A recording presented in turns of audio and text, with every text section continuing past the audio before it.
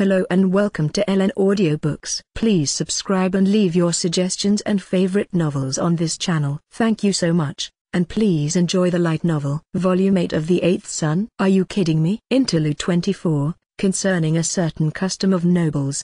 Arthur Poff - Hello, I'm glad to meet you. I'm Arthur von Benobor. Mr. Arthur. It is I who should be glad to meet you. I'm Amadeus Frittag von Brithhilde. Brithhilde. Once I recall it was a weird greeting. Though I am currently retired, I served as family head of the Knightbormister household for more than 30 years, but it's the first time I have met with Margrave Brithhilde, who is our patron. Usually that's highly improbable, but the Great League mountain range between the previous Knightbormister territory and Brithhilde Margraviate made that a reality. Now that I remember, it was the previous Margrave Brithhilde whom I greeted while on the way to the capital to appear at the peerage succession ceremony. After the sudden death of my father, accompanying the merchant group on their return to Brittberg, I greeted the predecessor together with Klaus, who was at that time as young as I was and familiar with crossing the mountains. The former Margrave Brithhilde had us lodge in his mansion until our departure with the magic airship's flight towards the capital. The fare for 2 people for the round trip with the magic airship and the inn costs in the capital were a little expensive. In reality I wanted to go by myself,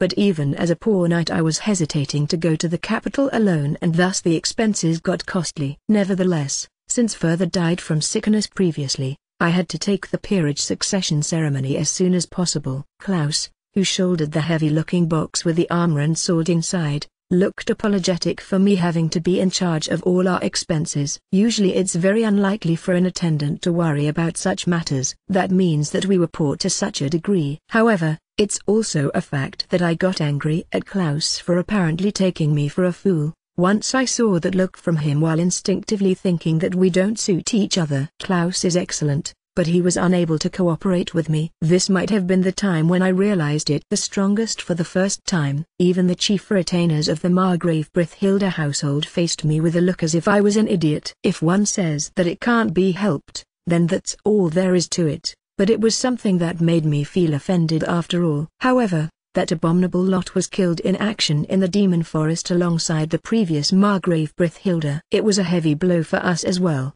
but it might be the truth that I felt gratified about just that one thing. Unable to restrain his foolish, rampaging air, he is an incompetent family predecessor. Arthur. Well, I guess it would have resulted in a similar outcome even for me at that site, unless it's Wendlin-san. Brithhilde. The current generation's Margrave Brithhilde doesn't seem to be an arrogant person to the degree of his predecessor even though he is young. It's because he's at least paying attention to such an incompetent, retired old geezer. It's unnecessary for you to be considerate. I wasn't able to make the decision for Wendlin to succeed. That's why I'm an incompetent, former family head. Arthur. If you had done that, I have a feeling that there would have been a lot of opposition, but Brithhilde. The other elder brothers. If possible, Eric. If I made that guy succeed, he might have used Wendlin skillfully. But let's stop the idle complaints. Arthur. I guess so. Brithhilde. I ceased talking about the already impossible choices and possibilities. As a matter of fact, the reason why I was summoned by Margrave Brithhilde is because it's wrong as Wendlin's father if I don't decide something important. If it was until now, it would have been impossible to arrive in Brittberg within merely a day even if I was suddenly summoned by Margrave Brithhilde. But nowadays I can arrive immediately if I board the magic airships which are regularly coming to Paul's new territory where I migrated to. The necessity to cross the Great League mountain range, while being ready for the danger of mountain sickness and attacks by wyverns and wild animals, disappeared. Even the development of the territory is advancing well thanks to Wendlin's magic. Paul was formed a retainer group by calling his former guard colleagues and their acquaintances, excepting the fief's residents who couldn't stay in Knightbormister territory due to their involvement in the incident with Kurt. The population is exceeding 200 people nowadays. You might call that an astounding speed considering it's been only 2 months since Kurt's death. The issue is about the arranged woman, isn't it? Arthur. Well, that's how it is. Brithhilde. You can't call that an overly great custom, but before the heir of a noble or such marries, an arranged woman teaches them about women. Since it would be a disaster if the heir couldn't make children as a result of ending up failing due to not being taught, royalty, nobles, Merchants and wealthy farmers allocate such a woman to their heirs. Mostly such women are only allocated to the succeeding eldest son, but there are also households which assign one to their second and third sons if they have economical leeway. You might say it's being handled case by case. However, the selection conditions are severe. Even for Margrave Brithilda, with whom I'm consulting, in front of me, it's a problem to the extent of him being lost in thoughts. First off, a prostitute is no good. That's because there's the issue of illnesses. Since there are also women who have problematic characters, there was even the possibility of them using it as material for extortion at worst or renouncing their relationship to society on large scale. Next, women with loose tongues or women with strong desires, even if they are respectable, are useless. It will be known and become rumor inside the territory anyway. But since she won't be a formal mistress, it will be painful to watch if she clashes with the married wives later on. If the man's side tries to push her into the position of mistress due to being strangely pleased with her as she was his first woman, it would be a cause for a quarrel due to the inner ranking hierarchy getting disturbed. The cases where the woman herself harbored ambitions and deceived the man weren't few by no means. Aren't there widows or such among the fief's population? Brithilda, there are.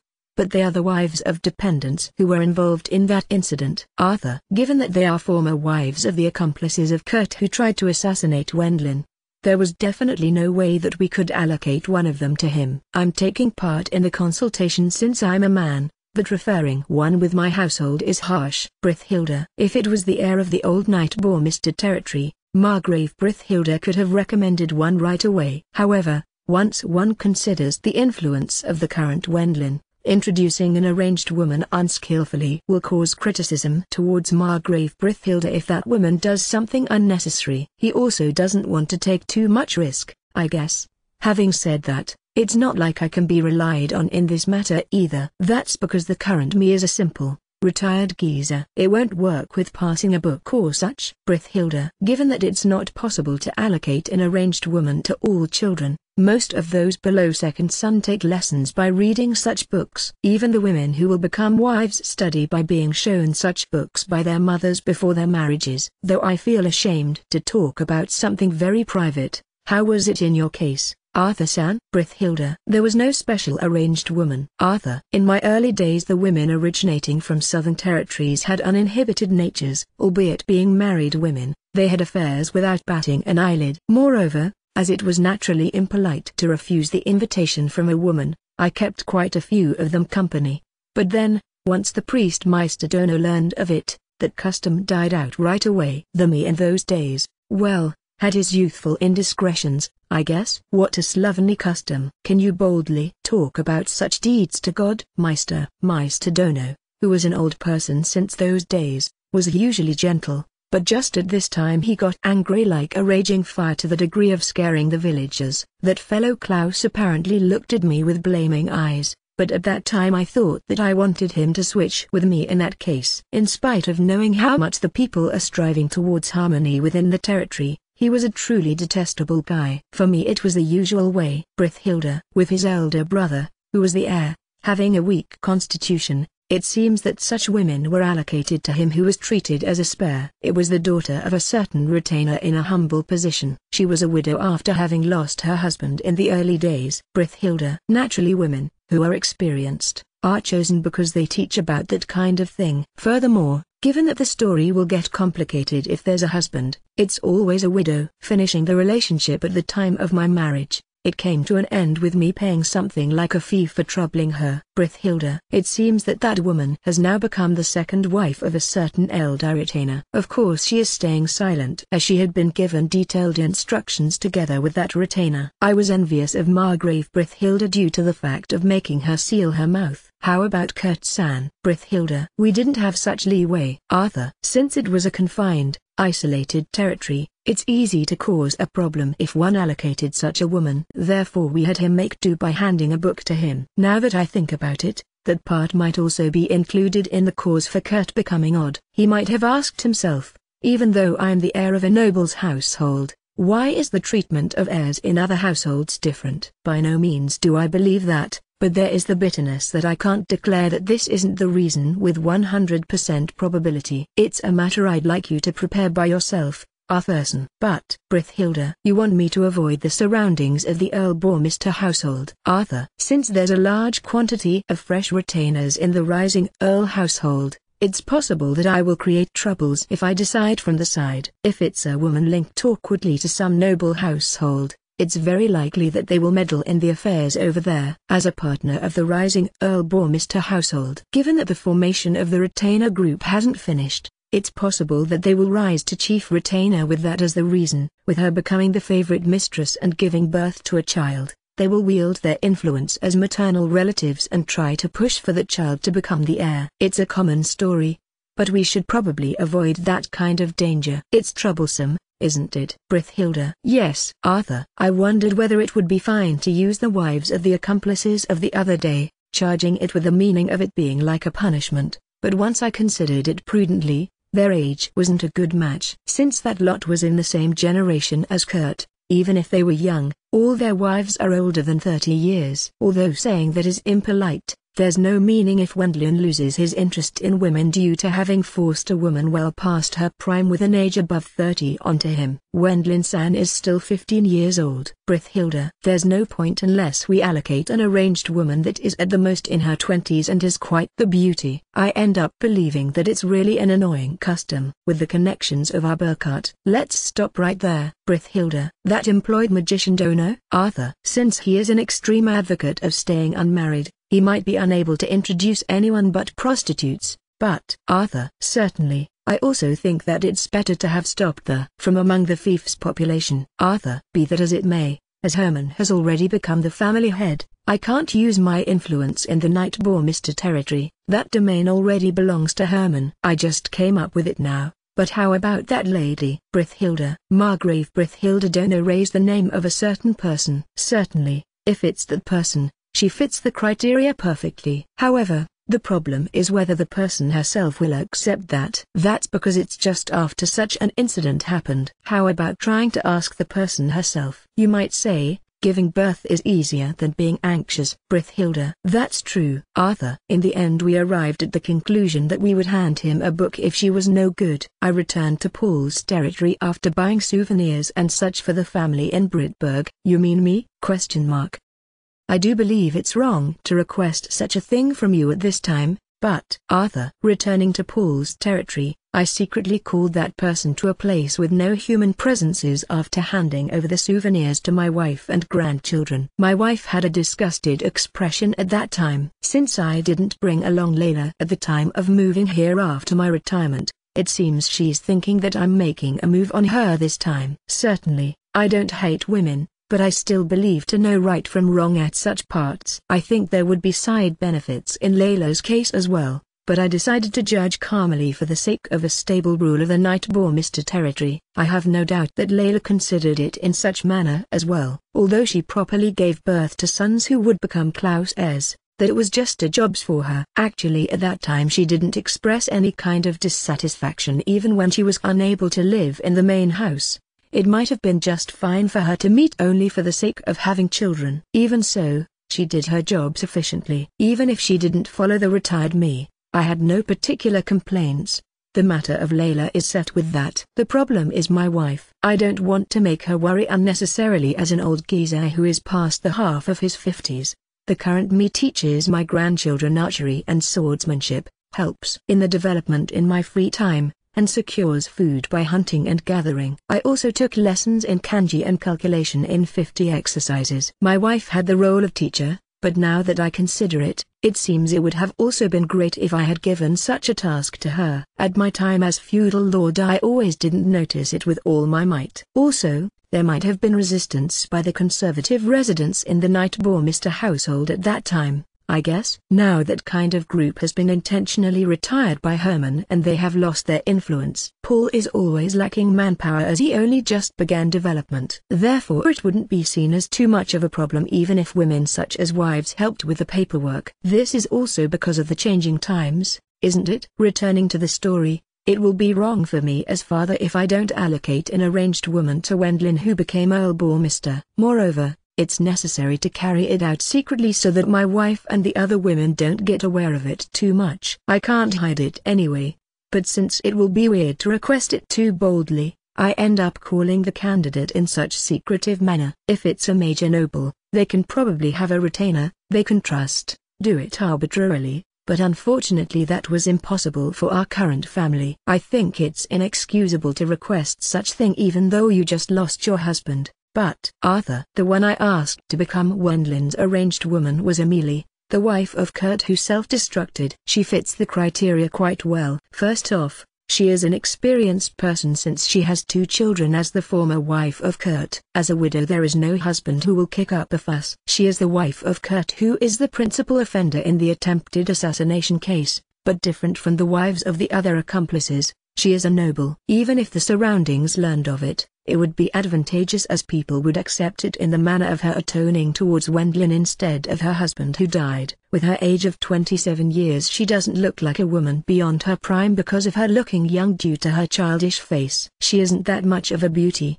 but Wendlin is on good terms with cute types as well. Since she's also a person who often reads books, her hobby matches with Wendlin, too. I believe her to be the best option. Yes, I will do it. Amelie. Unexpectedly she accepted my request readily. Once she reassures me, she begins to talk about her reason. Although I feel sorry towards you, father-in-law Sama, it's naturally in my own interest. Amelie. That's justified. Arthur. For her there are the 2 sons which were left behind from her time with Kurt. With them being Wendlin's nephews, it was planned to have them succeed the surname Mainbuck, which is her parents' home, and distribute territory to them once they become adults. However, when I was asked whether that promise would be definitely kept, even I couldn't nod right away. I believe that the wives of Wendlin will increase from now on. No matter how much that guy refuses, it's absolutely impossible for it to be 0.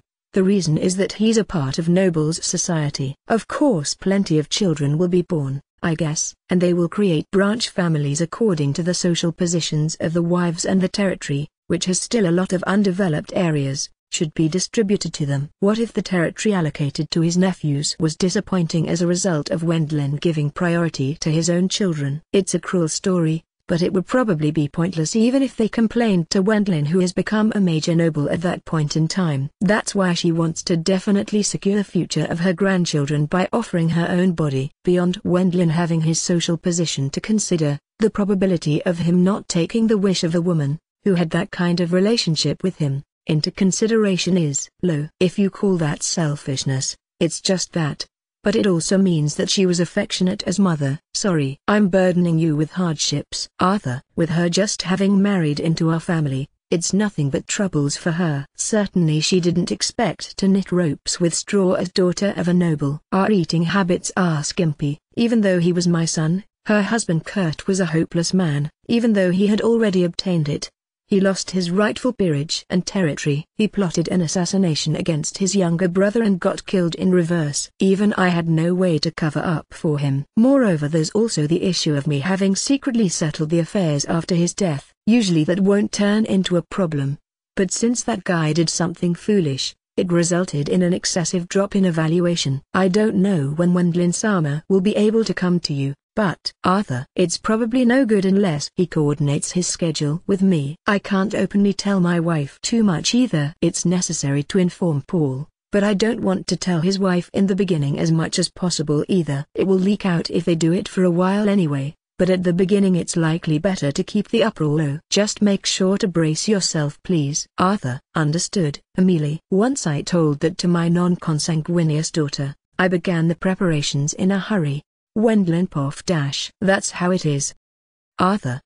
Wendlin. When I was working hard at public work today, just like the other recent days, the calling alarm of my magic handheld communication device suddenly rang. Once I take it out in a hurry, it appears to be a private and absolutely important matter from father. However, I had no idea about that important matter or whatever. Father has already retired and is helping in the development of Paul Nissan's territory. I didn't hand over magic handheld communication devices to anyone but a select few, but father didn't actually get one. Given that I have handed Paul Nissan one, he probably has borrowed that one and is contacting me with it. In that case, does that mean that it's a matter Paul Nissan is aware of as well? Once I ask about the concrete details of that important matter, he wants to have a talk after meeting directly. Elise, tonight I may not return to the mansion. Wendlin. I understand.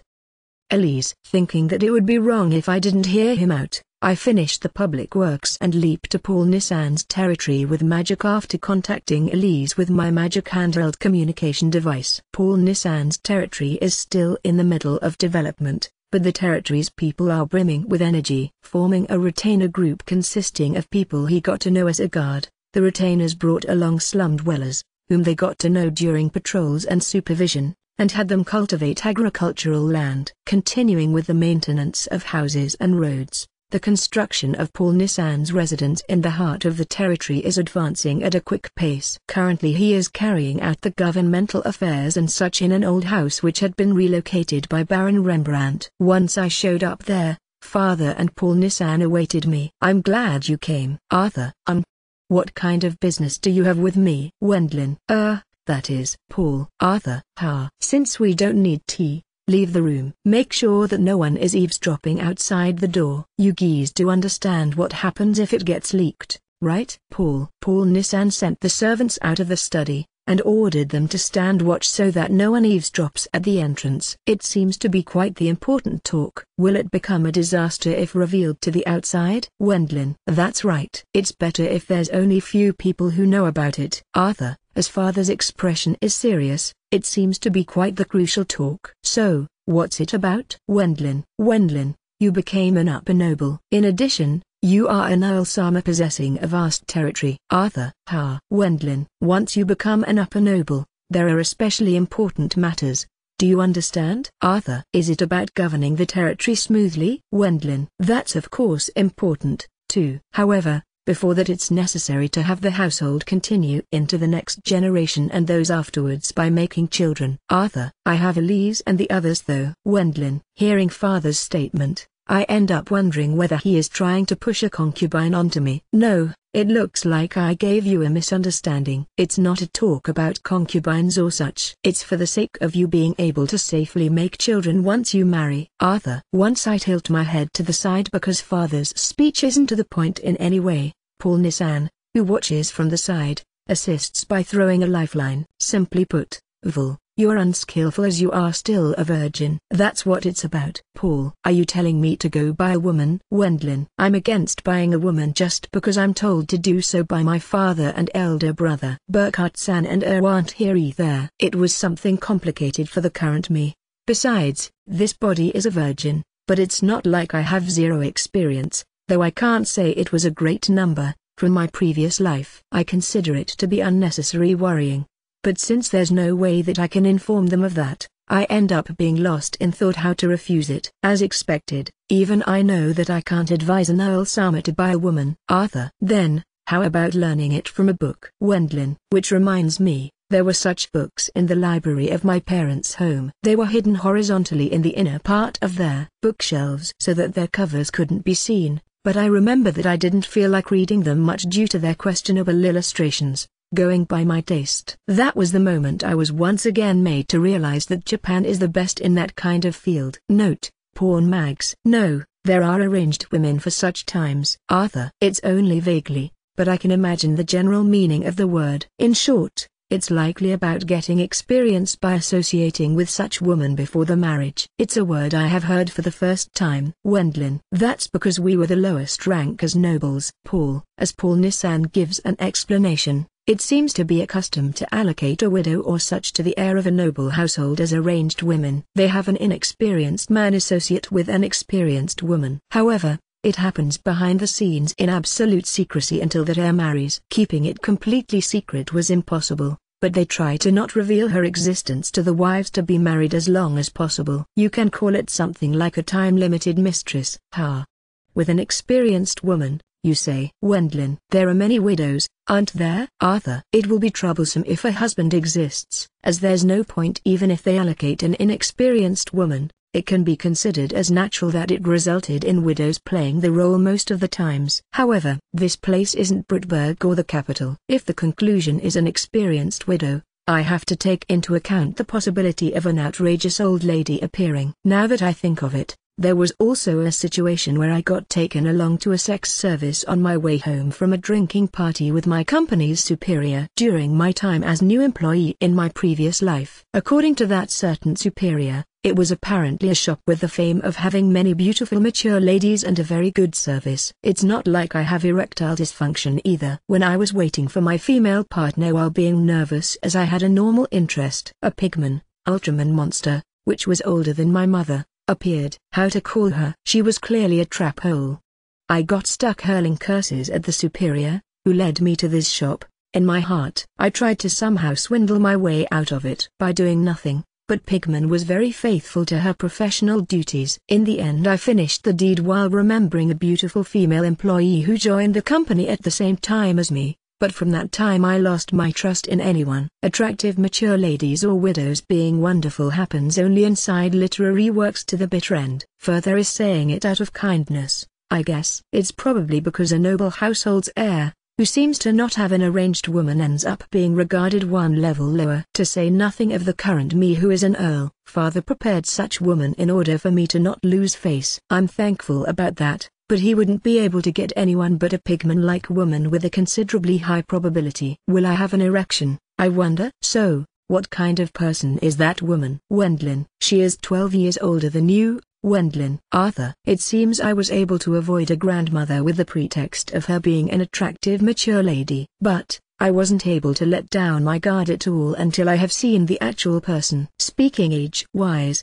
she's around Ameli's sister-in-law's. Wendlin. It's that Amelie. Arthur. Huh? Wendlin. The one who was most compatible with the conditions is Amelie. The person herself accepted it as well. Arthur. The person who will teach me about women, is in fact the widow of my elder brother. Even though I heard it as partial joke, I ended up lost for words on the spot after being informed that she's indeed my arranged woman. Paul Nissan. Wendlin. Sorry, even I can't help you in this case. Paul. Once I went to father's place after being called all of a sudden. I was told that a woman will be allocated to me who will teach me about women and that this woman was my sister-in-law. There was absolutely no way for me to consult with others about this. Moreover, since there wasn't much time left anymore until the marriage, it turned into a talk about having me keep her company from today onwards. It's something I want to prevent somehow, but as it's impossible to discuss this with Elise, I first task Roderick, whom I have given a magic handheld communication device. I end up being splendidly abandoned with, the options I have in this matter are, it's completely a father's domain. In addition there was the follow-up, I will keep it a secret from the madams, but for some reason I didn't want to thank him for anything. Next I try to ask Burkhardt-san. The other side has prepared her for free. Be at least thankful. Well, for free also means that she's not expensive though. Don't get deceived by that widow, he says. I completely receive advice from him like it's somebody else's problem. In other words, he says, do it without caring about it overly much. In a certain sense he seems to have something of an older, fashionable man. There's still someone left for such times. In troubled times, at the crucial moment there's Erikanism. If it's him, he might be able to come up with a move to successfully dodge the matter somehow. Thinking so, I tried to contact him while putting my last hope on him. It's absolutely not allowed to refuse an arranged woman. Eric. Due to Erikanissan's gentle but forceful warning, I have no ways left to retreat anymore. Although he retired, further bowed his head to Ameli's sister-in-law San in his duty as former family head. Eric. An arranged woman is assumed to be a present with the highest social status which a father provides to his succeeding son before leaving the household. Though he tries to unexpectedly do that in secret, it apparently results in such treatment since the family's head takes the responsibility for bringing someone in. In addition, it's not something any kind of household can prepare that easily. Not preparing such woman happens often if it's low-ranking noble family. Merchants and similar can't prepare one unless they operate on large scale. Using assets and connections, they allot such woman to their heirs even though it ends in a debacle sometimes. It looks like he is giving her to you after choosing someone suitable, but I believe that father has struggled quite a bit in the selection of the woman. Eric. Refusing that is apparently a very rude conduct. Erika-san, you too? Wendlin. By father-in-law. To be honest, Eric. It appears that such a woman was allocated to him by Rudiger-san and not father. It seems to have been a widow through the connections of Viscount Mungerard after all, but the matter of fellow family heads secretly meeting and accommodating such wishes is also a proof that there's mutual trust between both sides. Both will be aware of the partner for the heir to lose his virginity. For fellow nobles, you can usually say that there isn't this much mutual trust. Keep it a secret from Miriam. Eric, as fellow man, that's only natural. Wendlin, she might be suspecting it vaguely, but it's wrong to voice it out. There seems to be such a rule. I understand your feelings, especially if I consider the relationship between you, Vul, and Kurtniss-An. But the surrounding nobles don't consider it as particularly weird. Eric, I feel an ethical problem since she's the former wife of my own elder brother, but there are no people in this world who think of it as especially odd. I,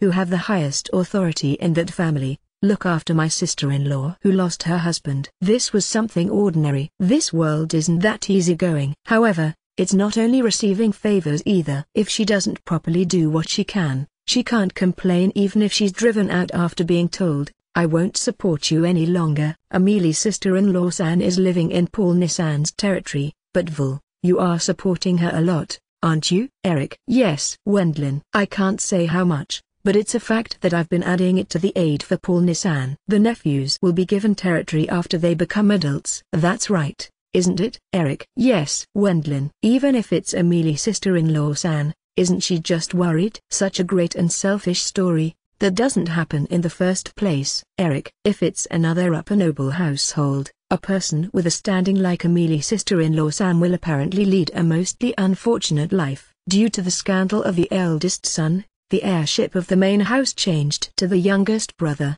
but the young children of the eldest brother are still remaining. From the viewpoint of that youngest brother, the children left of the eldest brother are a nuisance, right? Eric. They are existences that are a hindrance to the succession of my own children. In the worst case scenario, they would be killed by pretending that they died in an accident or to a disease. For us this possibility doesn't exist. But whether the territory is safely distributed to our nephews depends on you, Vul. However, it won't particularly become any kind of problem even if you annul that agreement. Eric. In the future, at the time when I would revoke that agreement, my authority would have become overwhelmingly large. No matter how much Ameli's sister-in-law San might complain, no one would probably listen to her, Eric Nissan declared. I am. Wendlin. I don't think that you would do such a thing, Vul. But that's also a fact in the worst case. As for Ameli's sister-in-law San, she'd like to have a guarantee, right? Eric. If she has that kind of relationship with me, it will result in her seizing some sort of weakness of me, and she hopes that the territory will be safely given to my nephews. Ameli's sister-in-law San does it for the sake of her children. Vul, you have to think of it as her side benefit for having her teach you about women. I believe it's fine for both sides to not overthink a situation of this level. Eric. I see. Wendlin. Once I considered Ameli's sister-in-law San's situation as woman,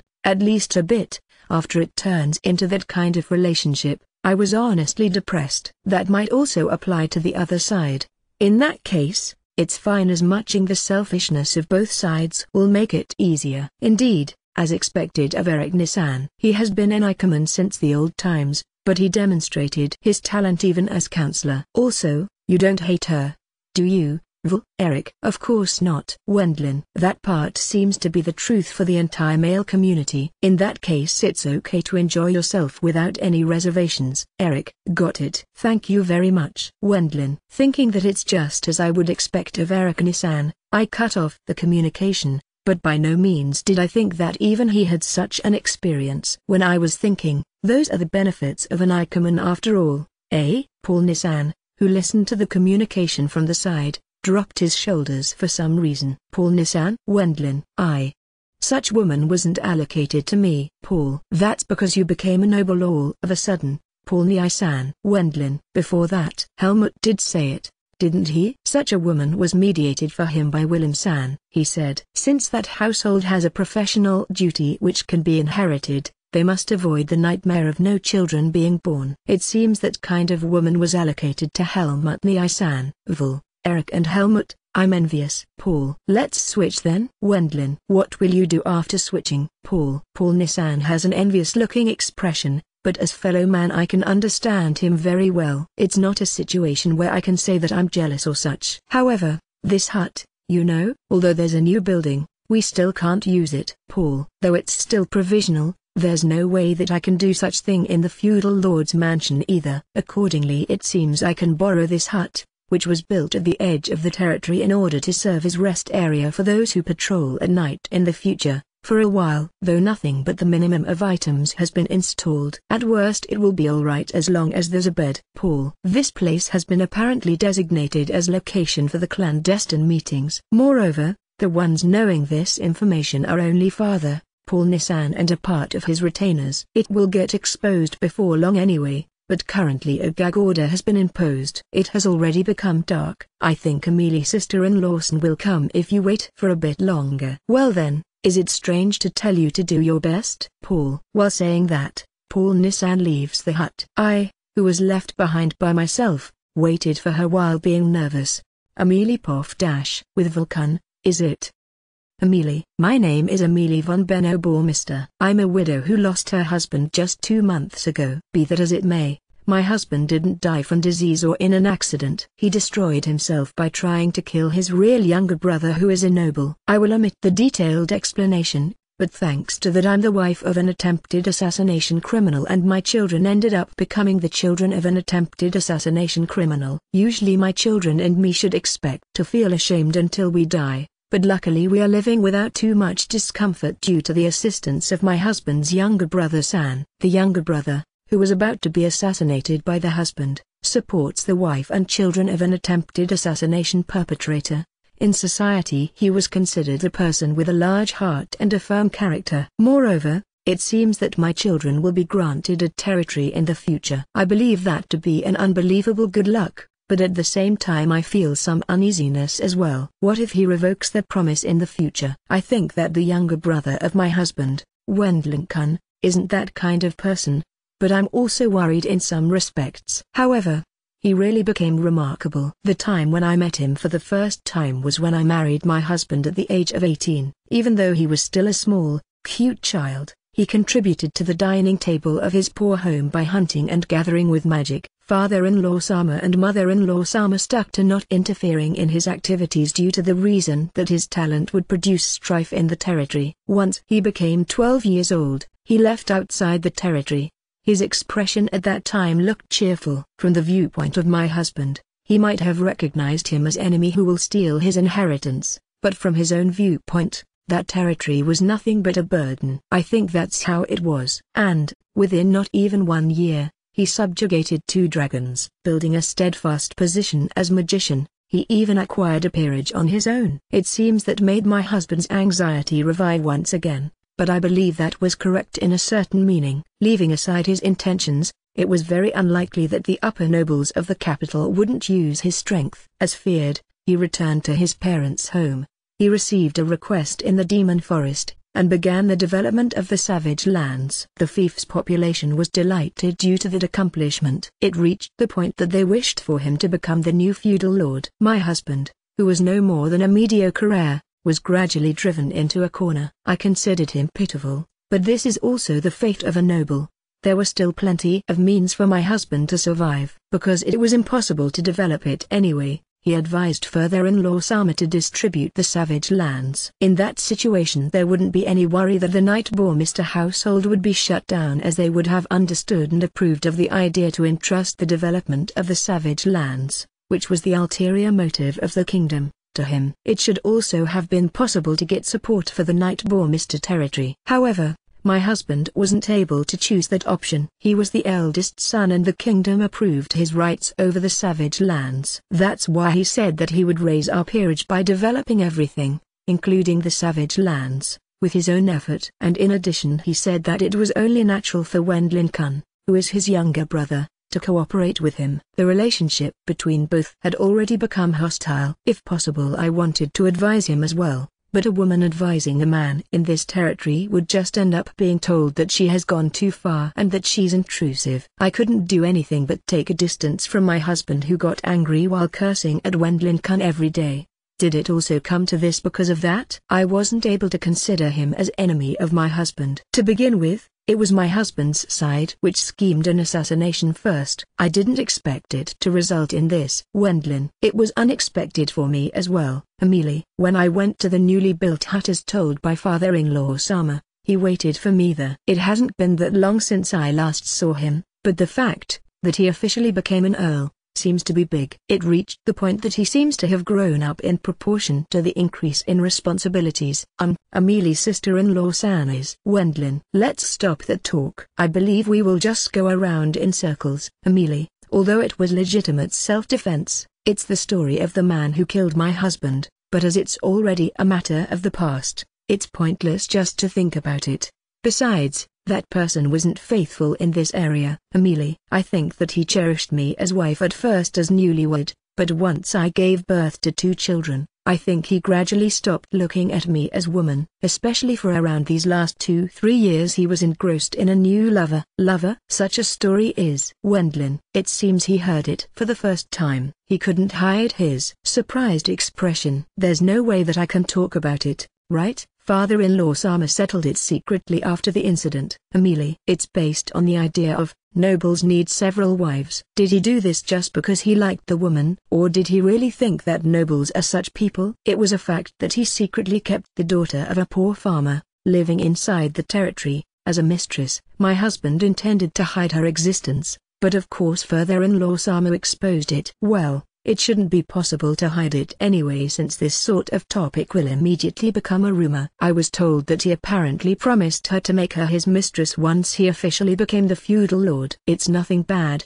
but, Amelie, well, Wendlin, if that's the case, I wanted him to keep such woman with just his own resourcefulness without hiding her from us. By the way, that woman received a certain extent of solatium and hush money after that incident, and went to marry outside the territory. Father-in-law Sama handled it confidentially. Given that she fortunately didn't become pregnant with his child, only that might have been the sole salvation, I think. Even though I have 2 children, I'm a bit worried because I'm not that experienced, but please take care of me for the short time we have. Amelie, haha. Please treat me well. Wendlin. After both of us exchanged a stiff greeting, we embraced each other and it resulted in that kind of relationship. While having a slight feeling of guilt once I think about the fiancés of Wendlin Kun, I was actually able to feel relieved by thinking that I'm still a woman as well. There's also the matter of my children. I wondered whether it would be fine if I enjoyed this relationship until he marries. By the way, I feel like a slight gap appeared in my and father-in-law Sama's expectations. He treats me strangely preciously. Amelie's sister-in-law San, I'm sorry for various things. Paul Sama, your consideration is unnecessary. Amelie, it's around 1 month after I entered that kind of relationship with Vulcan. When I was cleaning the hut the next morning after the clandestine meeting, the local feudal lord, Paul Sama, showed up by himself and called out to me. Entering the hut, where the clandestine meetings are held, has been absolutely prohibited by Paul Sama's order, and it is usually locked. As the management of cleaning and such is my task, the ones who possess a key are only Paul Sama, Wendlin Sama and me. Being given a magic handheld communication device in addition, it has taken the shape of me being contacted about the next meeting in advance by him. I think that it's an expensive magic tool for a time-limited arranged woman, but I'm told that there's no problem as it's planned to gift this to my children in the future. I'm enjoying myself quite a bit. Amelie, although he was mediocre, he earnestly listened to the things said by father. I had such kind of impression about Kurt Haneke, but well, Paul Sama also didn't expect that my husband neglected me and took another young woman as lover. That's why I'm glad that I can actually feel as a woman after a long time. Amelie, I guess it's fine if you say so. Amelie's sister-in-law San. But, this hut is amazing. Paul. At first it didn't have anything but a bed, but nowadays it became quite luxurious. Let's replace the bed. Also the cushions, bed sheet and pillows. Those are the most important items. Wendlin, even though Wendlin Kun is young, he doesn't make a move on his fiancées until they held the ceremony, even if there are several of them. Having said that, he has a social standing where it's wrong for him to go to that kind of stores. As a result of that, he comes to me quite often. Once it turned out like that, he has begun to add equipment and furniture inside the hut one after the other as he seems unhappy with its state. That's an expensive-looking bed. Amelie, please don't mind since it's a gift. Wendlin, a gift? Amelie. Such extravagant bed. I never saw one like that. It's a high-class item at a level that the Bourmester household in my parents' home can't buy it in the first place. As even the bedding such as the cushion and the sheet are all top-quality products, I have to take the washing into consideration as well. The room is lonesome. Wendlin. Next, such things as carpets, wallpapers and curtains were added. Different from its outward appearance, the hut's interior continued to become luxurious. Amélie's sister-in-law San, this hut has more or less a bathroom. Wendlin. Drawing water is troublesome though. Wendlin. The bathtub is narrow and dirty. Wendlin.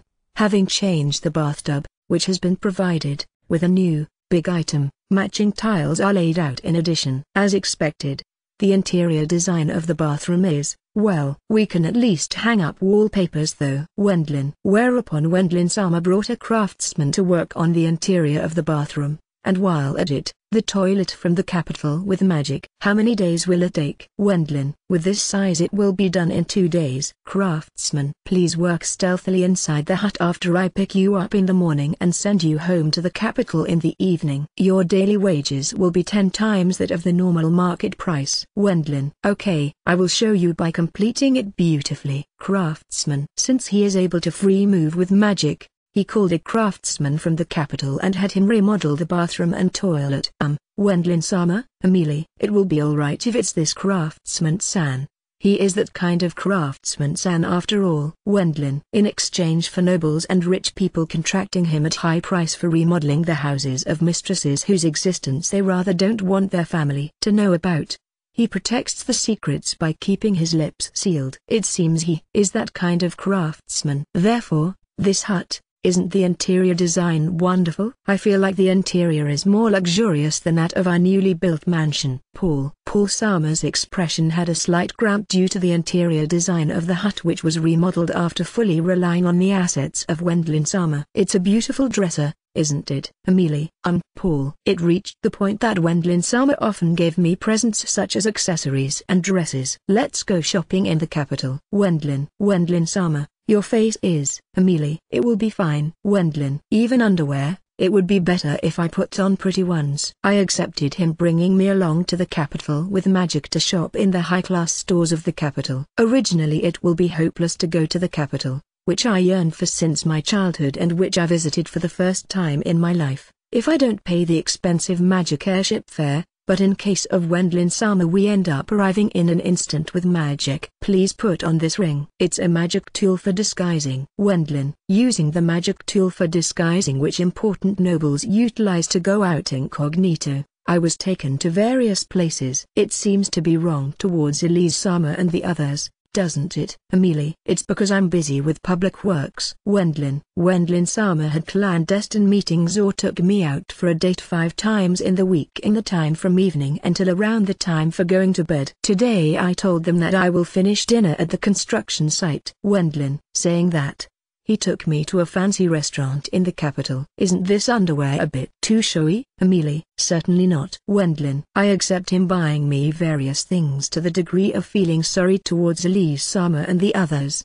If it was a few years back, this would have been an impossible living style, but this is just a time-limited, transient dream, too. Thinking of it as situation until Wendlin-sama marries, I surrendered myself to this happiness. That guy. I wonder whether he has accumulated a large amount of stress. Paul. Maybe. Amelie. At the times we are in the hut, we do such things, talking while drinking tea and eating light meals and sweets. He looks happily as I wear the clothes and underwear we bought and taking a baths together. There were many events where he's behaving like a spoiled child completely as if I were his elders sister or other mother. In his childhood he was a very mature child, but at this point his balance crumbled. However, I wonder whether it won't be exposed to his fiancées with 5 times a week. Do all the retainers deceive them? Paul. If it's Roderick-sama, will he be able to successfully deceive them? Amelie. That guy is excellent after all. But it helps me that Evil is coming here a lot. Paul. Since he accelerates the public works within the territory to a frightening speed while also using it as alibi, it was a fact that it was a great help from Paul Sama's viewpoint. Also, the territory, which Carl and Oscar will succeed, has already entered the foundation work phase, hasn't it? Paul. The territory which is scheduled to be succeeded by my children, is adjacent to this territory here. Currently it's an uninhibited grassland, but Wendlin-sama has already started land readjustment and soil preparation with magic. As a matter of fact, the retainers and people of my parents' main buck household will get involved starting from next year. The matter of starting the development has been decided. At the same time as my oldest son, Cal, becomes an adult, the development has to be finished to a certain extent, is what Wendlin-sama forethought. My second son, Oscar, will establish a branch family as junior commander. Father-in-law Sama also promised to help as much as he can without sparing any efforts. Somehow I feel sorry as we seem to be using you, Emily's sister-in-law San. But, that guy. It looks he likes you very much, Emily's sister-in-law San. Paul. However, I'm quite happy because I'm wanted as woman. Emily. That guy. He will continue the relationship even after marrying. Paul. That is absolutely not allowed. Emily. To the bitter end it's a relationship until Wendlin-sama marries. There are only unpleasant things awaiting both sides if he drags out the relationship. I thought that my life as a woman ended with that man's death. However, for this half year one was able to return being a woman again. With these memories as source of encouragement, I will support the Night Main Buck household from behind the scenes afterwards. If I do it skillfully, they might become at least an associate baron household. Emily. I think it's fine if you don't brood over it that much though. Paul. Besides, it's not good to be despised by Wendlin-sama's fiancés. A woman's intuition is sharp after all. If it's for a limited time, Elise-sama might kindly pretend to not know even if she doesn't feel pleased with it. Emily. To tell me such stuff is, you know. I often don't know what my wife is thinking. Moreover, I will get a concubine after a while. For me that will be a bit exhausting. Paul. That's no good. Paul-sama, you are a member of the Bourmister faction which is at the peak of its popularity. Emily. I'm just benefiting from my younger brother though. Paul. There's still time left until Wendlin-sama's marriage. I have decided to try living as woman as much as I can for the time until the time limit. Even though I think it's sinful towards my deceased husband and my children. Ameli's sister-in-law San is Vol's arranged woman. Helmut. She isn't a bad choice for a noble, right, Helmut Nissan? Eric. Just at that time Helmut and Derek were talking about Wendlin's arranged woman in a bar of the capital. Kurtaniki's misconduct is atoned for by his wife. Huh? Helmut. Although it hasn't been made official overly much, it seems that such choice happened often in the past. Eric. I understand that it's aristocratic, but how about the emotional aspect? Though it's fine if that chap, Vol, can do it properly, I think. Helmut. Regarding that there's no need to worry. Eric. How come, Eric? Helmut. She's an arranged woman, isn't she? It was like that for you, Helmut Nissan, and me as well, right? It's a secret job, but there's the fact that she will be rewarded for it. Eric. It was like that at my time, too. It's been a widow of a noble's retainer who works as a forest guard like me and who is a friend of my father-in-law. Helmut. Since her husband died from a battle wound at the time of capturing poachers and because her child is still very young and can't do official work, she became Helmut's arranged woman under the condition that he will supplement her living expenses during that time. Helmut heard it in such style from his father-in-law. It's been for you like that as well, right, Eric? Helmut. It was a similar relationship in my case, too. Eric. There was a person who ended up dying young to diseases among the retainers of Viscount Mungerard, and thus his young widows, whom he left behind, became Eric's partner. Given that her child was very young after all, she was promised that he would take care of her family's finances until that child becomes an adult. It's also a kind of aid system. Eric. If they can protect the secret,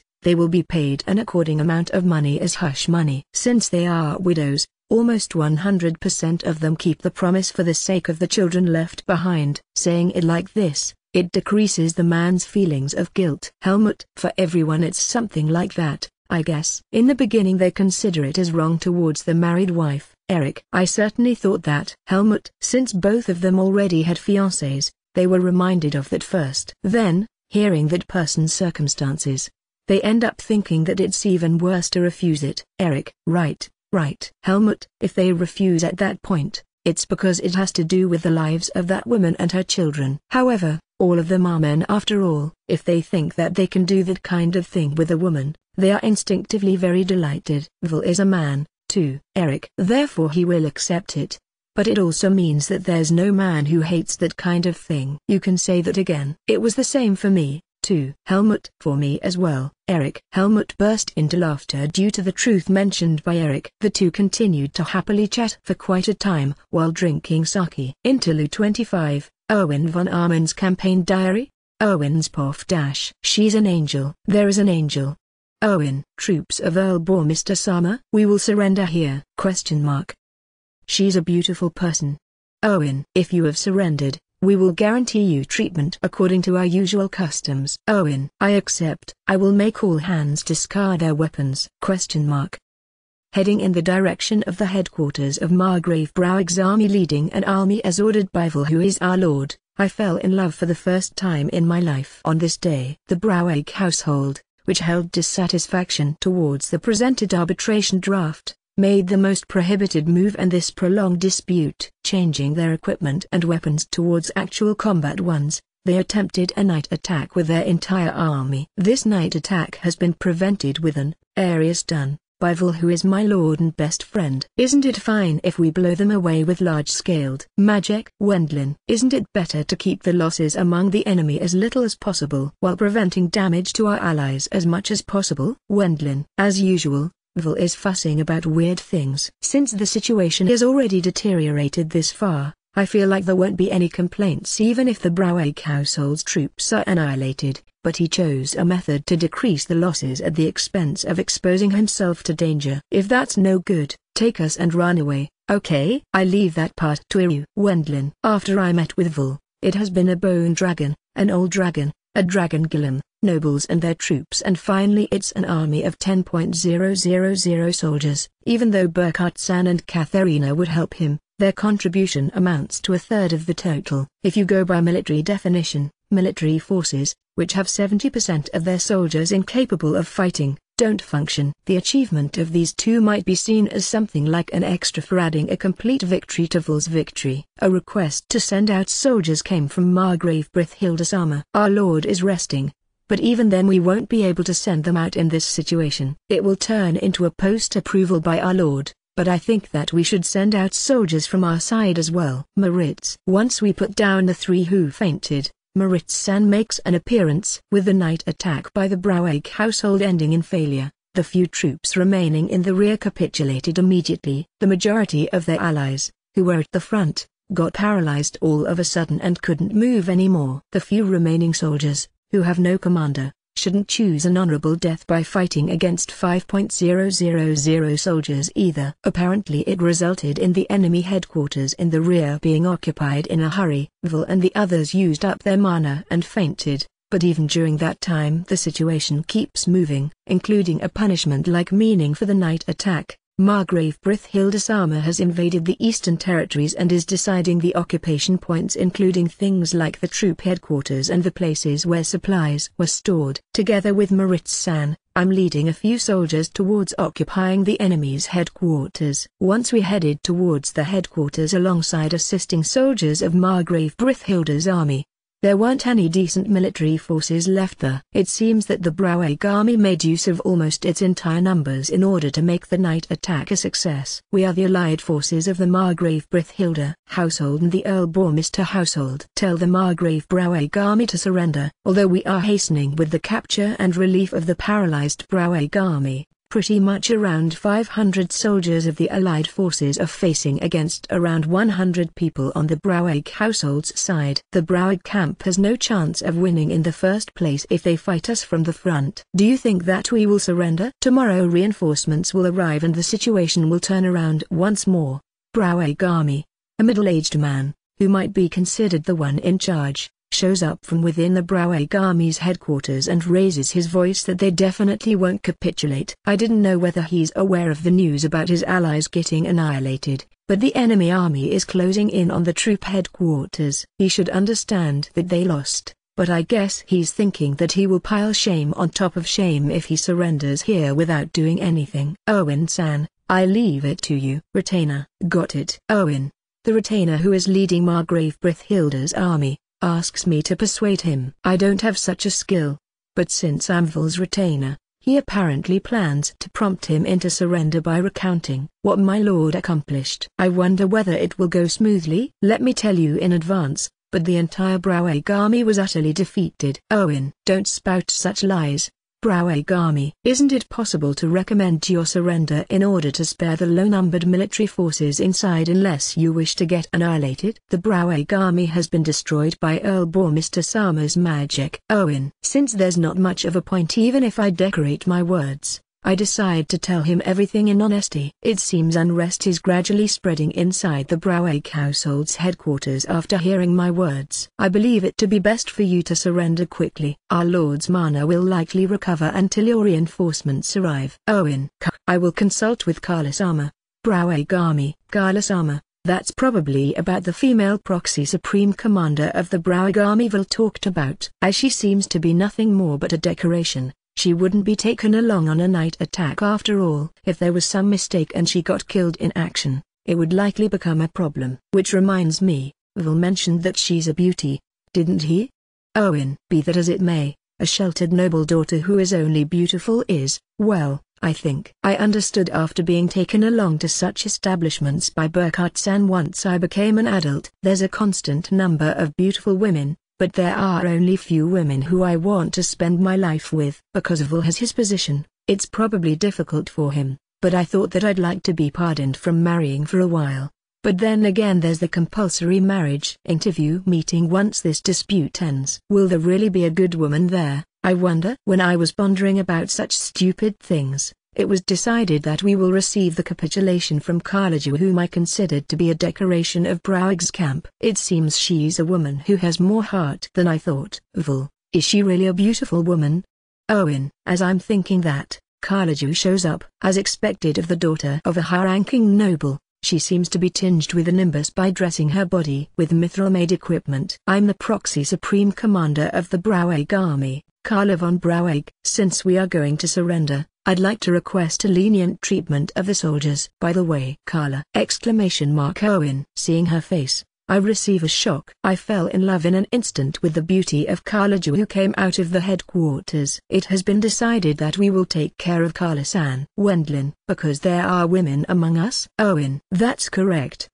War is really troublesome, you know. Wendlin. Once we sent back Kalaju's group and return after obtaining military gains by capturing good storages of the Browag household's side. In addition, Vil side. He seems to be thinking that our troubles increased by taking care of Kalaju with the end of the situation that turned from a dispute into a war not in sight. However, that's convenient for me.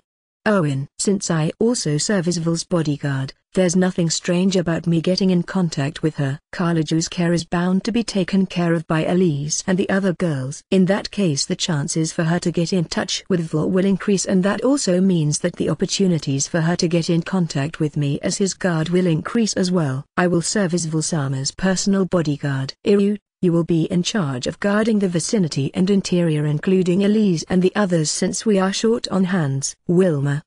Owen. Just when I was looking forward to it, I'm immediately informed about a change in my work schedule by Wilma. My elder brother is busy with administration and supervision of the encampment. Wilma. That's right, isn't it? Owen. Since a messenger still hasn't been sent by the Browag household's side, Margrave Brithilda decided to enlarge the size of the protective occupation. Though additional reinforcements have arrived as well, it seems that Maritz-san is busy after being assigned too many tasks. Even I was placed as a person in charge of the troop guarding headquarters. It's fine. I will still be able to stay at Carla-san's side. I can talk with her in my free time.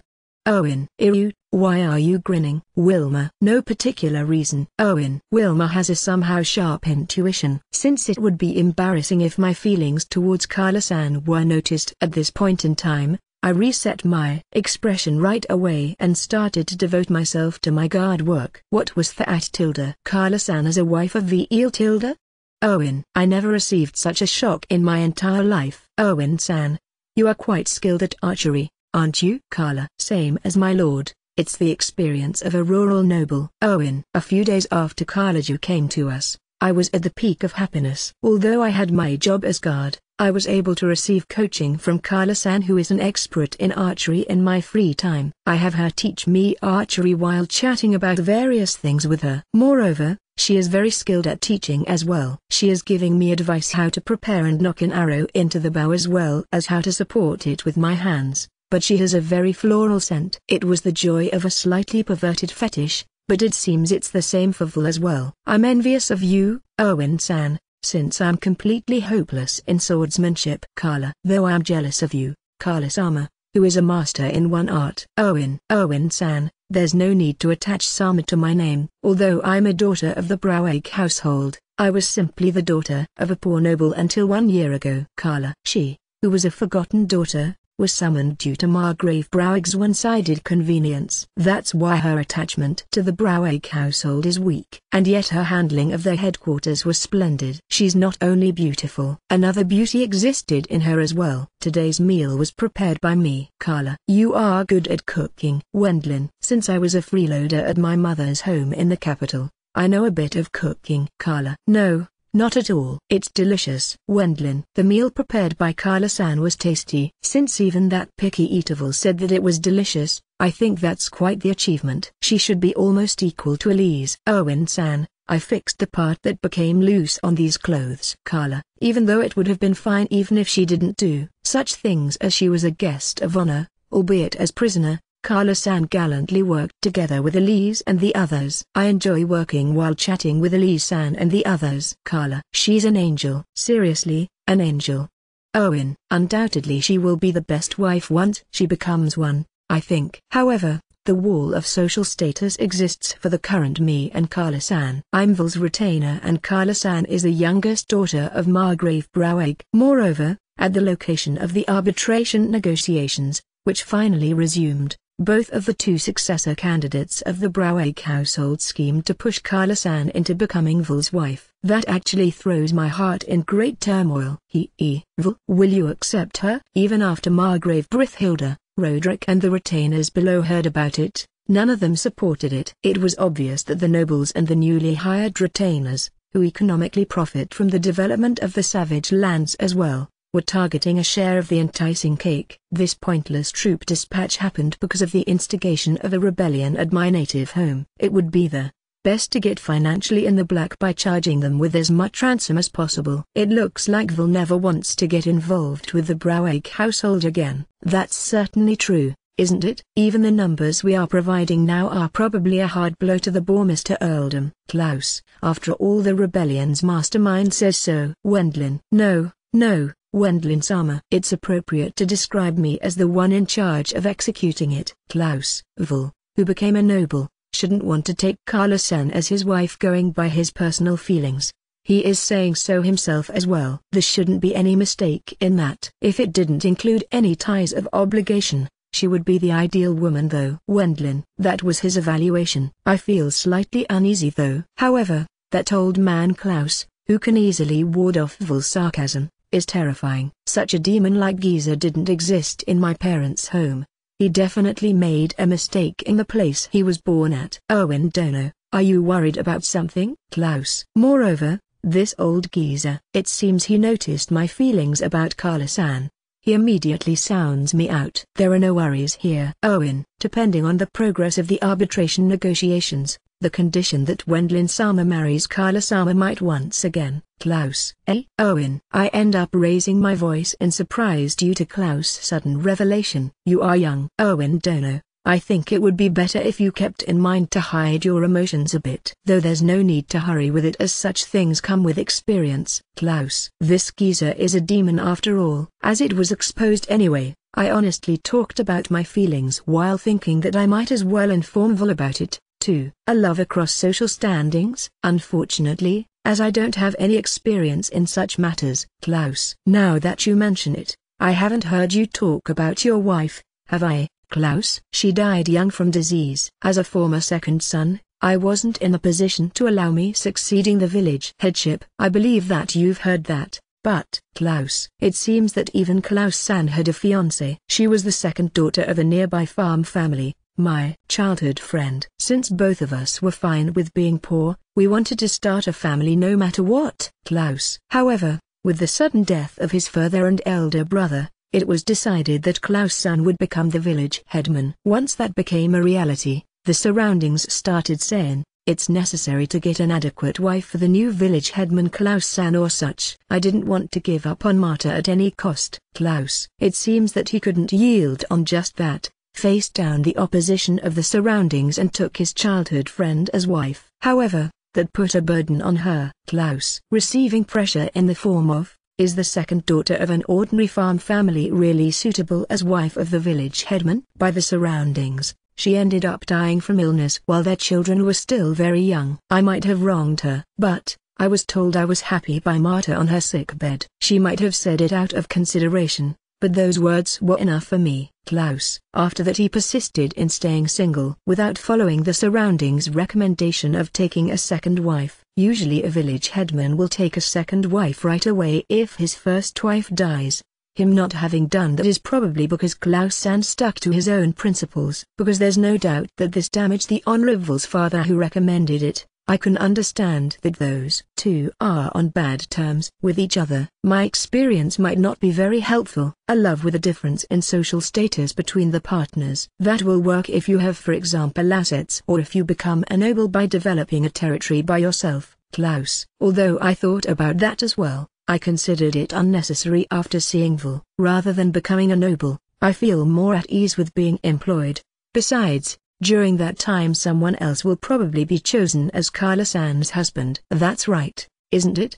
In that case, think about it from the other way around. The other way around? Carla-san's value has to be lowered. As youngest daughter of the Braueg household, it's normal for Carla-san with her current social standing to be married to the family head or successor of at least a baron household. However, that means it's impossible for her to become the first wife of Wendland-sama. It would be different if she were the first or second daughter though. If she marries Vol just like that, she will likely take the fourth rank behind Katharina in the hierarchy. There's no point to even talk about Elise-sama. If she demanded the position of first wife, criticism would flood the Braueg household. There might even end up making an enemy out of the church. Second rank is impossible too, if you consider the social standing of Wilma-sama's father-in-law Sama. Since Katharina-sama herself holds the title of an honorary baroness, there would be an absurd amount of reproaches if she suddenly overtake her. Klaus.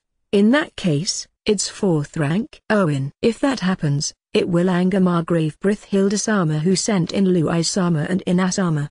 Having said that, the Braueg household won't be able to approve of her becoming the lowest rank or such either. Klaus. It was an impossible arrangement from the beginning, I suppose. Owen. That's how it is. The ranking of the wives is a troublesome matter, however, as fellow related parties, we talk about it in a serious manner. If they don't understand that, the Braueg household is going to have a bitter future ahead. No matter which of the two succeeds the family. I guess the idling state will continue for a while. Klaus-san had a truthfully pessimistic view of the Braueg household's future. I understand that. But what can I do in that case? Owen. Even at the present time it will be harsh for Carla-sama to become Wendland-sama's wife. So how about cornering her? Even more? Klaus. He's saying that since she's the youngest daughter, the hurdle ahead of marrying should lowered. You are an unmarried chief retainer who's entrusted with guard duty and who is Wendland-sama's close friend. Well, I wonder how the Braueg household will think about it then. Klaus. Even if they can't push her into becoming Vol's wife, it might work if she becomes my wife. Moreover, it should also be difficult to complain about it if she becomes my first wife. It will also become possible to form a relationship with the Earl-Bormister household. Well, it actually depends on Wendland-sama to decide what kind of relationship it will turn out to be though. Klaus. Sooner or later there might be people that pop up who think that it will be troublesome if there's yet another sudden outburst by the Braueg household after they aren't given any concessions at all. It will probably be convenient one way or the other if there's a connection at the time of them being given some concessions. If she becomes your wife, Owen Dono, it will become easy to control that part. If it gets inconvenient, it will be possible to hinder their movements with Wendland-sama's authority. Klaus. It means there's also the choice of not giving them anything by him saying, "She's not my wife after all." I got that. But will the Browake household get cornered any further, I wonder? Owen. As of yet they are still resisting pointlessly. Eventually they might become desperate and carry out an assault with their entire army. If it's about that matter, you have probably heard from Katharina-sama, haven't you, Klaus, about Herthanaya Valley? Owen. It's a treasure box of resources, but it's a monster domain where it's impossible to mine as it's protected by propagating rock columns. From the Browake household's point of view, it's a bad property, but it will likely cause a big shock to them. If Vil and the others end up liberating it after receiving that place, we should be able to get back something like a slight reduction of the reconciliation money in an instant. If that happens, the Browake household will be cornered all the more. They will officially transfer it to the Earl Bormister household at the negotiation, and there's also a governmental official, who came from the capital, there as witness. If they say something like, since it was liberated, those terms are void after all, they will get blamed. Can't the Browake household even keep a set arbitration draft? At the current point in time, the family where Kala-sama will marry into is still uncertain. The circumstances won't shift that easily either. Klaus. What about me then? Owen. You have to devote all your power into the liberation of the Herthanaya Valley. Klaus. Right after the transfer of the Herthanaya Valley to the Earl Bormister household was set in stone. At the same time of a reduction in the reconciliation money, it allowed the Earl Bormister household to finish the arbitration negotiations first. I thought that the Browake household wouldn't hand it over that easily, but the losses added up quite a bit for their side after they attempted the liberation of the Herthanaya Valley several times in the past. As expected, they probably estimated that the liberation would be impossible for Vil as well. In my opinion, it's an action equal of having transferred a wonderful concession to Vil for cheap. It might be impossible for just Vil, but that guy has several magician acquaintances. Well then, I guess I will get in contact with Daoshi. Wendlin. You are going to call Daoshi as well? Owen. His treatment will be conformed to that of an adventurer. Wendlin. Since it would be troublesome to split the concessions if he called him as noble, Vil decided to call Daoshi as an adventurer. It seems he will pay all the rewards with the money on hand, if we succeed in the liberation of Herthanaya Valley. It's just because it's you, Vil, that such absurdity is possible. Watching Vil count the platinum coins he will hand over as reward, I agree with that statement right away. The raid into Herthanaya Valley will be carried out by Vil, Daoshi, Burkhardt-san, Katharina and Lu Eyes. If one looks at the lineup, it becomes obvious. He apparently intends to storm in from the sky by making use of flight. We will ignore the grounded beast-type rockcolumns from the very beginning. Those will be entrusted to the diversion units. I leave the vanguard of the diversion units to you, Iryu. Wendlin. Please do so. Owen. If I do my best here causing the Earl Bormister household to grow again, the Browake household might lower the requirements to marry Kala-san. I didn't know whether what Klaus has said would actually work out, but currently I have nothing else to depend on. Moving to the actual site, Herthanaya Valley, we promptly enter the domain and take on the rock golems which came to intercept.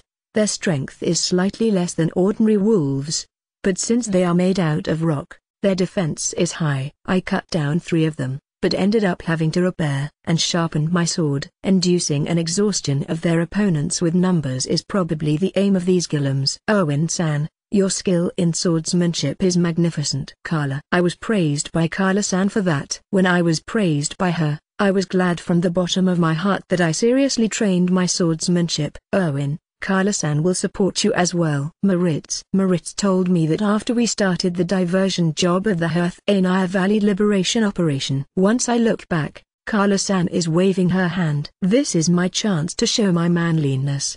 Owen, I cut down the golems with the Orichalcum-made sword I bought for 20 million cents from the reward for the battle with that dragon golem. As expected of Orichalcum, the rock golems are cut apart like paper. It's something that caused my valuation to go up as well. You have an amazing sword there. I bought it with the reward I got as an adventurer. Owen, cutting that many golems, there's no a single chip on the blade. I will leave the lead to you. Okay? Yes. Owen. While Vil's group is targeting the boss of Herthanaya Valley, the rock gigant golem, I continue to wield my sword. If I do my best here, Kala-san is bound to notice my feelings. Finished. At the moment I had cut down many golems, A thunderous roar resounds in LNAudioBooks Valley's ground and an earthquake occurs. It seems Vol and the others reached the objective. Alongside the destruction of the domain's boss, the rock gigantic golem, all the manipulated golems returned to simple piles of rock. Owen-san, even as adventurer you are first class, aren't you? Carla, as a result of moving to the encampment together with Elise after the golems had been annihilated, Carla shows up next to me. Carla-san called out to me as the very first. I'm Vol's extra though. Owen, Earlbor Mr. Sama is quite the special person, thus he counts as an exception. I believe that you are amazing as well, Owen-san. Carla, I did it. She said that I'm amazing. Owen, after the liberation of LNAudioBooks Valley, we collected the ores and magic stones from the remains of the golems while moving to the troop headquarters and confirmed the veins of ores. We have to try to make them into money swiftly while at the same time taking measures against thieves scheming to steal them. I was quite busy as well, but I was still able to talk with Carla-san often. Though they might get angry if I say such stuff, but I really don't want to stay at the Browake household. Carla, I understand your sentiments. I'm in a state of having mostly broken off relations with my family's home. Owen, Carla-san hates the Browake household that doesn't do anything but toying with her life. I also had a mountain of things I wanted to tell my family's home. At the time when I became an adventurer, I was treated as being halfway disinherited and discarded by my father and elder brothers. Being only given the least amount of money to support my independence, I was told you don't have to return home anymore. Since my home was a slightly bigger night household than Vol's, there was no place for me as the fifth son. Before that, during my childhood, the others had an attitude of it being natural to steal the spoil. I had caught myself with troubles. It made me wonder what the others are thinking. I believed that my father and the others would hinder me even in saving money after becoming independent. Exploiting a miner's fruits of labor, just what were they thinking? However, they received their punishment for that. Once they learned of the fact that I had become a chief retainer of the Earlbor Mr. household as Vol's close friend, my home sent a letter all of a sudden. What kind of family status as retainer can you get? Stoffel and Whelan. When I got this letter, I didn't understand its meaning at first. Even though they severed the connections, they sent a letter as if it was obvious for me to take care of my elder brother's government service once they knew about me having a connection with my best friend, the family head. I was unable to do much more than being dumbfounded due to the overwhelming shock. I'm only disgusted, I guess. These Stoffel and Whelan are my third and fourth elder brother. Owen. All five of us had the same mother,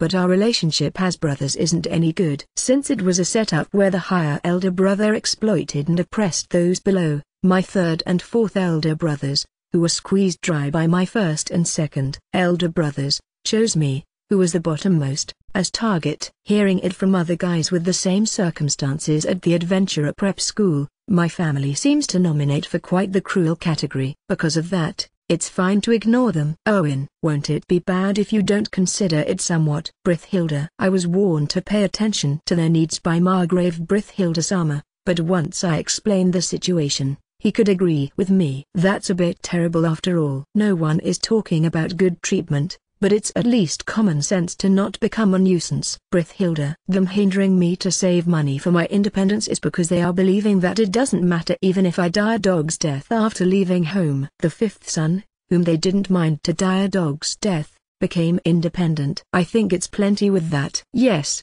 it is. After that talk I decided to not give my family's home any favorable treatment. Once I told them that, they sent me yet another letter. It contained excuses such as, we were strict to imitate lions who cast down the children into a ravine, or it was inevitable since you were excellent, but I naturally ignored them. Moreover, this matter was apparently leaked to Margrave Homer, who controls the West. Margrave Homer apparently thought that he would be able to get a slightly better treatment due to his connection with me. However, actually he wasn't able to get anything but an ordinary correspondence. It's not like one gets excluded like in the East, but my family's home apparently got treated coldly after he learned of the circumstances with a truth which was contrary to his expectations. If my mother was alive, I might have considered it a bit. Owen. Your mother? The only one who covered up for me was Mother, but she ended up dying to illness when I was 11 years old. I don't have any obligation to fulfill for that home anymore. Is that so? My mother is still alive, only that much might be a blessing. Reaching the point of talking about such matters, Mine and Carla-san's relationship should have deepened quite a bit. Vol hurriedly furthers the defense and development of the liberated Herthanaya Valley. Due to his astounding speed, the Broweg household can't do anything with its successor candidates being bound to the location of the arbitration negotiations. We captured several guys who seem to be spies of unknown affiliation. Unknown affiliation. It's probably impossible for it to be anyone but the Broweg household. No matter from where those spies have come, the current Herthanaya Valley is in a semi-wartime state. It is pitiful, but spies will be executed once caught. It's a peaceful epoch, but it's normal for fellow nobles, who are on bad terms with each other, to dispatch spies to their opponent. If they are caught, they will be killed. It's especially bad if they are caught by the royal army who has come as reinforcement. There are sometimes cases where they are released secretly after negotiations behind closed doors, but if they are caught by the royal army that operates in accordance with the laws,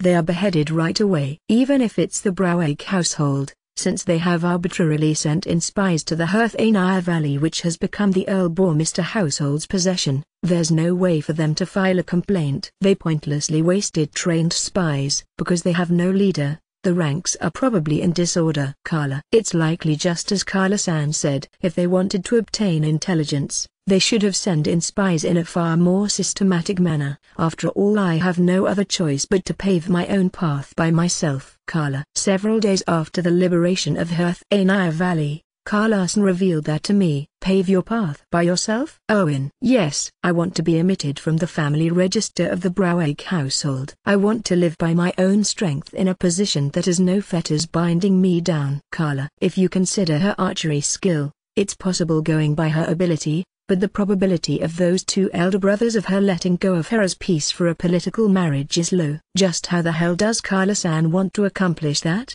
There's my uncle, who ranks third in the succession order, in the Broweg household. Carla. She gave full information as advice. There's the youngest brother, who's close to 30 years old, of the Broweg household's family head who died just recently. It would be best to aim for an early conclusion of the dispute by making this man succeed the Broweg household, is what she says. Carla-san, you will get him to remove you from the Broweg's family register? Owen. There's no other way than that. Carla. I see. That's a good idea. Owen. She will become the daughter of the poor knight household which is her mother's home, and stop being the daughter of the Margrave Broweg household. If this happens, the freedom of her actions will spread as well. If I consider it from the standpoint of family status, she will match with me. Isn't that a splendid plan? Klaus-san. Owen. It's not like I told you that with absolute confidence.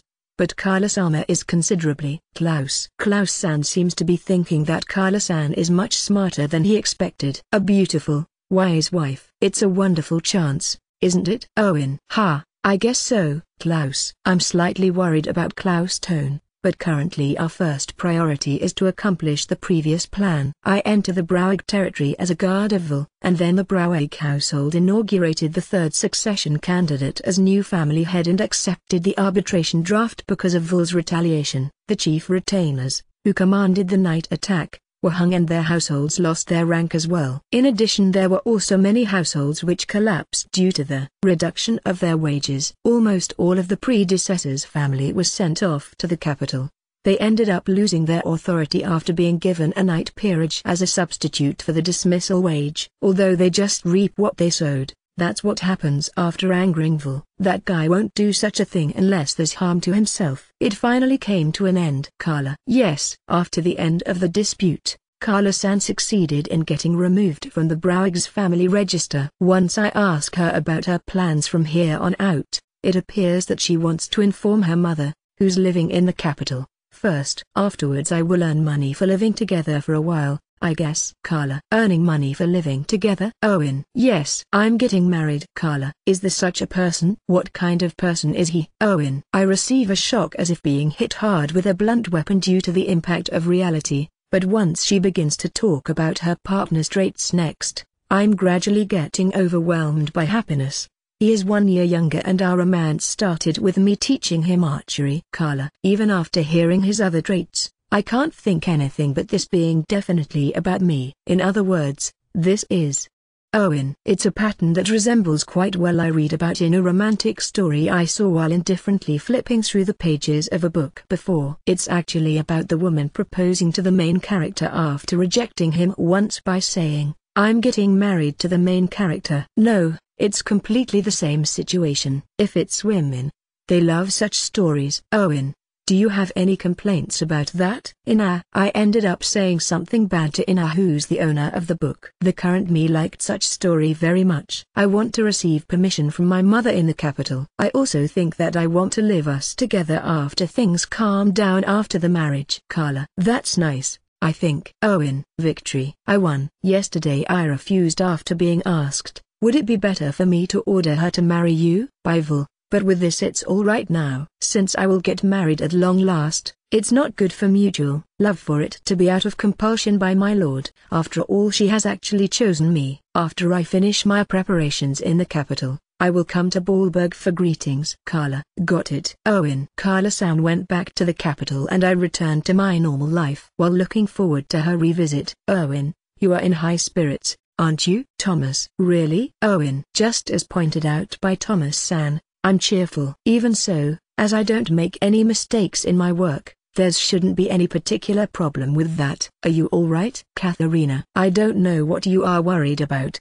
Katharina, but I'm in perfect form. Owen. Once we got a message from Carla-san that she will arrive in Ballberg tomorrow, my tension rose right away. Katharina was worried about me while inclining her head to the side. But something like her misdirected concern has absolutely no influence on the current me. And then, on the next day, when I was waiting in front of the port 1 hour before her arrival while paying attention, Carla-san showed up from the magic airship that landed. She wore a simple one-piece often worn by daughters of low-ranking nobles and not the expensive attire as well as the mithril-made armor she wore at the time when I met her for the first time. Even so, her beauty doesn't wane at all. She was my angel after all. It's been a while, Owen-san. Carla. Long time no see, Carla-san. Owen. Having our long-awaited reunion, my heart is overflowing with joy. She came to this place in order to marry me. With only that I welcomed the biggest delight of my life. Let me introduce my fiancé. Carla. You are still continuing the story? Carla-san, are you unexpectedly a romanticist? Owen. That means, after it becomes evident that her partner is me, both of us will hug and then share a kiss. Even though it's something that is a mere few seconds away, I can't help looking forward to it. Even so, I indulged in the feelings of pleasure without holding back until that moment. Huh? What's this about?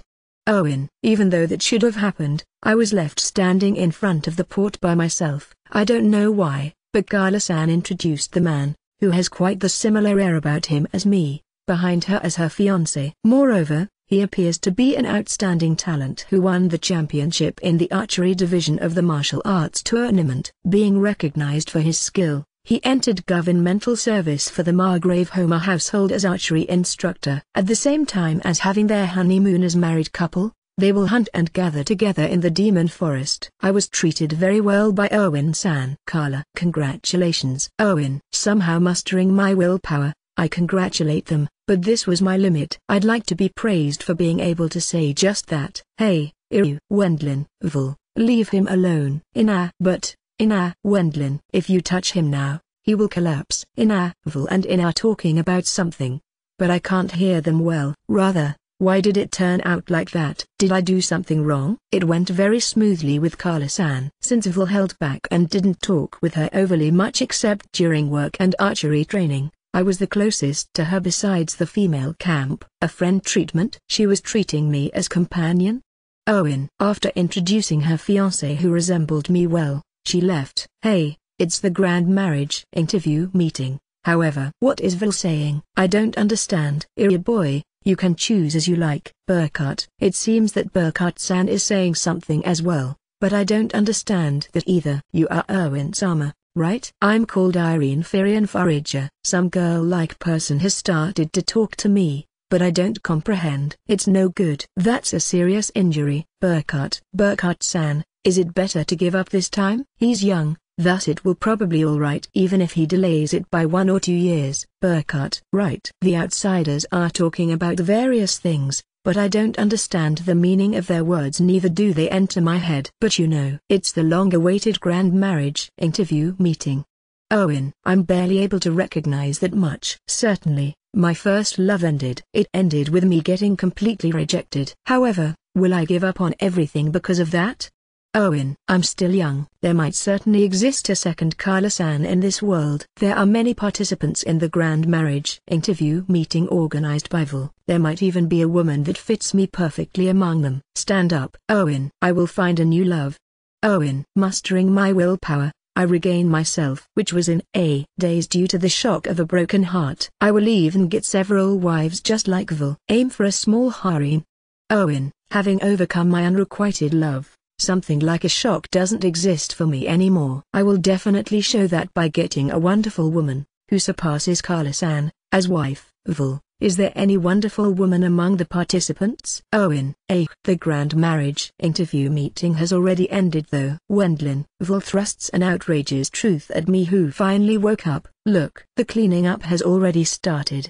Wendlin, the cleaning up of the tables and such had already begun in the mansion's garden. And even before that, there's not a single participant here either. Everyone is showing their partner around the city after deciding on one, and there are also some who have started to prepare living together. Wendlin, huh? Owen, sorry, if I helped you more forcefully this time. Wendlin, no, it's fine. Owen, my pride wouldn't allow it for Vol to make Carla-san forcefully marry me even though there's a partner she has set her heart on. Rather than that, when I finally came to my senses, the grand marriage interview meeting had already ended. Isn't that in itself a shock? Sooner or later we will have another marriage interview meeting. Wendlin, no, I will find a wonderful woman by myself. Owen, now that it has turned out like this, I will show my backbone. I will definitely find a far more wonderful woman than Carla-san, and marry her. Swearing that in my heart, I exclaimed it on the spot as if declaring it. Such dreamlike aim will cause you to stay single for a long time to come. Katharina says something quite rude. Although she herself doesn't have a man she gets along with except Vol. Nevertheless, Wendlin-san is there for me. Katharina. And I was slightly vexed that I couldn't object. Chapter 75, A noble's wedding ceremony and bridal night are troublesome. Earl Sama. You are quite stiff, aren't you? Burkhart. Well, that's my nervousness. Wendlin. It's 1 month after the chain of events of finishing the dispute with the Browake household, Iryu having his heart broken, and the opening of the grand marriage interview meeting. Finally I have turned 16 years old, and at last the marriage ceremony will be carried out in the completed principal residence of the Earl Bormister household. Of course I don't have any experience in getting married even if my previous life is included. Since it's unusual to be a single with 25 years in my previous world, I had decided to excuse it with, it can't be helped. At least I attended the weddings of relatives and the early marriages of friends several times. At those times I asked for the contact addresses of cute girls who were the friends of the bride, since I was easygoing as person not concerned, or wetted the wick of my candle with water at the time when the bride and groom were going around lighting the candles at the wedding reception. I was a really carefree person on the marriage ceremonies of other people. However, the current me is a noble. Moreover, an earl, and as such I'm advancing the Savage Lands development with the sponsorship of the royal family. Of course it's bad if I don't invite plenty of distinguished guests. High-ranking nobles from various places, important appointed nobles from the central government, and normal nobles I had relations with. It seems there are also many patterns where heirs attend as representatives, if the other party is a noble with a slightly lower status. But this time everyone replied that their family heads will attend. I wonder if it's preferable with only minister-ranked people, as I've just got used to seeing them. It's wrong if I don't invite other attendees without revealing that. There are also nobles who will get angry if they aren't invited. Roderick was concentrating on checking the list. But since nobles are creatures with high pride, there's the possibility that they will become enraged, emotional nuisances if only they aren't invited. From his point of view, he probably wants to avoid a second Baron Ruckner. Since they are free to not come, I think we have to send as many invitations as possible. Roderick. What an annoying idiosyncrasy. Wendlin. As a matter of fact, The majority of nobles thinks so as well. It's no good if they don't bring a large amount of congratulatory gifts either, because the return gifts are troublesome too. Roderick, isn't it us who will be troubled with the return gifts? Wendlin, there is the attending of important ceremonial occasions of the other party as well. Roderick, I already don't want to go from now on. Wendlin, well, you will definitely be invited. Roderick, with the invited guests and their attendants and guards, the city of Ballberg was overflowing with people. Thorsten's group was very busy with their guard duty, as it would be bad if something happened. Of course, Roderick was even busier, given that he was managing all the small tasks related to the marriage ceremony by himself. He continued in a state where he couldn't take a break at all, even though he was a newlywed. In the end, he has accepted the 8-year-old granddaughter of Minister Ruckner as first wife, and in addition the eldest daughter of the commercial affairs Earl Lesh, Kasia. Since talks about business connections will appear once the development of the Bourmester earldom proceeds, it took such shape. As an 8-year-old child isn't able to marry yet, she is receiving bridal training at the capital. Her child will succeed the household of that disturbing Baron Ruckner, while Kasia's child will succeed a retainer household. That's how things were settled. At that point in time, Roderick himself hasn't participated much in the discussions. Nobles are bothersome creatures. Since there are also cases where children aren't born, even if it was decided in such manner, it will apparently become once again troublesome in such case. The point is that they want him to properly make children if possible.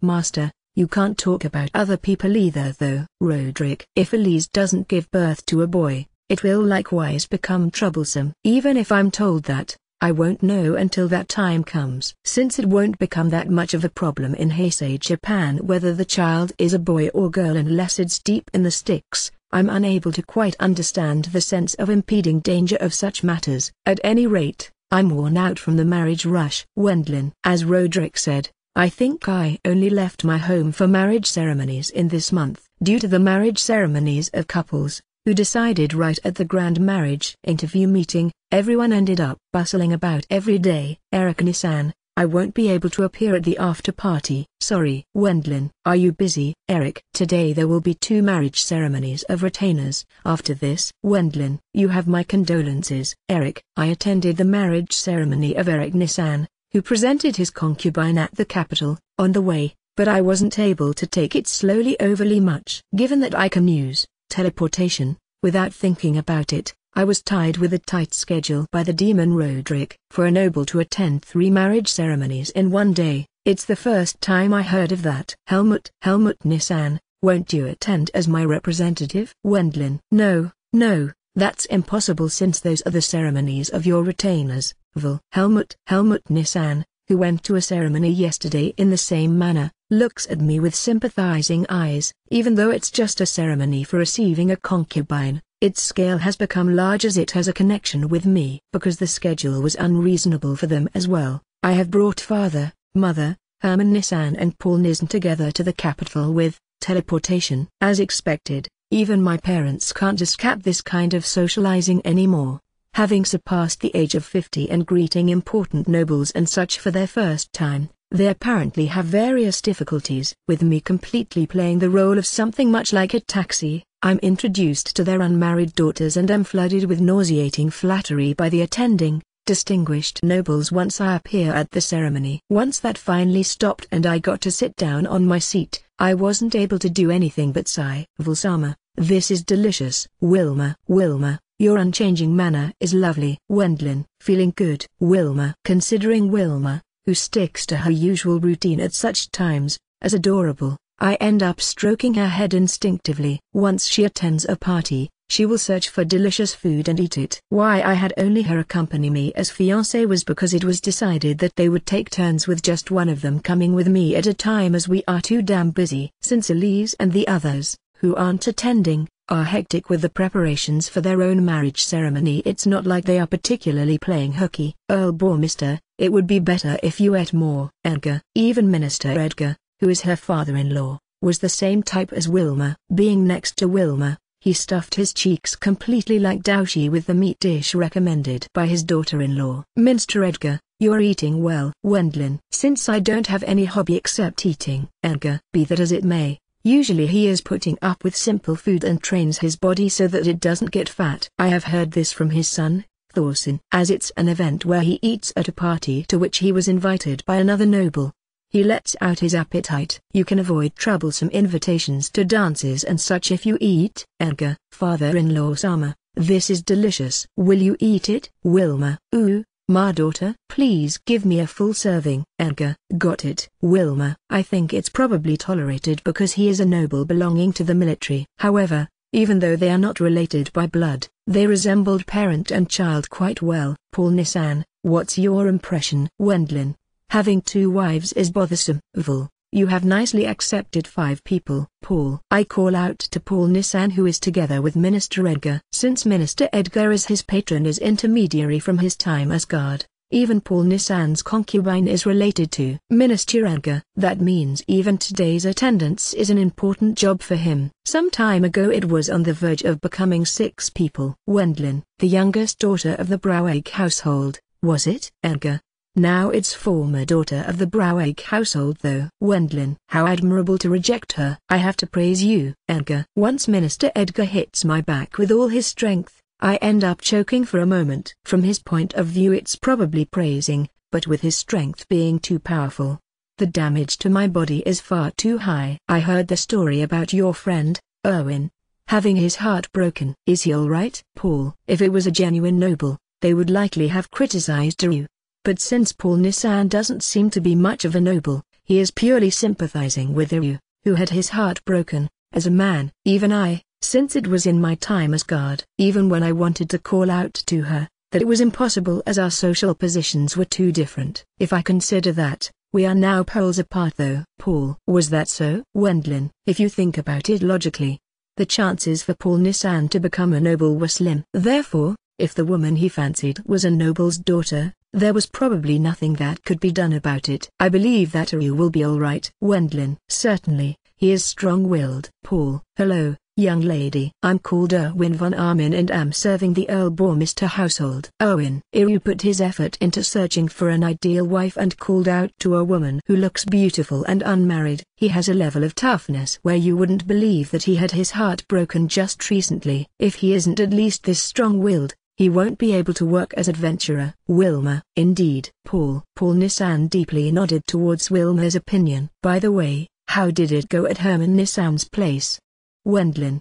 He searched for a concubine after taking into consideration Minister Ruckner since he leads the former Bourmister main family, but there was actually one problem. Marlene's sister-in-law San, who is Herman Nissan's first wife, has a low social standing because she is the daughter of a retainer, albeit a relative, as Herman Nissan, who is the second son, was expected as heir of the originally retainer household.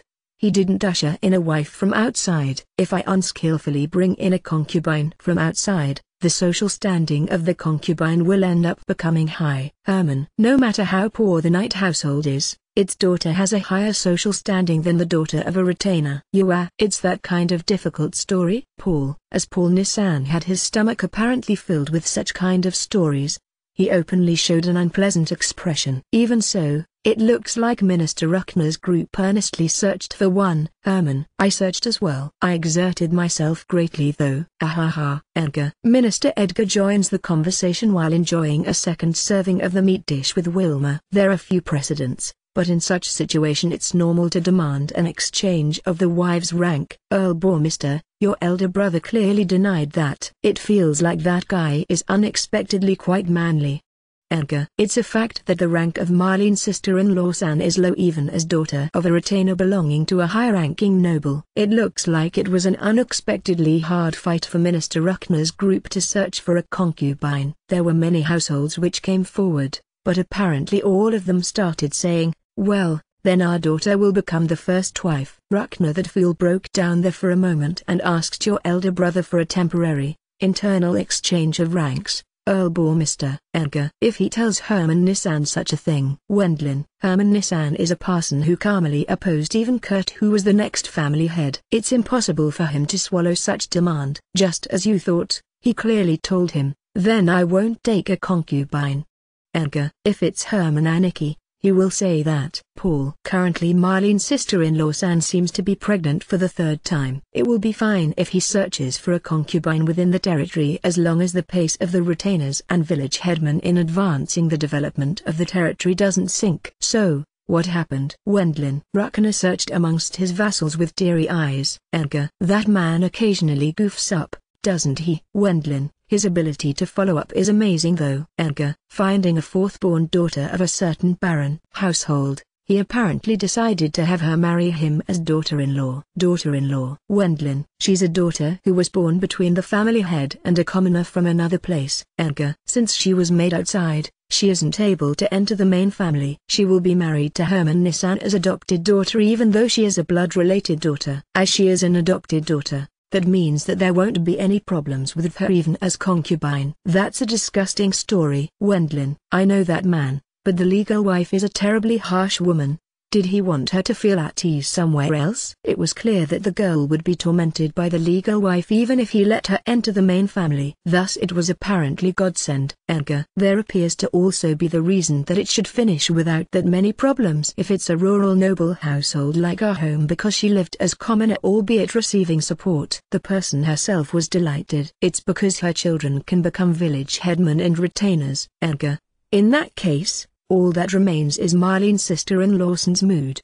Wendlin. If it's Herman Aniki, he will somehow manage. Paul. Nissan and me stop thinking about this topic as the rest is an issue of the people themselves. By no means we did so because we were scared of Marlene's sister-in-law San. You have to be careful as well, Earl Bourmister. Edgar. I have the duty to make sure that the children of Elise and the others won't have any inconveniences. Wendlin. I won't be able to give all of them the rank of Earl, but it will be bad if I can't guarantee them an according livelihood. Being a family head is quite difficult as well. Earl Bourmister, you are a dauntless man who gives peerage and territory to the children of your elder brother whom you killed yourself. I won't worry about you. Edgar. Minister Edgar's manner of speech was as if something was on his mind. Maybe the case with Emilie's sister-in-law San got leaked. It shouldn't have been exposed. Wendlin. When I'm frantically pondering within my mind, my shoulder is suddenly tapped. The one who tapped it was Wilma, who held a plate filled with a large amount of meat dish. It has the tacit consent of Elise Sama. Wilma. It has been exposed. Wendlin. I raised a scream in my mind while having cold sweat. If I voiced it out, that would end up being recognized as truth. Although it has already been exposed, there's no particular necessity to acknowledge it, and I will try to gloss it over by acting Earl Bourmister-like. I don't know what's it about though. Wilma. Say, Val. It's very unlikely that it hasn't been leaked to the surroundings after 5 days past. Paul. No, as that's work. Wendlin. Our territory's development is too fast. Paul. It seems the method of using the territory's development as excuse for a clandestine meeting wasn't good. When Paul Nisn pointed it out, I finally noticed my blunder. I have decided to not decrease the frequency of the clandestine meetings no matter what. Lately it was busy with such a feeling. I haven't hunted at all for this 1 month. Wendlin. It's impossible schedule-wise. Roderick. With the attendance of marriage meetings or public works, my schedule was filled to 99%, and, as today's my marriage ceremony, I, who wore an expensive ceremonial dress exclusively for nobles, which was ordered for the sake of this day, have been pointed out by Burkhardt-san, who came to see how things were going, that I'm stiff due to nervousness. One will be nervous if it's that lineup. Wendlin. Certainly, even my master apparently didn't expect that the lineup will be up to this point. Burkhardt. It's fine that there are many nobles. I don't particularly mind my family either. My family has a weak aura of nobility, except Erikani-san, anyway. The ministers, Daoshi, Margrave Brithhilda and the new Margrave Braueg, who's already an acquaintance and thus not a problem. His Highness, the Crown Prince, I don't have any memory of having met him overly much. Wendlin. Someone like me hasn't seen his face even once though. Burkhardt. Is that so? Wendlin. His Highness the Crown Prince attends the marriage ceremony of the family head of the Earl Bourmister household, which will become one of the 2 major noble households controlling the south in the future. Since the Savage Lands development will still take time, there's probably meaning in the future king to attend such event. However, given that I don't remember having met him often, I'm more nervous than meeting with His Majesty. His Highness, Waldo, is famous for not standing out much. Burkhardt. He seems to be a person who excels at literary and military arts, but for some reason he appears to not be very conspicuous. If you talk about him in modern terms, he should be called His Stealthy Highness, I guess. His Highness is still fine. Wendlin. Since he is His Stealthy Highness anyway, I shouldn't be bothered about him once the ceremony begins. Why the main priest though? Wendlin. Marriage ceremonies in this world are split into a ceremony in a church, which is limited to no one but carefully selected attendees and family, and a wedding reception that is carried out in a mansion or such. There's no great difference to the marriage ceremonies on Earth in that aspect. However, the one who manages the marriage ceremony all by himself is the most eminent main priest in the church. If talking in earthen terms, it means that the Pope is presiding over the marriage ceremony as Priest Sama. I think it would be weird to not be nervous about this. Since it's the marriage ceremony of Cardinal Hohenheim's granddaughter, he can't play the role of priest himself here. Burkhardt.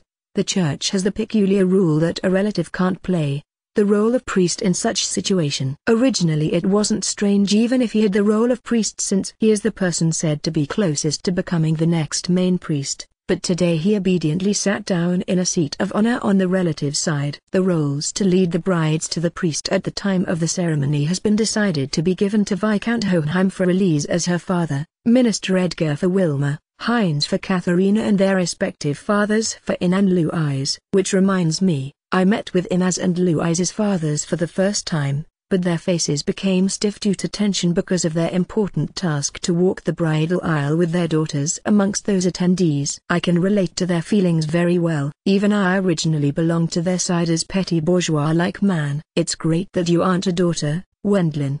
Father Artur. My father showed an expression of relief from the bottom of his heart due to feeling at ease that he won't have to do that. Welcome to the graveyard of life, Burkhardt. You are saying that as newlywed, Burkhardt-san? Wendlin. Humphrey. I'm pretty much your senior as married person, Burkhardt. By merely a few weeks, right? Wendlin. Even so, senior is senior. Burkhardt. Burkhardt-san, who was made to marry forcibly by his master due to the reason that the inheritance after his death mustn't cause problems, seemed to pay attention to his attire and had a more beautiful robe than before, with him also having a faint scent of perfume. It's clear that men are visited by changes once they get married after all. He might have been worried about having a distinctive body odor pointed out by Elise's group before. Leaving that aside, the madams have many difficulties. Burkhardt. Because it's 5 people at once, there are apparently many important nobles, but on the other hand, since there are also many people who have low numbers in the beginning and increase afterwards, it's not like it's that many either. Apparently there are also some who employ dozens of concubines among successful, wealthy merchants. Even the size of those numbers became one parameter to measure how successful their business was. Artur-san has actually several dozens as well. Wendlin. It's not that many, Earl bore Mr. Sama. Artur. Yo, wealthy merchant. Burkhardt. Yo, my friend who finally got married. Artur. As we are talking in the waiting room before the ceremony, Artur-san, who has become the head purveyor of my government, comes to give his greetings. He deployed helpers from his company because of the Earl Bourmester household still being short of hands. Although there are many such talks since our recent expansion is quite extreme, I'm too busy for that, Earl Sama. Artur. Even so, as the surroundings were apparently noisy because a person who holds assets at the level of Artur-san has only one wife, he now has 3 wives. It's not like I don't have any particular interest, but it's also true that the works side is quite interesting. Artur. I wonder which side applies to me? Wendlin. Please indulge in love at least during the time of being newlywed since you are young. That also includes the meaning of the perpetuation of your descendants. Artur. Artur-san, who became the purveyor of my government, changed his tone to being polite. However, he probably thought that I will draw back if he abases himself too much all of a sudden. He has kept it slightly half-baked. Given that Burkhardt-san is my master, he stays the same as until now unless it's a formal occasion. I think it's great for that person to be easygoing though. Burkhardt, you have nicely stopped at only one wife. Artur. Several of them would be harsh at this age. Since Agathe is young, She will probably give birth to children normally. Burkhardt. Agat is the name of Burkhardt-san's wife. She is 20 years old as the eldest daughter of a small knight household located in an area of small feudal lord territories that touched the Brithhilda Margraviate. Burkhardt-san has the experience of having visited there in his time as adventurer, and thus she knew his face. But then again, that was 15 years ago. The child which restlessly followed me around while saying it seems to be a magician. Tilda has become a woman. Moreover, she has become my wife. The world is a mysterious thing. Burkhardt. Their age difference is more than 30 years, but in this world he won't particularly be called Lulakan for that. It's not an especially rare occurrence either. At last it's your marriage, Earl Bormister. Huh? How moving. Armstrong. At the end Doushi has come to call me as the female camp's dressing apparently came to an end. I stand at the front entrance of the church which was constructed next to the feudal lord's mansion. After opening the large door as arranged before, the main priest waits there in his role as priest. The church's structure wasn't that different from those of Christianity. The central pathway ends at the communion stand and serves as aisle. Benches have been installed and the invitees sit on those. It seems that the detailed ornaments haven't yet been completed, but as there's also a jurisdiction head office, which will control the churches that will be constructed in Bormister Earldom, next to the church, it has an extremely gorgeous structure that matches with the stained glasses covering the ceiling and walls. As expected of the church, they do have money. Wendlin. There's no difference in that aspect with Earth. Once I stand in front of the priest who stands in front of the communion stand after walking there by myself. The brides enter next while receiving escorts by their fathers. The lead is Elise. As first wife she wore the most extravagant wedding dress. She comes walking up next to me while being led by the hand by her father, Viscount Hohenheim. I take over the duty of leading Elise by the hand from him. Even this aspect is the same as it was at church ceremonies during my relatives' weddings. Wendlin. My nervousness might have made a comeback if it was a completely different program, but that point rescued me. Next Wilma, Katharina, Louise and Ina come entering and it gets quite crowded in front of the communion stand. Given that it was normally 3 people if it was a lot, you could also say that it was inevitable. Well then, in this place I shall declare the purport by reporting to God the marriage of Wendlin von Benno Bormister from now on. Priest. The close to 80 years old main priest informs us of the ceremony's beginning. Not having mentioned any name but mine can't be explained with anything but that it's a custom. A male earl marries. It means that only this fact is plenty. If the feminists of Earth heard of that, there will likely be people who will be indignant by that alone. Do thou, Wendlin von Benno Bormister, swear to love Elise Katharina von Hohenheim, Wilma Little von Usgehorn, Katharina Linda von Weigel, Louise Joel and Ophelia Owen and Ina Suzanne Hildbrunn for the rest of their life as wives? To finish all that in one sentence, I swear. Wendlin. The main priest finished saying the long names of 5 people in a single breath, completely like reciting a spell.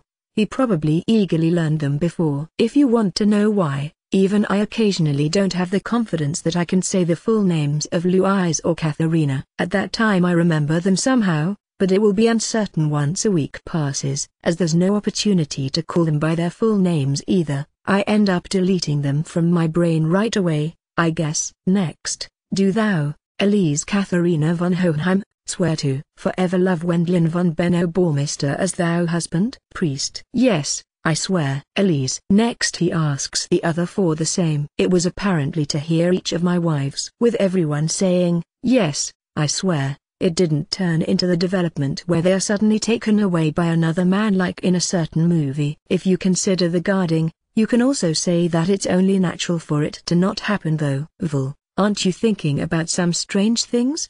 Louise, who has a sharp intuition, asks me in a whisper, but since this atmosphere is heavy for the petty bourgeois me, I was able to distract my feelings by thinking about other things. Next is the kiss of oath. Priest. Even if it was before the ceremony, it was okay.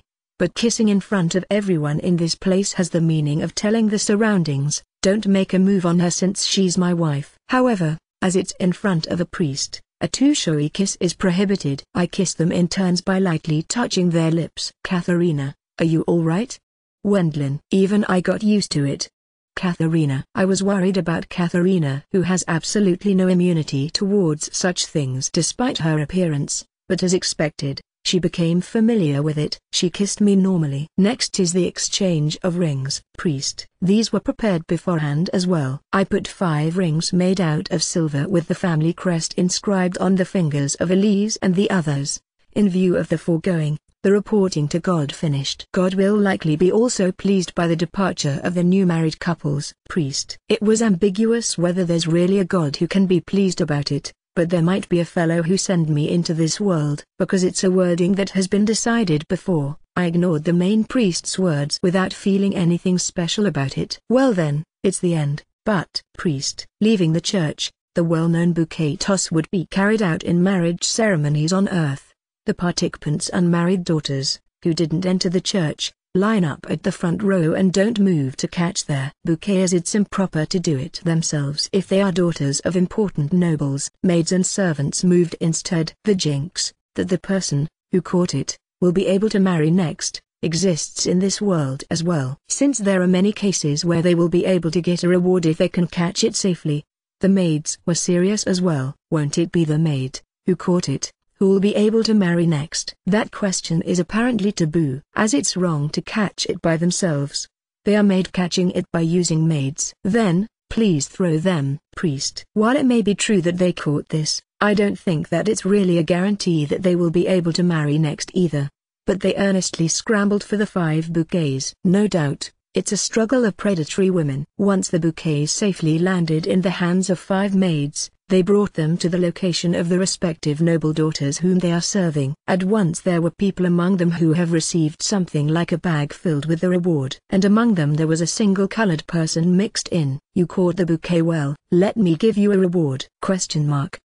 No matter how you look at it, it was a woman, who wore a luxurious dress, that doesn't seem to be below 40 years, but she gave a reward to the maid who fetched the bouquet. I see her for the first time, but she seems to be that route Madanita Sama. What might Margrave Brithhilda's intention be to bring her along? It was quite the enigma. Or rather, she still has the intention to marry. They don't voice it out, but there should be many people in the surroundings who think like that. Since the ceremony finished safely, I think that we want to start the wedding reception. Priest. The marriage ceremony finished without even taking 1 hour, but being restrained by the party and wedding reception after that until the day got dark. We welcomed the night while being completely exhausted. Since a noble's marriage ceremony has the same official function, this is something inevitable. Armstrong. When I'm relaxing with everyone in the living room of the completed mansion after finishing the long hours spent working, Daoshi calls out to me. The marriage ceremony was the easiest part. Wendlin. There isn't that much to do during the ceremony either. The procedure wasn't that different from Earth. The performance of the main priest was great. It didn't take much time either. In comparison, there were many bothersome things at the wedding reception and party. I'm called Alois Hildebrucht von Walter Schorsen. Alois. Proceeding with the greetings of all major guests. What order of greeting to use was even more troublesome, as that aspect was completely managed by Roderick. He is quite good to remember this many nobles. Even I had to take lessons from Yef of the Seal Office. Roderick. After all, Wendlin. Without that, I wouldn't be able to remember them. Roderick. The Earl-Bourmister household is a rising household, but opportunities to get in touch with many nobles due to the matter of the Savage Lands development are increasing. Therefore I employed an expert seal official in a hurry. His name is Yef. He is the second son of Mr. Breer, who is serving as seal official of the Margrave Brithhilda household. Since he was able to work as go-between in that dispute, I employed his child. The greetings were still fine. Wendlin. If it's just about giving greetings, that's all right, although it caused mental fatigue. You could also say that it didn't cause any more than that. Coming to the marriage ceremony of someone and asking how do you feel about accepting a 6th wife?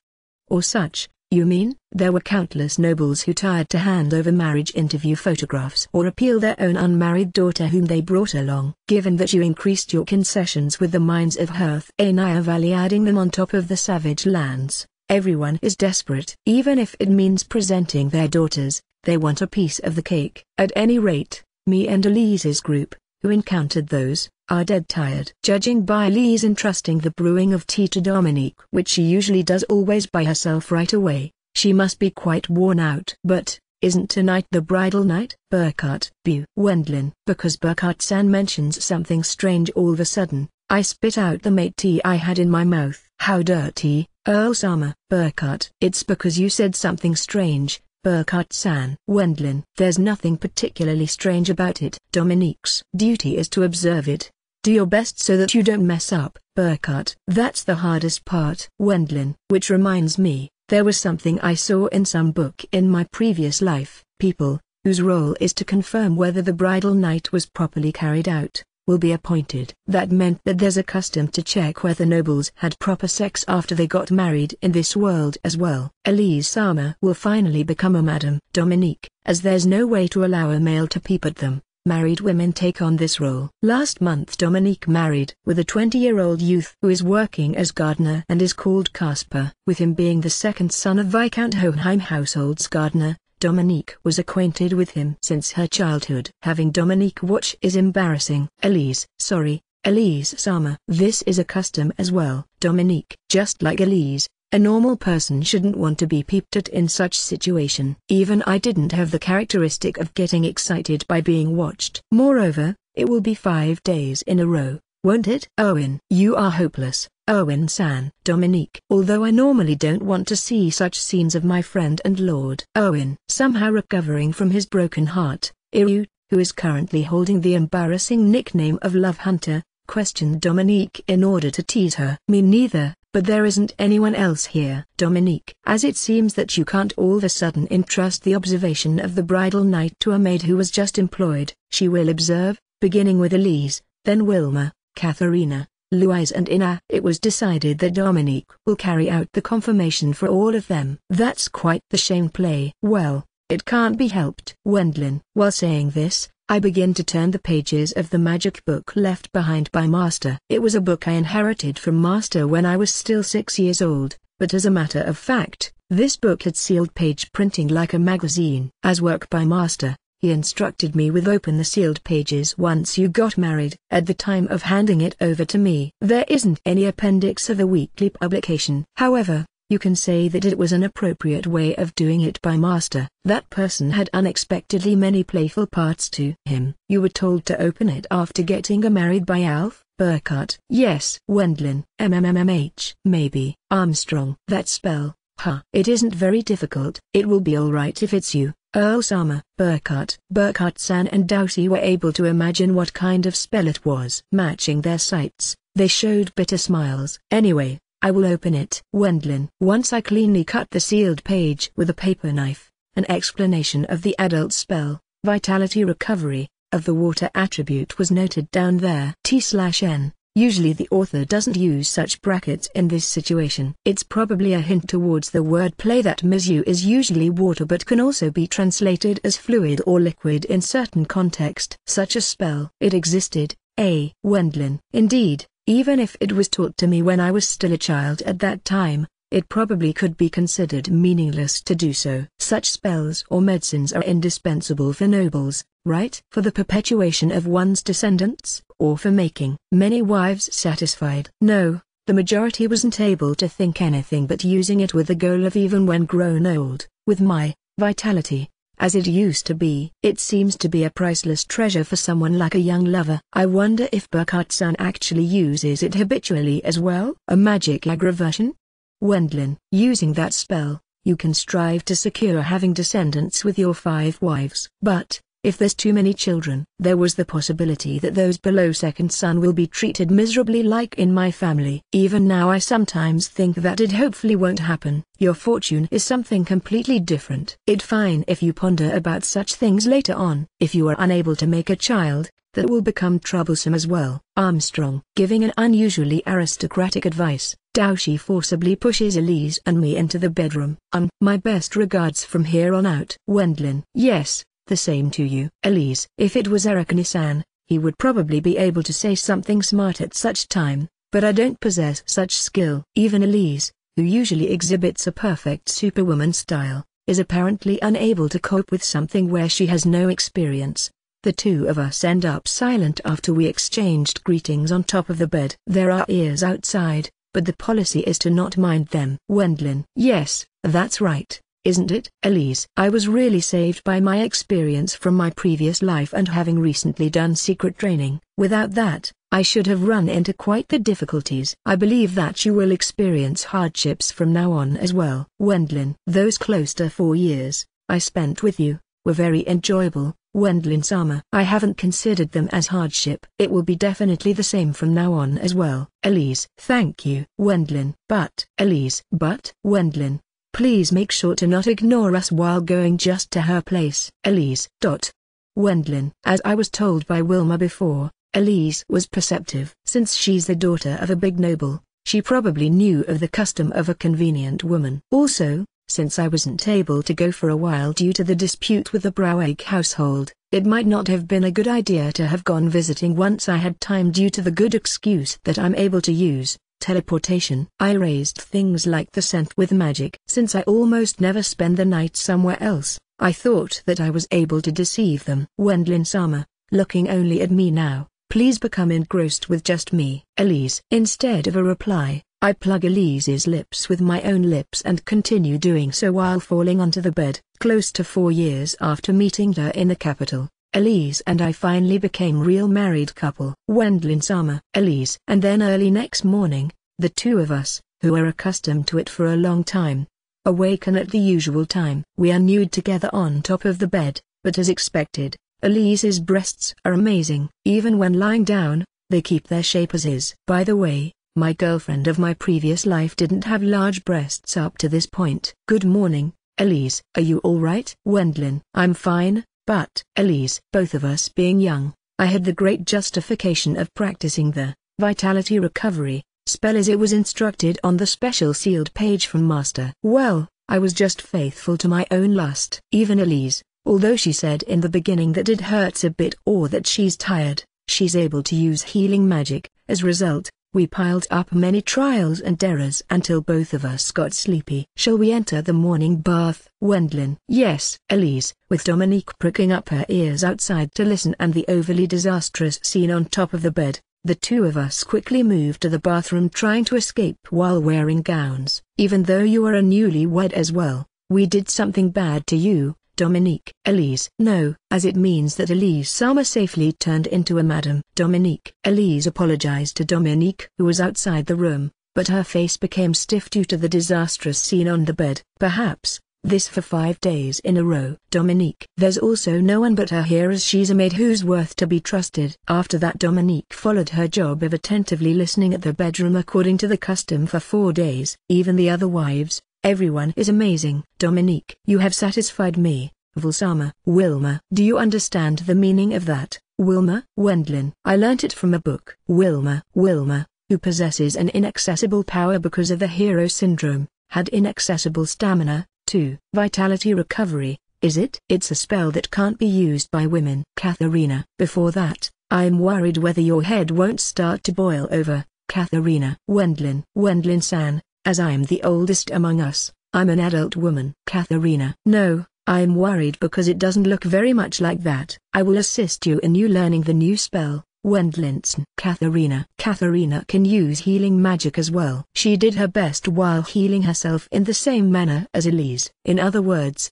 it's a trial of strength. Blue eyes. It's not martial arts training though. Wendlin. Oh ho ho. This is also something like practice between man and woman with Vil and me. Blue eyes. Being able to use healing with meditation. Blue eyes, who possesses excelling physical strength herself, did her best until close to dawn as if opposing Elise and the others. It looks like I'm not as amazing as the other 4.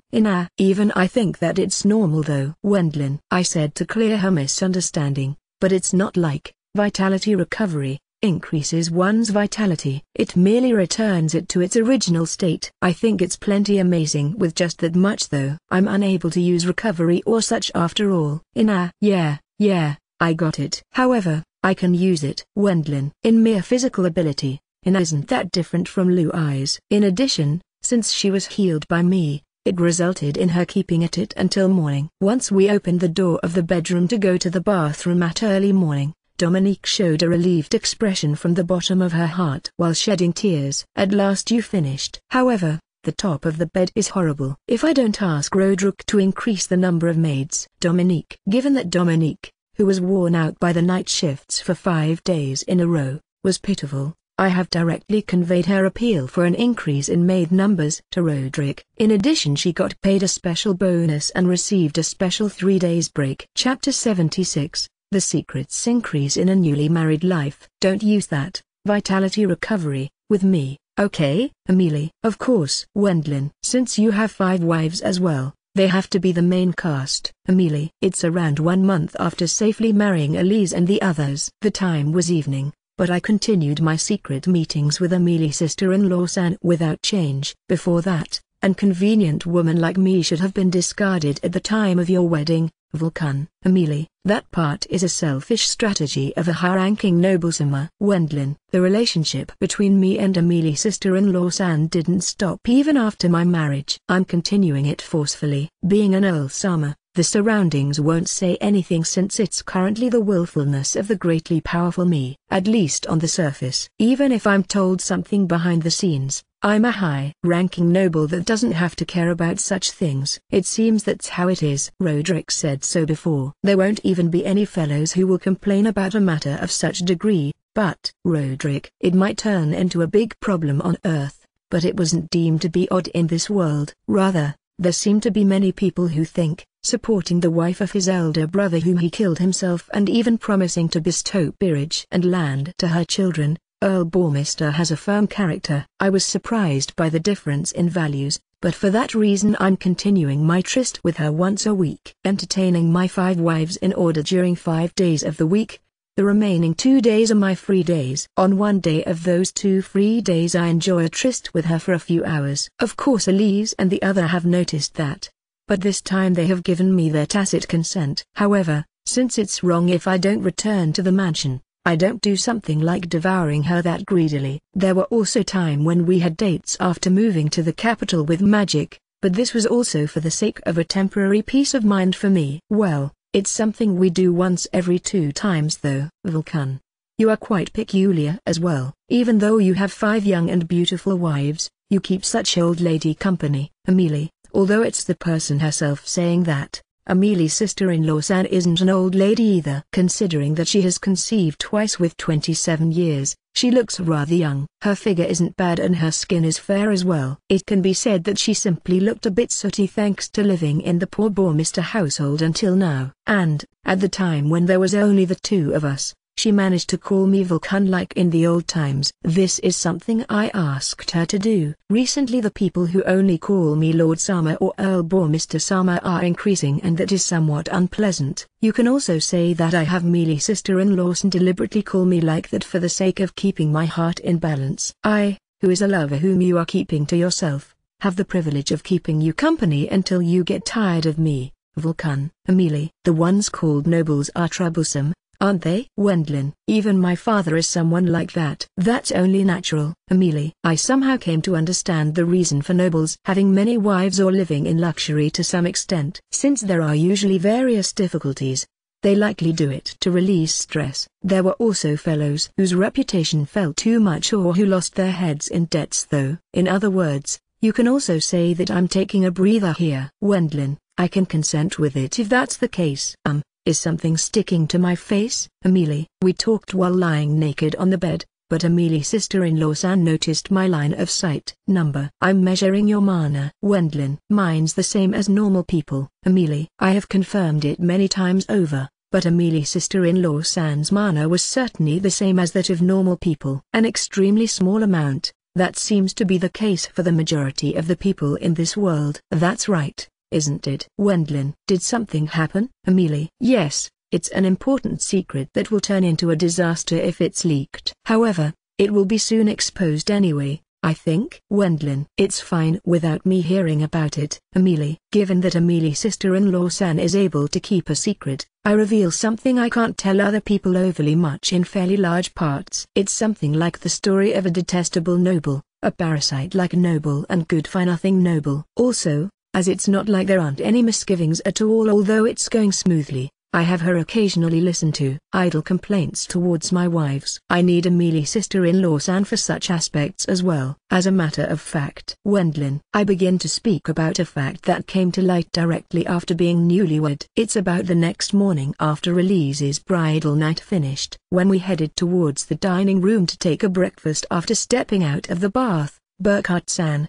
who stayed the night in the mansion, Armstrong and Katharina drew near Elise all at once. Hey, hasn't your mana increased a bit? Burkhardt, I think so as well, but, Armstrong, I noticed it as well. Katharina, even I, who was completely in high spirits since last night, begin to measure Elise's mana in a hurry, and certainly, the mana rose to a detectable extent. Elise, who possesses mana above intermediate level, apparently stopped increasing her mana at the time of being 11 years old, as she continuously practiced heal and purification since her childhood. Busy with the act of healing with magic as saint, she ended up reaching the limit of mana growth earlier than usual. Despite that, her mana capacity grew again after getting close to becoming 16 years old. If you consider it normally, that was something very improbable. It's disregarding the definition of a matching vessel quite a bit. What did you do?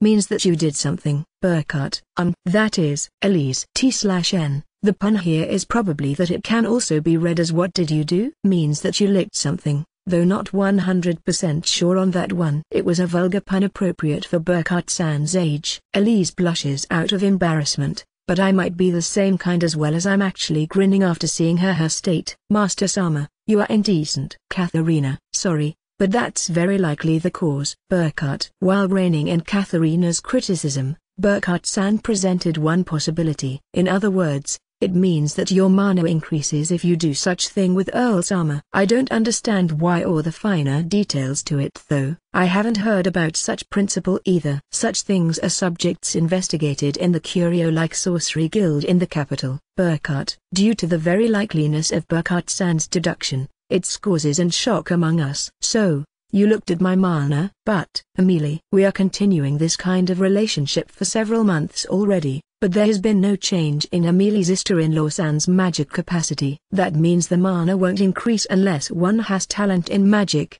even if it's a minuscule amount. How disappointing, even though it would have been amusing if I could make something after becoming a magician. So, how about the other wives? Amelie. After asking me, Amelie's sister-in-law San pushes out both her hands like a magician and does something like, I end up considering her appearance like that as a bit cute. It was terrible, wasn't it, Amelie? Well, accordingly. Wendlin. And, after that possibility was suggested, I became strangely occupied. Wendlin-san, please indulge in me without reservations. Katharina. I want to be a magician. Wilma. If my mana increases, I will also be able to use fireball. Blue eyes. Even I, that possibility. With that as cause, it was terrible as partner of the four, who completely changed into carnivores. I told Amelie's sister-in-law San. The crucial effect was there, but the four's mana increased more than Burkhardt-san expected. Wendlin-sama, please don't do the unreasonable too much. Elise. Only Elise, who's the first wife, was gentle. But since her breasts are big, I succumbed to their temptations after all. I have no doubt, I think breasts are no good. Wendlin-sama, are you tired? Elise. Recovery magic exists for that reason. Wendlin. Due to such reason, I was busy at night on 5 days in the week. Having lost to your desires, you are to blame here, Vulcan. Or rather, since Elise-san is the first wife, you have to make a child with her quickly. Amelie. That's right, isn't it? Wendlin. So, it's the same for Ina-san, too? Amelie. Inan consciously used mana to enhance her physical abilities and spearmanship. Wendlin. Even normal people do that unconsciously, however Ina made use of her large mana a bit more than that. With it not being wrong to barely call her a magician according to Burkhardt-san, her mana raised greatly on the next morning. Ina-chan's increase is large. Blue eyes. Does the increase grow even if it's done the same number of times, albeit being a person with a low amount of mana? Katharina. Katharina's conjecture should be mostly correct. Even if they gain the same amount of experience points, the people, who have low levels, mana, will likely have it easier to increase their levels, mana. As it's unknown whether the amount of experience plays into such acts, there's no problem with such way of thinking since it's actually happening, I believe. Vulsama, My mana went up considerably as well. I want to raise it even more. Wilma. Given that there wasn't such a difference in mana quantity between Wilma and Ina, it increased quite a bit after the first time. It's advanced level I'm aiming for. Of course, I have to do my best in various ways since we are newlyweds. Blue eyes. Even Blue eyes looks at me completely like a carnivore. Wilma-san, Blue eyes-san, if you don't take Wendlin-sama's stamina into consideration. Elise, who has a position like a semi-doctor with her mastery in healing magic, gave a warning to the two who are full of vigor. It's probably because it will become terrible if I die during sexual intercourse. Ina-san, as well. Elise. Tilda? I wonder why you are putting me together with them. Tilda? Ina-chan, you look very happy about your mana increasing. Blue eyes. It's not like that's because it actually showed an effect, but Roderick has been absent a lot in the newlywed period this month. While hunting in the demon forest, doing public works though less than usual and training magic, scenes making Dominique speechless were created once again. Elise. That is? Wendlin. Taking your physical condition into account, I made a concrete schedule. Wendlin-sama. Elise gave me, who shook due to the threshold of sexual appetite, freedom and being preyed upon, a night schedule while floating a smile. At such times the fruits of Elise's labors as wife stand out after all. Of course I want a baby soon. But, it's fine to go with the feeling of newlyweds for a while. Elise. Although that was the main objective, there aren't many people who dislike their mana growing. Thanks to that, I feel like there were various difficulties. I think that it was a month that wasn't bad, but that means you were plastered with love. Vulcan. Amelie. Tilda. A man is a creature that will somehow ruin himself with money, booze or women. Wendlin. That 1 month was painted by my own lust and difficulties. Moreover, since I'm having secret meetings with Emilie's sister-in-law San, I believe that a human's greed might be endless. So, what did happen? Amelie. That is, Wendlin. In this 1 month the mana capacity of all my wives grew. Elise is up to the middle of advanced level. The spells she can use didn't increase, but you can call it plenty amazing since the frequency and the power of the spells she can use has risen. It would be great if I could use offensive magic, but Elise, you can leave that to others. That's because your best ability is recovery magic. Wendlin. That's also true, isn't it? Elise agrees with my words. Next, Wilma's mana amount grew up to intermediate level. Magic. I can't use it. Wilma. You can't use it? Wendlin. Being taught basic mana control by Burkhardt-san, she reached the point of being able to use physical ability boost and weapon bestowal without aptitude in any magic attribute influenced by her talent. She strengthens her body with void magic and enhances the strength of weapons by cladding them with mana. You could say that it reinforced her way of fighting until now. Wendlin-sama. The magic, which Wilma-san is talking about, is something like fireball. Elise. I think so as well, but Wendlin. It's probably as Elise says, but only this can't be helped due to the aptitude she possessed since her birth. I feel like that's fine since she became plenty powerful, but the magic Wilma harbors in her heart is probably something like releasing flashy flames. In the world in general such image is strong and importance is attached to its appearance. My mana increased, but Blue Eyes' mana increased to a level of being almost the same as Burkhardt-san's. However, the usable spells didn't increase. Blue Eyes' mana capacity and talent in available spells are different matters. Isn't it great as you became stronger? Your mana capacity has even caught up with mine. Burkhardt-san, who was almost overtaken in mana capacity, comforted Blue Eyes while smiling bitterly. Isn't Katharina's mana incredible? Wendlin. It's equal to Daoshi from a bit ago. Burkhardt. However, the usable spells didn't increase. I'm thankful for the increase in magic capacity though. Katharina's mana grew quite a bit, too. The amount will probably increase if there's mana capacity to begin with. However, with her having a genius talent in magic she can use, new magic, that she can use, hasn't appeared and the amount of mana Katharina has been large to begin with. If one has mana to a degree as her, there won't be any spells she can't use due to insufficiency in mana. And, Ina, Wendlin. And the last one was Ina, but she might have had the most dramatic change. Burkhardt-san, this, blazing spear, is amazing. Ina, please raise your proficiency level by practicing it repeatedly. Burkhardt-san. Ina, whose mana raised up to intermediate level, learned the spells, body enhancement, and attribute spearmanship. The latter is, as its name suggests, it's something that increases the power by cladding the spearhead with a magic attribute. She had aptitude in fire and wind, however she wasn't able to learn any emission types of spells. Having the spear clad in magic was also a last resort. Striking the techniques, blazing spear, and beheading wind spear, at a boulder in the garden. The boulder has been already broken apart and solidly melted. Those have great power. I have to train them more. Ina-chan, you seem to have fun. Blue eyes. Magic is fun. Due to Ina being delighted by destroying countless boulders, even Blue eyes, who's her best friend, drew back a bit. However, the spear's decrease in durability is intense. If you use it a number of times, Iron Maiden bronze made spears will end up deteriorating. It will be alright if it's a spear purely made out of mithril. Burkhart, I will buy one immediately. Burkhart-san advises Ina to change her weapon. With such feeling, the newlywed period was also a wife power-up month. I became a master in the spells, stamina recovery, and vitality recovery, though. That's not terrible though. Now is it, Amelie? Actually it's very terrible. Wendlin, according to Daoshi's and Burkhart-san's analysis, it's very likely that the mana of women,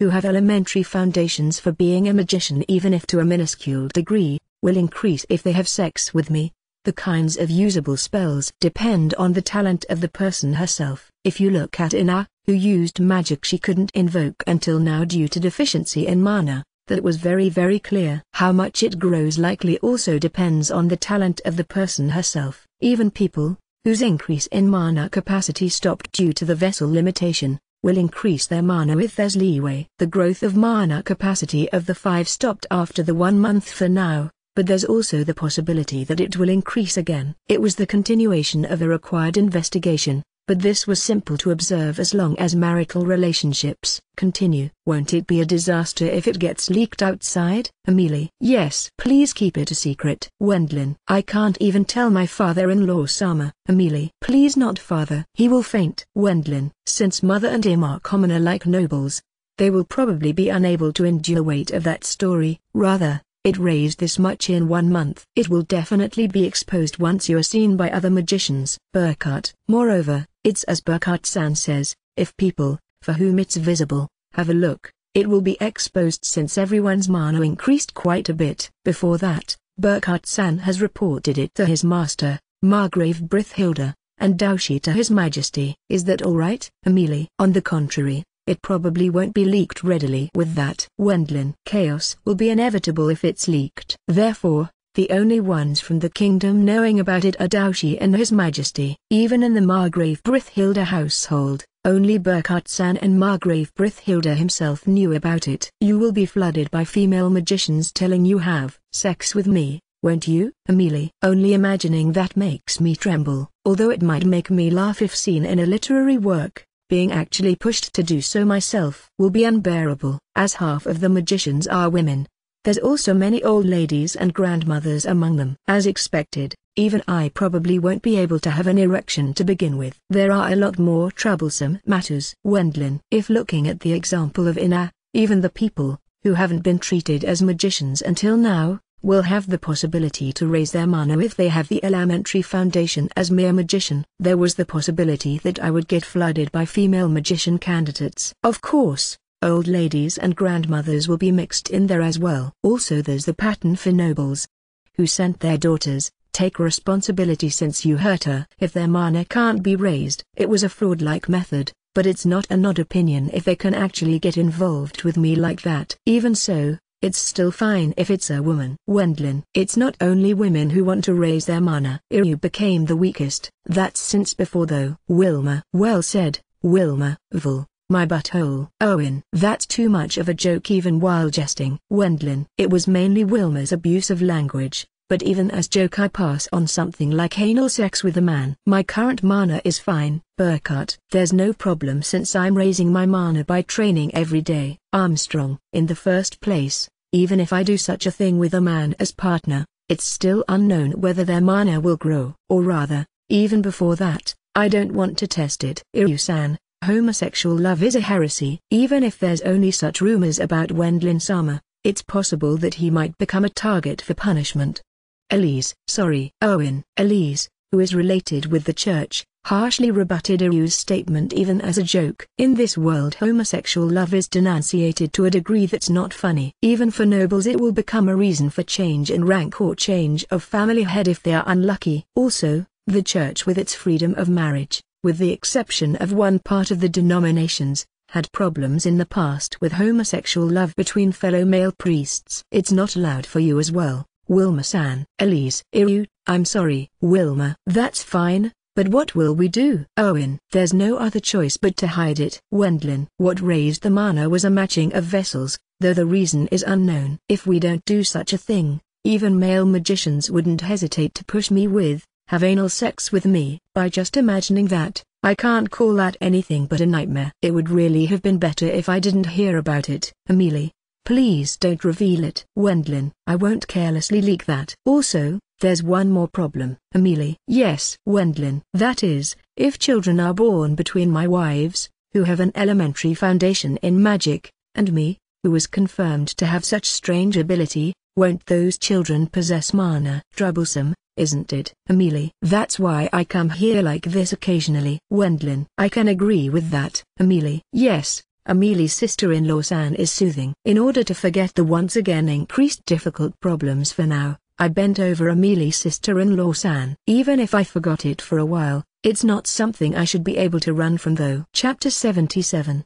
I try to go out for leisure. 1.5 months passed since I married Elise and the others. The marriage ceremony and the wedding reception were troublesome, but fortunately my newly married life is going well. The surroundings, especially Roderick, are muttering, "Lord, there must be an heir soon," like an incantation. But we are still 16 years old. Since someone like Wilma is 14 years old, there's no need to hurry that much either, I believe. Although you think that, you end up hurrying as much as possible to get it done as soon as possible. For convenience, the right of succession has been set to the children of my elder brothers, but it's planned that they will be lowered in precedence once my children are born. Even though my elder brothers will take over in the worst case, there seem to be already retired nobles who are asking stuff like, does Earl Bormister have some chronic disease or such? Perhaps they are harboring the foolish dream of grasping the power of the Bormister earldom themselves by manipulating my elder brothers, who are deemed to be estranged from politics, and my young nephews. Vul, your strong presence promotes the development. There are plenty of stupid nobles. Eric. Since Eric Nissan, who participated in the marriage ceremony, usually resides in the capital, he has apparently many opportunities to get in touch with such stupid nobles. He whined to me while sighing, I want you to make children fast. Eric. Are even you saying that, Eric Nissan? Wendlin. Yes, I am. It also has to do with the future of my and your other elder brother's children. Eric. Since their succession rank is high, they will be dragged into the disputes and struggles over the Savage Lands concessions. If something happens to me, as father, he likely can't approve of that. Keep at it, you must have children. Eric. Wendlin. It was a questionable topic for a talk between siblings, but nobles might be such creatures. If there are no children, the troublesome matters in the succession will multiply. If one considers the ugliness of that dispute and the scandals as well as incidents created with that as reason, decent nobles likely won't want to participate. I'm doing my best. There's also Master's spell. Wendlin. Thus it's my belief that I kept at it for this 1.5 months. Opening the sealed page of the magic book left behind by Master, I've been made to recover my vitality while fulfilling my duty as husband and noble every day. Currently the nude Ina was lying next to me on top of the bed. Children. Wendlin. Do you want one? Ina. When I'm remembering my conversation with Eric Nisn, Ina asks while look apologetic. However, there's probably no necessity to hurry that much since we are still 1.5 months old newlyweds. It seems that the wife will feel ashamed if no children are born, but that's something far down the road. That will happen in due time. Or rather, isn't it fine if you are able to get pregnant until around 20 years in age? Wendlin. As expected, if I can't get pregnant with your child in 4 years, you will be advised to get a new concubine. I see, that's how it is. But Wendlin. It's a vulgar way of talking, but she should get pregnant naturally sooner or later since we are doing what is to be done. Even so, Ina's expression doesn't look good. Are you worried about something? Wendlin, look. These days our mana grew, right? At the beginning I was in high spirits, but isn't there some side effect to it? Ina, the rise of mana obstructs the conception. Certainly, I couldn't say with 100% that there isn't such side effect. However, the growth of mana stopped, didn't it? Wendlin, it stopped indeed. However, I'm completely satisfied since my mana reached intermediate level in 1 month. Among magicians there's around 1 person in 10 at intermediate level. Even if the spells she can use are few, appears to be happy since it contributes to an increase in fighting strength. Come to think of it, she recently beat Roderick in a match with spears, as expected of Lady Sama. Roderick smiled, but I was aware of it. When he has even a little time to spare, he will restart his spearmanship training again. Roderick was actually a sore loser. Seeing that the rise of mana stopped, you will definitely get pregnant normally. Wendlin, yay. It will surely be as you say. For that reason, let's have sex once more. Wendlin, isn't there a way to express it a bit better, I wonder? I'm not so sure that there isn't, but I can't talk like the protagonists of the books Ina's usually reading. I wasn't able to say such embarrassing whispers of love as I would die out of shame as originally Japanese. What shall I do? Wait a minute. It's not that, right? Wendlin, I think that's not typical for the age of my body. My body is still 16 years old after all. Just kidding. It's a lie. I will also be troubled if you go more than scheduled to Amelie-san's place. Amelie's sister-in-law San? What about her? Wendlin, did Amelie-san's mana grow, I wonder? Not at all. Wendlin, you have no intention to hide it, right?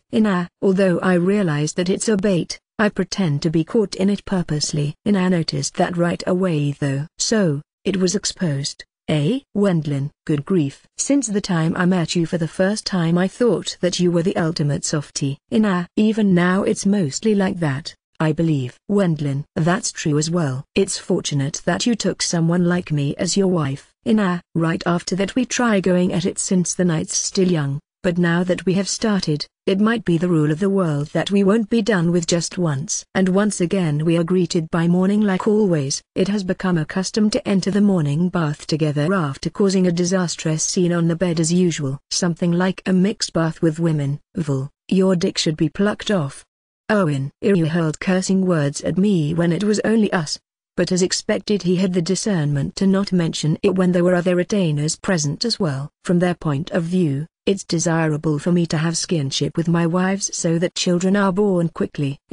Your hair is beautiful. Wendlin, thank you. It might be my only pride as a woman. Usually she ties them up in a bundle, but Ina's blazing like red hair is free-flowing without any curls. Occasionally Katharina's hair explodes. Wendlin, T/N.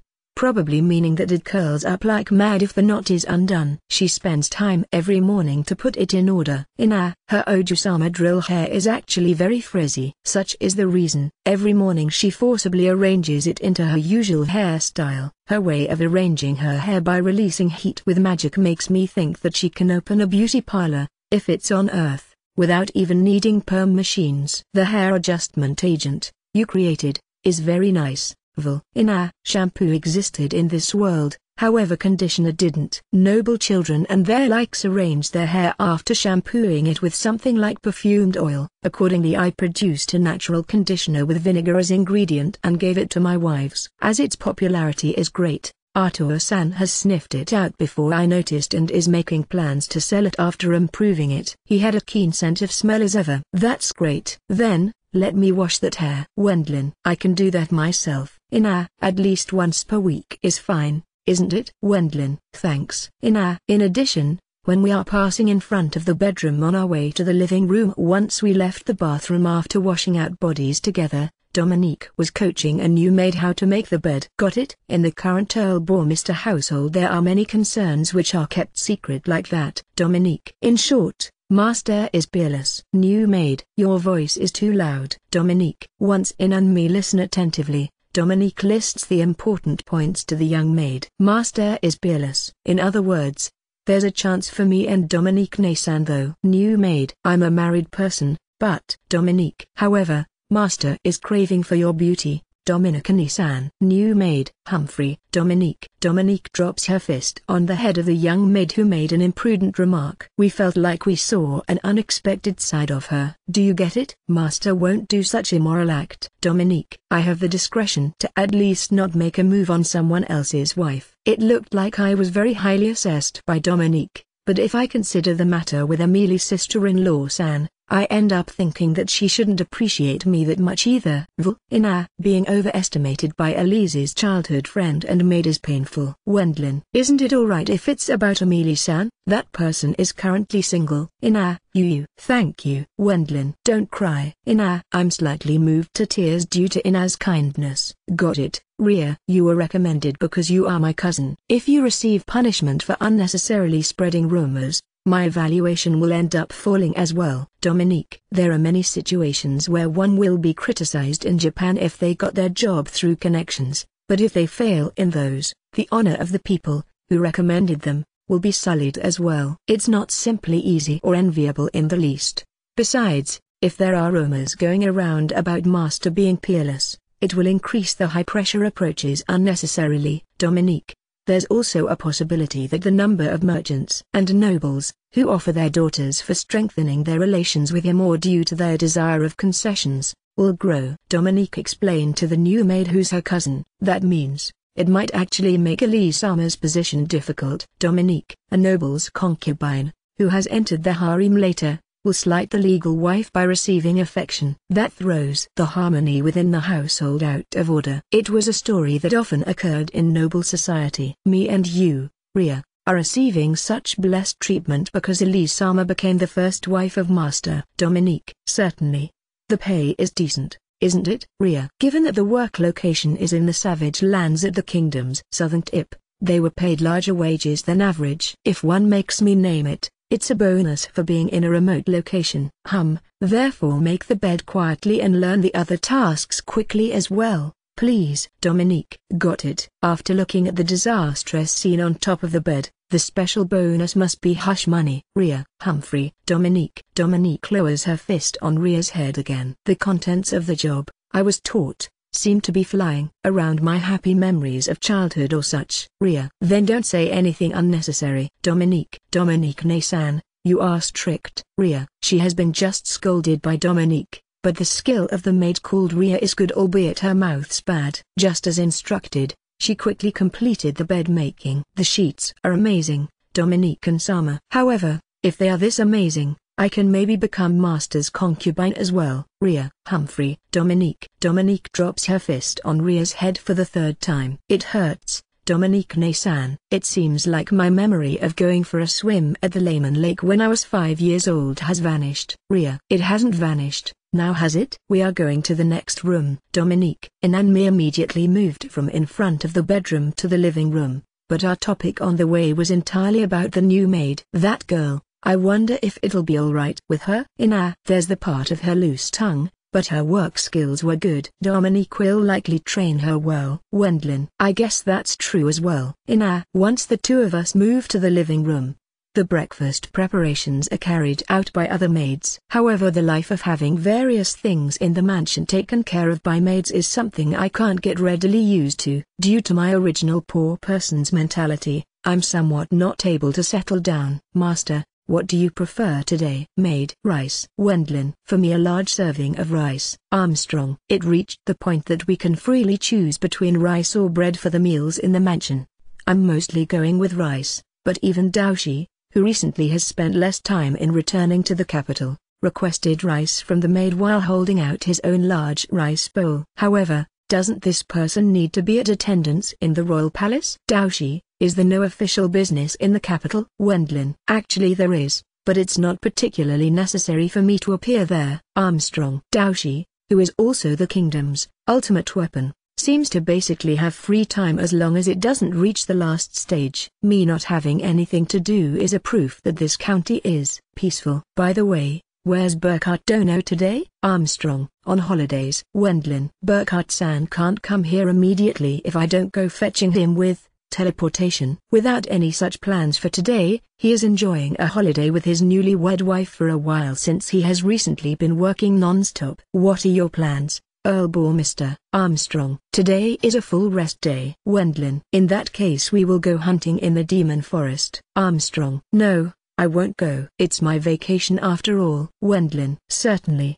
Although it's also my hobby, hunting in the Demon Forest is my job as well. If I'm on vacation, there's no need for me to go there. What are you saying? How boring. Armstrong. Instead we will go to take a dip in the ocean though. Wendlin. Dip in the ocean? Elise. Since it's actually a leisure declaration without any prior notice, I didn't tell Elise and the others about it either. They appear to be slightly surprised after hearing today's plan from me all of a sudden. Wendlin-sama, taking a dip in the ocean is about going swimming at the hot season, isn't it? Elise. Yes, it is. Wendlin. Even in this world the custom of swimming in the ocean exists. However, given that it's far from Brittburg and the capital, the majority of people make do with nearby rivers and lakes. It seems that events, where rich people go out to the ocean after deliberately taking a vacation, exist as well. I went to the Eastern Ocean before when I was around 7 years old. Elise. As expected of Elise's home. Ina admired Elise for having the experience of swimming in the ocean. If you consider the expenses and time to deliberately move to the ocean from the capital, which is located inland, there weren't that many people of the capital who have experienced swimming in the ocean. How about you, Ina? Wendlin. I swam in a river close to Brittburg. Ina. Same for me as well. I can't easily go to something like an ocean. Louise. It seems Ina and Louise have no experience with the ocean. And you, Wilma? Wendlin. I have caught fishes at a lake close to the capital. Wilma. Playing in the water for Wilma has apparently to include catching fishes as well. It's probably because she becomes hungry if she swims around. How about you, Katharina? Wendlin. I was there once since I was close to the ocean in the west. However, is it something that enjoyable? Katharina. That's probably because you went there by yourself, Katharina. Wendlin. Why did you know that? Katharina. If I'm asked why, it's because I was originally a loner. A loner recognizes another loner. In my thoughts of the Katharina before she met with me, I can't imagine her going to the ocean with a group of friends. And swimming in the ocean for me was about making salt at the beach of the Savage Land's southern tip or eating seafood after catching it. Going by yourself to swim in the ocean has a high level.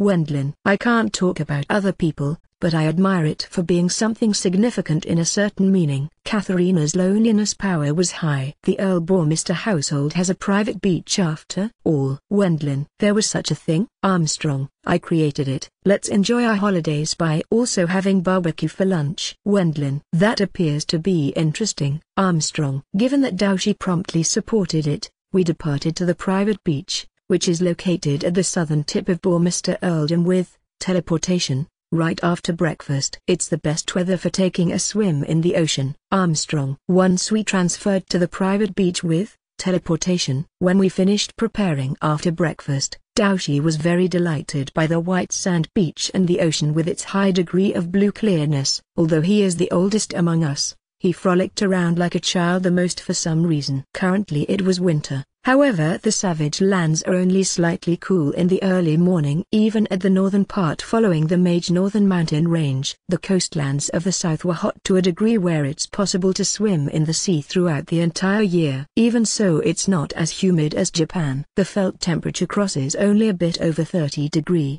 Celsius. It's refreshing if you enter the shade of trees since it's not as sultry as Japan. You can even call it a southern area where it's easy to spend some time. By the way, what's the matter with the Irwin lad? Armstrong. He is in training. Wendlin. Usually he has the duty of guarding me.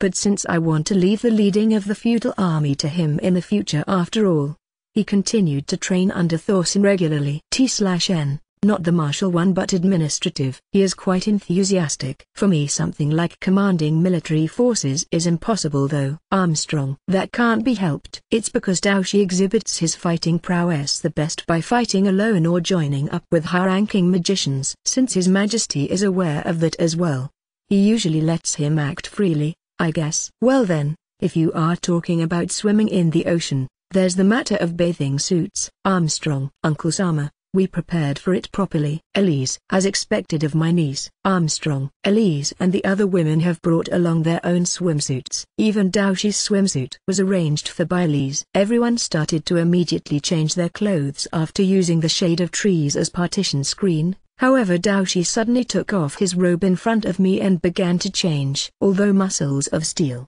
which were tempered by training and were truly those of a bodybuilder, enter my field of vision whether I want this or not, I don't want to see something like a nude man. Turning around to the back, I take off my own robe as well and start to change my clothes. That's a peculiar swimsuit. Armstrong. I expected it to some degree, but Daoshi wore an old-style bathing suit that covered his body up to the elbows and knees like it was worn by the men on Earth in the past. Mine are trunk swimsuits which were previously made by a shop in the capital. I finished changing clothes. Blue eyes. That's disqualified. Wendlin. Vul. Already. Blue eyes. And since even Elise and the other girls wore swimsuits that covered them with a thick cloth up to their knees and elbows while possessing not even a speck of sex appeal, I immediately find fault with that. Blue eyes, who finished changing first, seems to be surprised by my swift negative judgment. No good, you say. Swimsuits are like this though. Blue eyes. There's no sensuality in those. Wendlin. I'm able to understand what you are trying to say, Vul, but if you are thinking like that, you must have prepared new swimsuits, haven't you? Blue eyes. Ho ho, you said it. Blue eyes. Wendlin. Gah. Did you really prepare them by chance? Blue eyes. That's correct, Blue eyes-san. Wendlin. I was an amateur in regards to clothes, but I'm at least remembering the general design. Therefore I had a first-class tailor in the capital create swimsuits which are usually worn by women in modern Japan. Change into those over there. It's an order by the family head. Wendlin. You Atilda. There's so little cloth. I will wear it since it's the order by the family head. But how shall I feel about this being the first order of the family head towards me? Blue eyes. I haven't made a mistake. That's because I'm family Hesama. Wendlin. I don't particularly mind though. As this place is a private beach, there's no one else here anyway. But, what about the size? Blue eyes. Blue eyes. It's already more than 1 month since we married. I have at least grasped the sizes of my wives' bodies. Wendlin. Vul. You pervert. Blue eyes. Even while saying that, Blue eyes returns behind the partition screen for changing clothes while holding the swimsuits for the other wives with a highly spirited expression. Blue eyes-san, Wendlin-sama has told us to wear these. Elise. Even as family head order. Blue eyes. A family head order in this place. My belly button and such are completely visible. Isn't it fine since the important parts are hidden? Inajin. It suits you. Blue eyes. Blue eyes. You. It might actually be fine as it's easy to move in. Wilma. I'm jealous that you are able to adopt such way of thinking, Wilma-san. Katharina. I'm envious because your style is nice, Katharina. Wilma. As I'm a noble, I pay attention since I'm constantly watched by the surroundings. Katharina. Noisy talking voices are audible from behind the partition screen, but finishing to change their clothes in a few minutes, they showed their appearances to Daoshi and me. I see. Earl Bormister, you are going to popularize new fashionable swimsuits. Armstrong. No, it's purely my hobby. Wendlin. This is a private beach anyway. I don't care whether the swimsuits I created are fashionable or not. It's merely because I wanted to dress Elise and the others. There exists no other reason besides that. Wendlin-sama, Uncle-sama. It's slightly embarrassing, but Elise, you might think so in the beginning, but I feel like it will become a fashion sooner or later. Armstrong. Elise looked shy in her yellow bikini-type swimsuit. While slouching a bit, she hid her breasts which are often ogled. However, Elise's chest is amazing, I believe. Despite that, her waist and such are normally slender, making her appear to be a gravure idol. Elise, you are magnificent. Wendlin. Really? Elise. There's no one else here anyway. You can be more brazen. You are beautiful after all. Wendlin. Yes. Elise. Once praised by me, Elise was very happy. You are lovely, too. Wendlin. Thank you. Ina had an average chest, but her slender style was great since she is training her body well. Matching that with her red hair, she looks slightly cool. And, although she was unwilling to wear the new swimsuit at start, she's actually wearing it unexpectedly boldly. Ina-san, you are enviable since you don't have overly much useless fat. Katharina. Is that so, I wonder? Katharina. who is the incarnation of petty dieting, looked enviously at the slenderness of Ina's body. Katharina, I'm even more slender. Blue eyes. Katharina, the new swimsuit fits me well, too, right? It's directly appealing my adult charm. Blue eyes. That's right. Katharina. Blue eyes, who is wearing a light blue bikini, is lovely, but she's quite obviously a different type of Elise and Ina. It might be adequate to call her cute, but that was also her charm. I think you are cute. Wendlin. I'm following a different route from Elise and Ina-chan. But, Wilma, that's nice. Blue eyes. Even though Wilma's body belongs to the same small body type category, Wilma's breasts are unexpectedly big. It looks like Blue eyes considers that aspect to be very enviable. If they become any bigger, it will be difficult to move. Wilma, I'd like to say such nice thing at least once. Blue eyes. Blue eyes sent a powerful gaze at Wilma's breasts. Wilma, you are cute as well. How do you like the new swimsuit? Wendlin. It's easy to move in. Slightly embarrassing though. Wilma, who wore a pink-colored bikini, exhibited her swimsuit appearance in front of me by twirling around. As it's easy to move in, I will catch plenty of shrimps and shellfishes. Wilma. True. Wendlin. However, Wilma appears to put priority on her appetite after all. This private beach had abundance in seafood as it's also the actual site where we defeated the sea dragon before. Wendlin-san. Katharina. What's wrong? Katharina, you're a shy person, so I changed it to an one-piece type. Wendlin. Isn't this embarrassing even as one-piece type? Katharina. As Katharina is the shyest among them, I prepared a violet one-piece swimsuit for her, but she still seems to have complaints. It suits you, doesn't it? Wendlin. Frankly, as wife I'm happy about that, but why is this swimsuit strongly cutting into my crotch part? Katharina. Because I designed it like that. Wendlin. As Katharina's swimsuit was the type of high-leg leotard, which was popular in the old Japan, and moreover as the cloth at the chest part was designed to be thin, it reached the point that one can tell the rough shape of her breasts. If you ask why I made it like that, that's because it's my hobby. There shouldn't be any other reasons besides that. I believe it suits you though. Wendlin. Since Katharina looks like a domineering S going by her appearance, this kind of swimsuit fits her very well. Is it no good? Wendlin. I won't say it's no good, but Katharina. Then, it's the family head's order. Wendlin. Why do you continuously stress that part? Katharina. Once I try to play at once. Since everyone safely changed into their swimsuits, there's a person who is tapping my shoulder. That person was Daoshi. I have a problem with just me being left out. Armstrong. In other words, you want to wear a new swimsuit, you say. Daoshi. Wendlin. Don't you have something for me? Armstrong. More or less, I do. Wendlin. Once I passed several of those to him since I had them make male swimsuits just for caution's sake. Daoshi chose the most improbable design from among those. I had it created as joke. Those were minuscule black swim briefs like those worn by competitive swimming racers. This is appropriate for me, Armstrong. Since he immediately began to change by taking off his first swimsuit before our eyes, all of us averted our looks. Daoshi, who finished changing in the blink of an eye, took a pose completely like a bodybuilder while confirming the feel of the swimsuit. I remember Elise's and the other wives' beautiful swimsuit appearance, but it looks like it's being overwritten by the swimsuit appearance of Daoshi.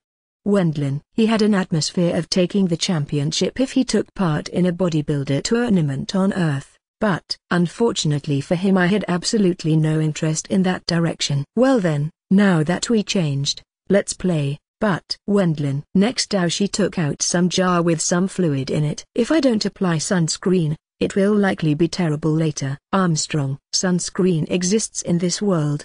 They likely can't get hold of stuff like zinc oxide and titanium dioxide like on Earth, but there are articles with high efficiency made out of plants. As the price is considerable instead, you won't obtain it unless you are quite rich. Noble women go to the beach while also putting on airs, but they want to avoid having their skin damaged. Earl Bormister, can't you apply it on my body? Armstrong. Since I got an impossible request from Daoshi, I turn my look towards Elise, who is his niece. Elise. Wendlin. Let's apply it on each other. Elise. I approve of Elise's opinion. Blue eyes. I agree as well. I will apply it on you, Katharina. Wilma. Then, I will handle it for you, Wilma-san. Katharina. However, even Elise, who is Daoshi's niece, feels unpleasant to apply the sunscreen on his body. With the skillful strategy of applying the sunscreen among themselves, the female camp escaped its pinch. Naturally, I have been abandoned. I wanted to blend in with them as well. Wendlin, having the plan of applying sunscreen on each other with Elise's group crushed, I'm in reverse plunged into the distress of having to apply sunscreen on Daoshi's body. Daoshi has no disposition towards that, but what's wrong about being sad about having to apply suntan lotion on the body of a muscled, 40-year-old man? I will apply it on you as well, Earlboar Mr. Armstrong. That, I absolutely don't want either. Wendlin. I am forced into an even worse pinch. Normally even I want Elise and the others to apply sunscreen on me. Think the method to escape from this pinch.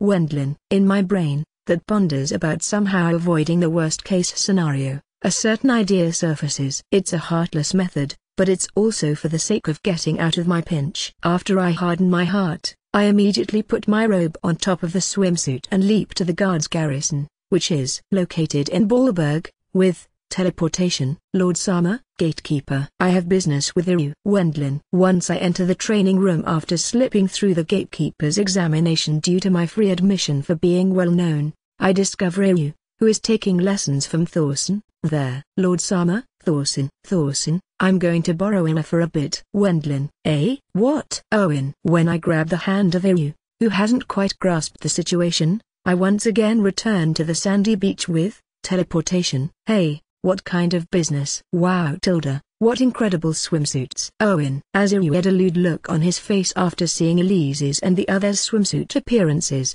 the girls chided Iryu. That's because they realized my heinous plan. Daoshi, it looks like Iryu wants to apply the sunscreen on you no matter what. Wendlin. Is that so? Then I shall leave it to him. Armstrong. Huh? What? Owen. When Iryu turned in the direction of the voice, Daoshi, who was wearing swim briefs, stood there. Furthermore, he was handed a jar with sunscreen by him. Owen lad, please apply sunscreen on me. I ask you to put it on every nook of my entire body. Armstrong. Oi, Vil. Owen. Iryu, who finally realized my intention, turned a very unpleasant expression towards me. Iryu, it's the order of the family head. Wendlin. You are a demon. Vil. Owen. Due to the fact of his first family head order being the application of sunscreen on Daoshi's body, Iryu seems to be stricken in his mind. As a matter of fact, I get a rash if I touch a man's skin for more than a minute. Wendlin. I know that it's just a lie. Owen. Of course it's a lie, just as Iryu says. At any rate, it's an order. Let's have sunscreen applied on me by Elise, I guess. Wendlin. Fall into hell. Owen. Without a doubt I would have said the same thing in Iryu's situation. If it was other retainers, it would be an extreme lese-majeste, but I directly head to the place of Elise's group while lightly ignoring him. Please all over, Owen lad. Armstrong. Yes. Owen. Iryu applied the sunscreen on Daoshi while being half vacant and I start applying sunscreen on Katharina, who still hasn't finished with that.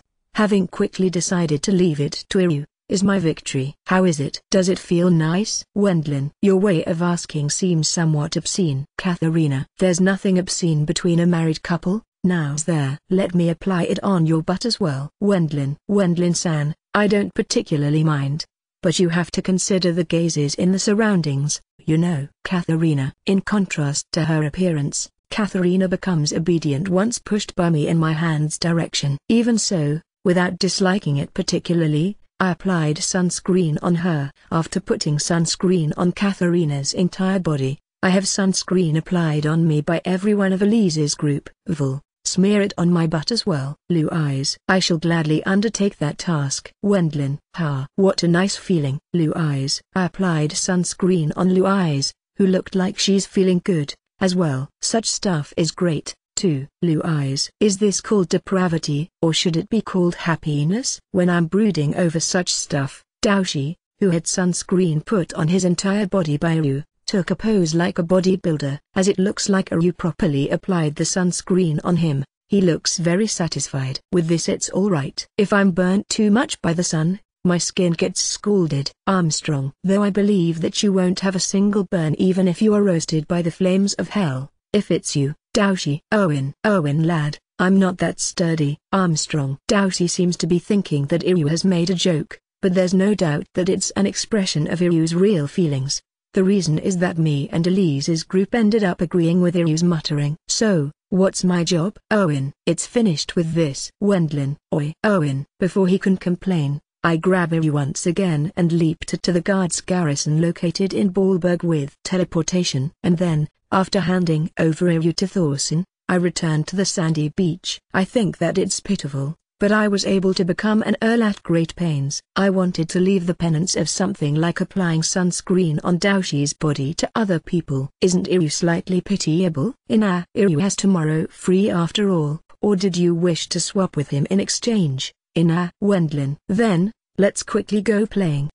Even no matter how much she pities Iru, she apparently doesn't want to apply sunscreen on Daoshi herself. She immediately dodged it by changing the topic. We will play. Before that, Wendlin. After leaping with teleportation to the mansion this time, I summoned Dominique and the new maid, Ria, who were on standby after finishing their morning tasks. I decided to leave the preparation of lunch and beverage to them. It's amazing, Dominique Nasan. Something like a private beach. Ria. If it's about nobles possessing a territory with coastlands, there are many even if it's just a small portion, but if they aren't fairly important nobles, as nobles who don't possess the ocean in their territory, it's not something they will own. From the view of Ria who was raised in the capital, it's probably a staggering luxury. Ria. Prepare the food and drinks without saying anything unnecessary. Dominique. Since there's little male help, they set up parasols, line up reclining chairs and install the stove since we will be doing a barbecue party. All the items were taken out from mine and Daoshi's magic bags. Preparing the ingredients, Dominique and Ria cut the vegetables and meat, processed the fish, made cold mate tea and created things like fruits sherbets and juices. Not sparing on expensive magic tools for an outdoor party, Master is amazing. Ria seems to be admiring it. But all of the items were obtained from the underground warehouse in the Demon Forest. The magic tools from that place have a nice and compact user-friendliness like the home appliances of Japan. Them being usable by supplying your own mana without having a cord attached is what makes them great. Given that there's a wide gap in mana consumption to the existing articles as well, it doesn't take overly much work to replenish the mana. Which reminds me, I wonder whether the Magic Tool Guild, which bought these, produced some results. It's something we picked up though. It's fine for you to eat and drink suitably in between work. Today there are no other maids here. Wendlin. I can't say that as there are other maids and servants if it's within the mansion itself. But since there's no one but us in this place, I won't mind today, I guess. Thank you very much, Master. Dominique. Today's a lucky day, isn't it? Dominique Nasan. Ria. Give your thanks to Master first. Dominique. Gah. Thank you very much, Ria. Once again Dominique lowered her fist on Ria's head.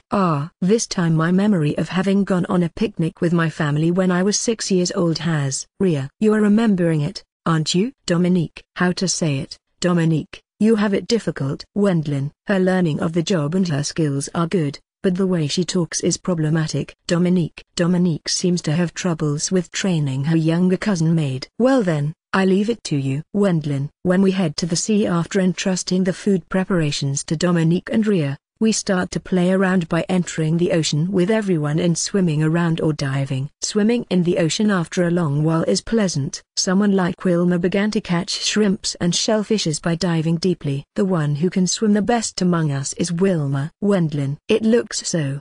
Wendlin-sama.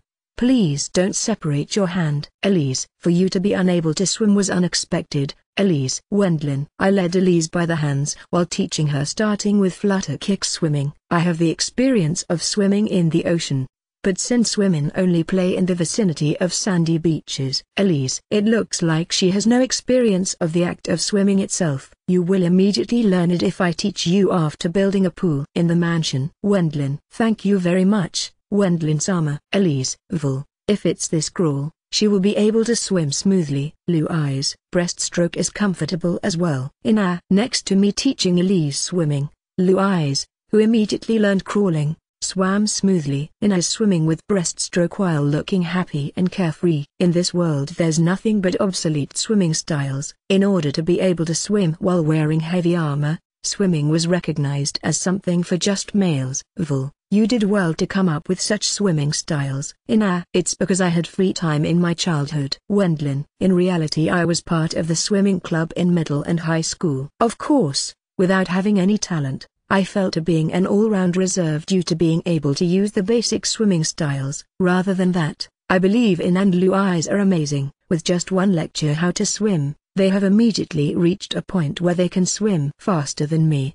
The two seem to be superior in their reflexes. And, Katharina is. Wendlin. The movement of the hands and legs is difficult. Katharina. She is able to swim normally as well, but she has troubles learning the new swimming styles. After building a pool in the mansion, I will teach you there. Wendlin.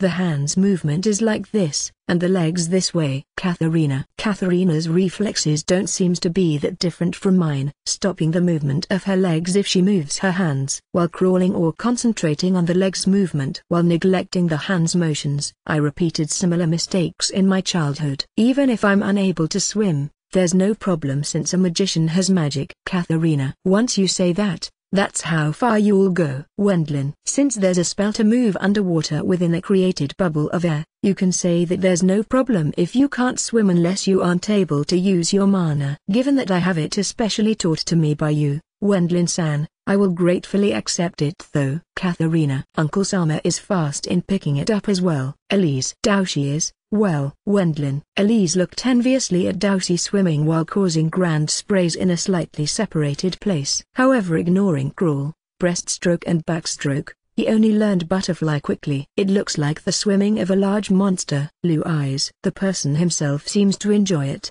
But if you look at it from the side, it seems as if an aquatic monster is drawing close, just as Blue eyes has said. Now that you mentioned it, he's coming over here. Wendlin. Daoshi, who came swimming in our direction at a frightening speed, stopped at a place just in front of us.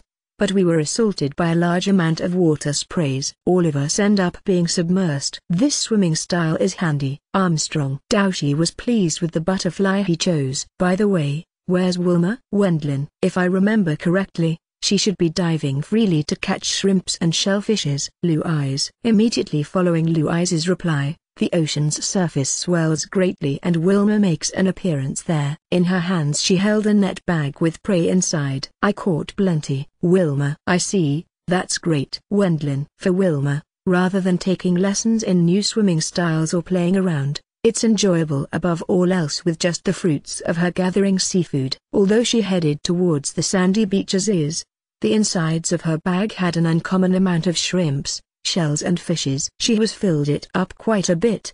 But will she be able to eat all of them? Blue eyes. As the freshness won't deteriorate once those are put into a magic bag, she will be able to enjoy them for a while. Wendlin. She's steadily going for it. With it just becoming noon in this place, we decide to take our lunch that was prepared by Dominique and Ria. The menu has mostly become barbecue. We ate it after putting dipping sauce on stuff like meat, seafood and vegetables that were grilled on top of a net. The soy sauce, miso and salt dips are delicious, as all of them were dips which are completed by individually mixing them. Daoshi ate large quantities of grilled meat and fish while trying to gulp them down. Uncle Sama, how about some vegetables? Elise. Let's not care about those as vegetables are for later. Currently I prefer meat and seafood. Armstrong. That's not overly good for your health. Elise. Daoshi said something completely childlike and Elise was just like a mother in reverse. Wendlin-sama is eating vegetables as well. Elise. There are dips for those after all. Wendlin. I ripped them off articles by makers who have created dips to be used with high-class ingredients in my previous life. But the mixture of flavors was harder than expected. I couldn't obtain the same ingredients, the taste was different even after putting them in, or I had troubles with the mixing ratio although I knew the main ingredients.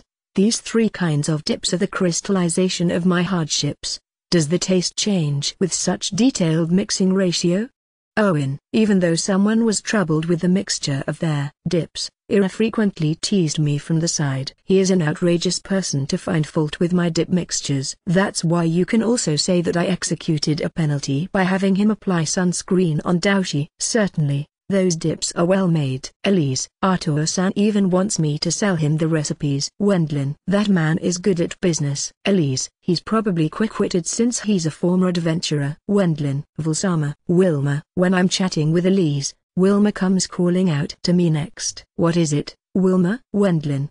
My stomach is empty. Wilma. Mine as well. Armstrong. It seems, matching with Daoshi, she probably felt an insufficiency of carbohydrates since she has been only eating meat and seafood. You want to eat more after eating that much? Ina looks astonished after seeing the mountain of husks of shellfishes and shrimps which were eaten after being grilled by those two. Well, then I guess I will try to make some. Wendlin. Vul, you are making something? Blue eyes. Now that we came to the ocean, we have to eat something slightly different. Wendlin. Once I take out an iron plate from my magic bag, I begin to apply heat to it by exchanging it with the freed-up grilling net. Putting oil on it next, I fry minced meat as well as vegetables and put in steamed noodles, which I had prepared, as well. Using a sauce, I created myself same as the dips. As seasoning, I completed by sprinkling green dried seaweed and red pickled ginger on the dish. Once I placed it on the plates after it stir-fried to a decent degree. I created sauce yakisoba, which reminds me of summer at the ocean. The reproduction of this was hard as well, but it helped me that the cooks in the mansion are excellent. Once I gave them an extent of explanation. They prepared steamed noodles, red pickled ginger and green dried seaweed. I have also completed a salt yakisoba which uses seafood as main ingredient in a different version. Wendlin. It looks delicious. Katharina apparently was sucked in by the aroma of the green dried seaweed and the fried sauce. It's a not noble-like dish though. Wendlin-san. How often are nobles boasting about having eaten some unusual dishes at parties? Katharina swiftly started to eat after her plate was filled with yakisoba. It's an awfully large serving. But will that be alright with your diet you are always worrying about? It's tasty. The saltiness is delicious as well. Blue eyes. It's a noodle dish I'm eating for the first time. Elise. Louise and Elise were apparently pleased with the yakisoba, too. It's great. But since theirs isn't enough, make more. Wilma. Let me have a go at it, too, since I saw the way of making it. Armstrong. After all, those two seem to be unsatisfied with the amount. Wilma and Daoshi begin to fry yakisoba as if competing with each other. I prepared a somewhat larger portion of the ingredients like the noodles, but those were completely fried on top of the iron plate. Speaking of that amount, it's the total of what's used at stalls at temple festivals. Frying all of the prepared ingredients on the iron plate. They are making sizzling sounds. The two looked with quiet expressions at the frying state while stirring with the curling tongues. Daoshi, will you be able to eat all of it? Wendlin. At least it won't be insufficient. Armstrong. Daoshi-sama, you were previously told by father-in-law to eat moderately. Wilma. It's Minister Edgar. Huh? That's not a wise saying. Armstrong. Although stuff like that has been said to Daoshi, he wasn't persuaded, even after being told by people who have tried to compete with Wilma. After several tens of yakisoba balls, they are lucky for not getting a sour stomach. It was just as Ina said, but as expected after the meal of those two, they began napping after lying down on the reclining chairs which were placed on the sandy beach. Hearing an explosive-like snoring from Daoshi, it can be even used to ward off monsters going by its volume. I wonder how his wives are able to sleep at the same time. Wilma-san's appearance is cute. Katharina, as mentioned by Katharina, possesses a cuteness that incites the desire to protect her as she sleeps while being rolled into a ball like a small squirrel. It doesn't look like she ate more than Daoshi at all. Will we also take a little nap? Yes. I became a bit sleepy with my stomach being full. Elise. Being able to leisurely sleep at such times is also the true charm of vacations. Wendlin. That's true, Elise. Given that we were worn out from various things happening since the marriage ceremony, we start to doze despite drinking chilled juice and tea after lying down on the reclining chairs as well. It's an extravagant time. Wendlin. Yes. It is. Elise. With the various hectic events occurring at the same time as becoming 16 years old, my conversation with Elise ends up becoming completely like that of an elderly couple. Even though it's an age where you have a good time as senior high school student if it's on Earth, I have a feeling that there are many people who are living a fast life among the people of this world. Elise, that you are here really saves me. I don't quite understand about the capital's nobles. Wendlin. I'm happy to be told that by you. Wendlin-sama. Elise, who smiles sweetly at me, was adorable. And, after all her breasts, which don't lose their shape even after lying down, are the best. That's true. As I'm the daughter of a retainer, I can't advise you at this part, It's the same for me. It's different from my world up until now. Katharina, you are only about outward appearance. Eyes. It couldn't be helped since I was a fallen noble. It was necessary to advertise myself even if only as outward appearance. Eyes-san. Katharina. You can certainly say that. Eyes. Eyes and Katharina acknowledge Elise's superiority. At the time when I reaffirmed that, Elise had already departed into the world of dreams. She's tired, I guess. Wendlin. I cover Elise with a towel blanket and brief myself as well. And, after a few hours, the sandy beach was dyed red by the evening sun and the beauty of that stood out. It's wonderful. Wendlin. Me and Elise's group were deeply moved by the beautiful evening sun as we watched it from the sandy beach. It's really beautiful, Wendlin-sama. Elise. Let's come here again.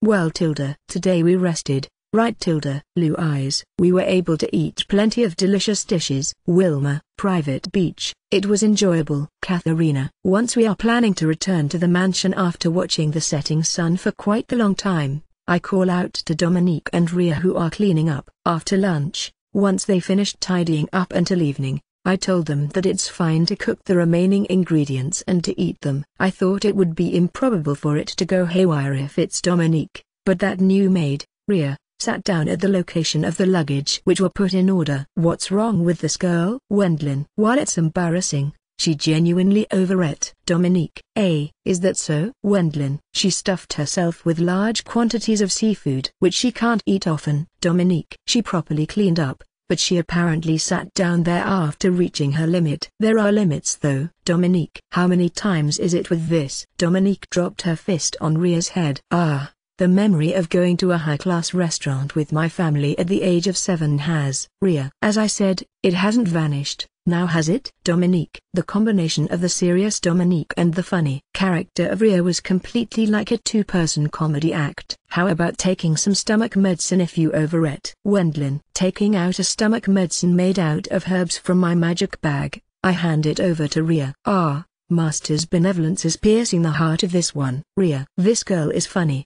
Wendlin. Once making Ria take the medicine, we immediately returned to the mansion with teleportation, after changing our clothes. When I entered the living room to take my dinner after enjoying a shower to wash off the salt sticking to my body, I found Iryu's figure there as he's reading a thick bundle of papers by turning the pages over. What are you reading? Wendlin. Guidelines of Commanding Military Forces. In the beginning it will be classroom study. Owen. I see. Wendlin. He apparently received the documents which handled only the necessary parts from within the books about military science from Thorson. He zealously read those. At any rate, today was cruel, wasn't it? Owen. That was. Wendlin, as a result of no one wanting to apply sunscreen on the brawny Daoshi, I simply ended up remembering the existence of Iryu in my head all of a sudden, which was an unfortunate accident. I explained to Iryu. Tomorrow you have off, haven't you? Wendlin. Even without particularly applying sunscreen on Daoshi's body, I will have off tomorrow. Owen. You realized it after all,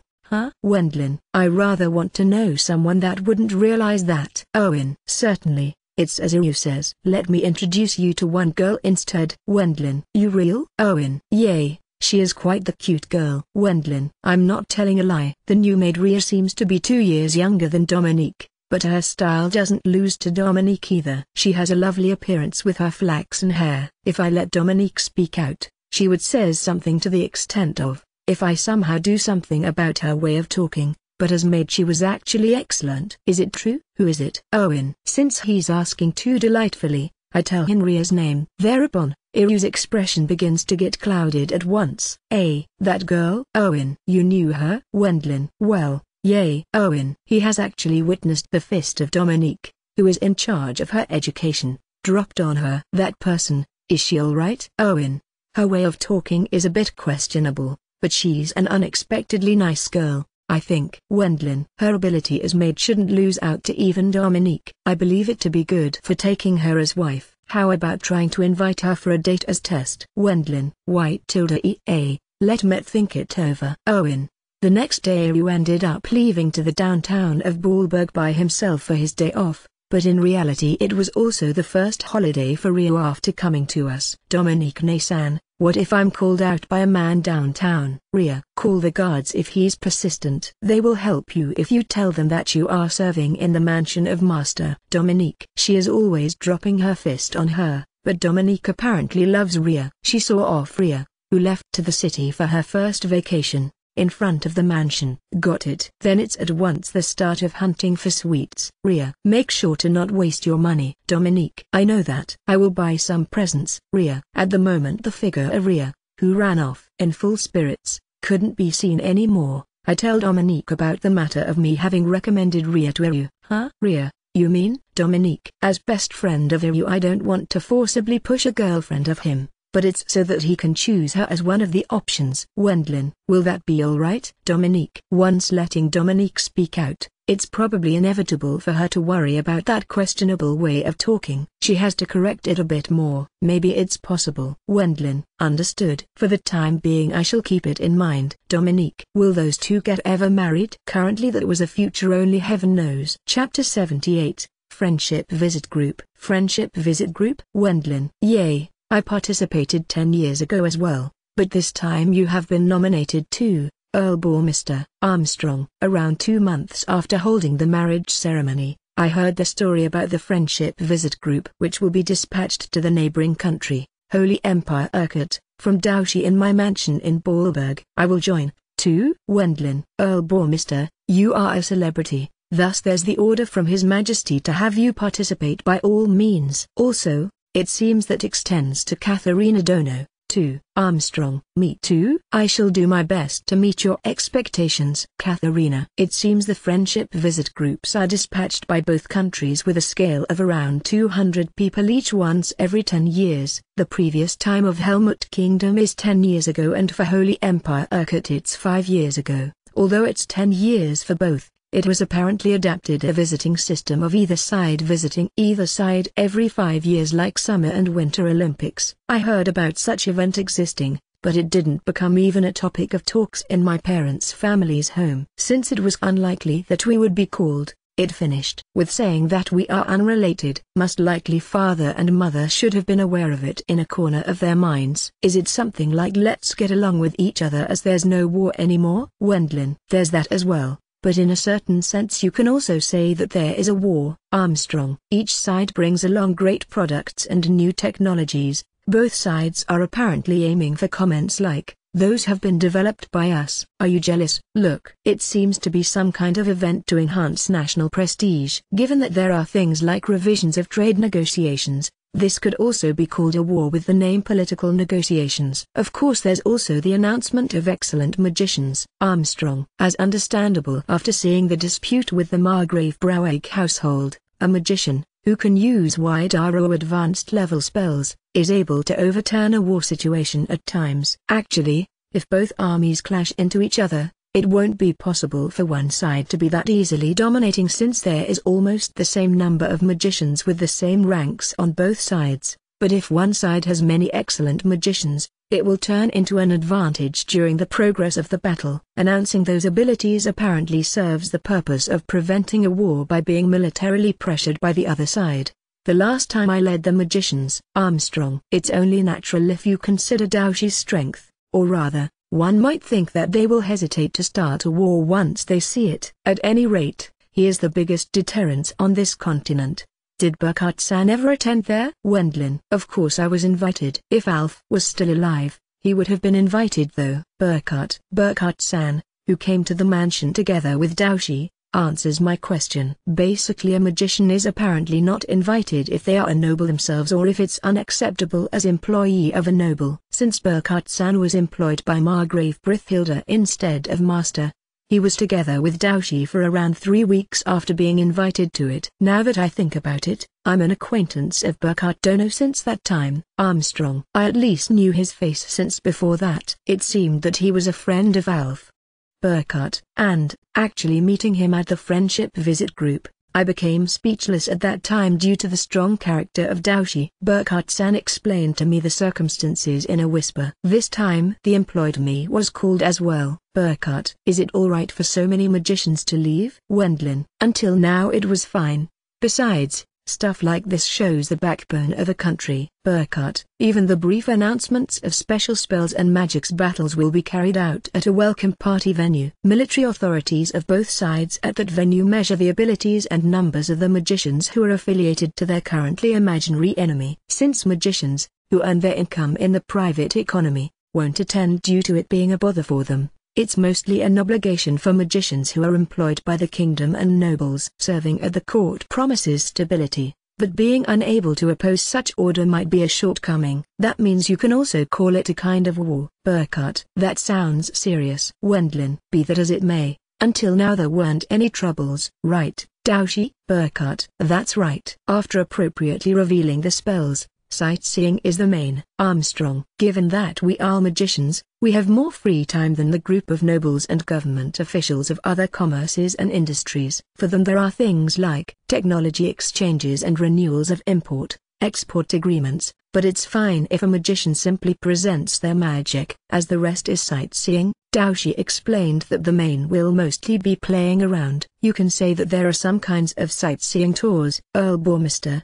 it's fine for you to go with the feeling of going on a trip while taking your wives along. Armstrong. Is it alright to take the family along? Wendlin. If you are a noble, there's absolutely no problem. Armstrong. Although there will be around 200 members in the entourage, the participating numbers will increase because everyone takes their subordinates, secretaries and guards along. Especially the important nobles increase the numbers since they take even their wives and retainers along. Anticipating that, there will be 2 large magic airships chartered. Thus there's no problem. Armstrong. As it's a national event, they won't make an oversight in such matters. It was decided that the Friendship Visit Group will be transported by mobilizing reserve magic airships. Just right for the honeymoon, isn't it? Everyone thinks that as well, right? Wendlin. True. A travel to Holy Empire Urquhart is a precious occasion. Elise, who poured mate tea in everyone's empty teacups, replies to my question. There's also the matter of it still being a ceasefire. The personnel from both sides isn't allowed to leave either capital city,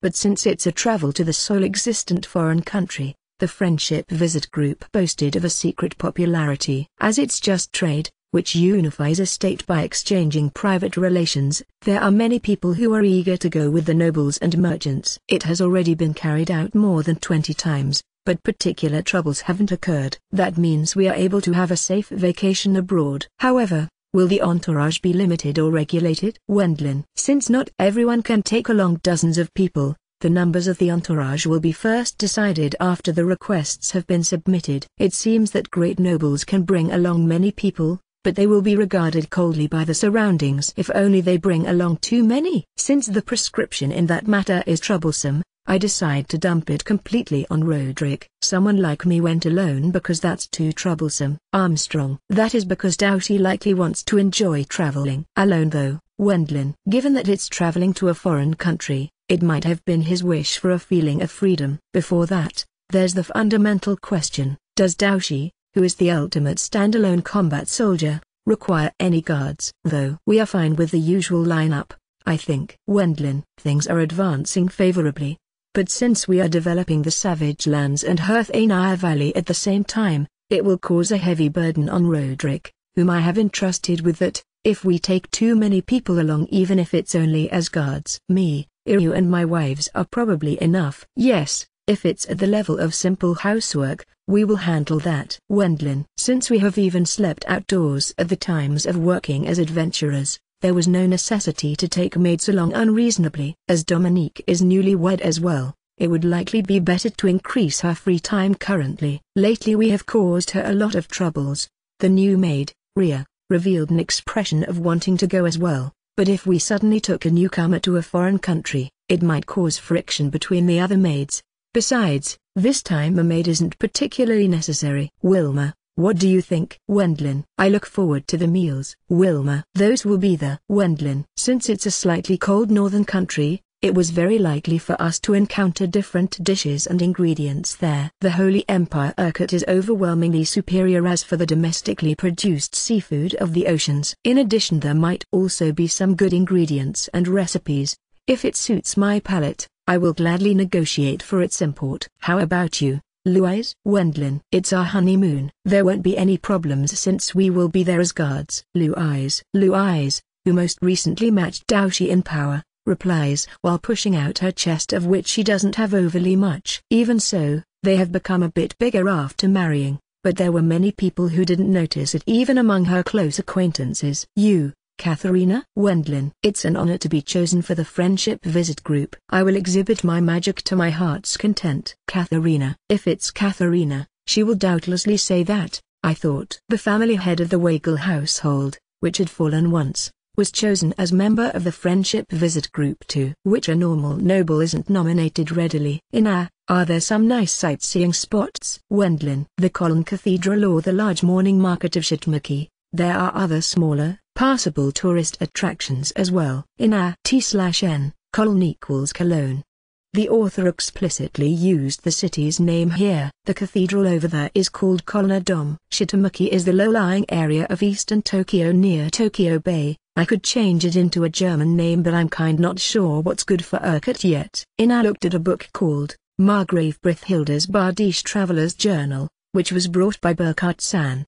Having been chosen as member of the previous friendship visit group, Margrave Brithhilda collected his observed information in a private book. The contents have turned into a sightseeing guide which was made quite well. Margrave Brithhilda seems to be a person of the literal arts after all. I'm looking forward to it. Yay. Hey, this is more or less my job. However, it was unusual for Burkhardt-san to only talk seriously, but he will carry out the necessary public works and serious arrangements together with Roderick, since there are matters to handle during my absence as well. Especially the road improvement and mining help in Herthaenia Valley is a hard struggle. Even this is for an enjoyable honeymoon abroad. It was decided that the participants will only be the usual members. The matters regarding ourselves can be handled by us. It's also wrong to increase the numbers excessively, since it has been decided how many can board the ships. As we have a shortage of labor, I wanted to avoid taking even a single guard if possible. If there's a you,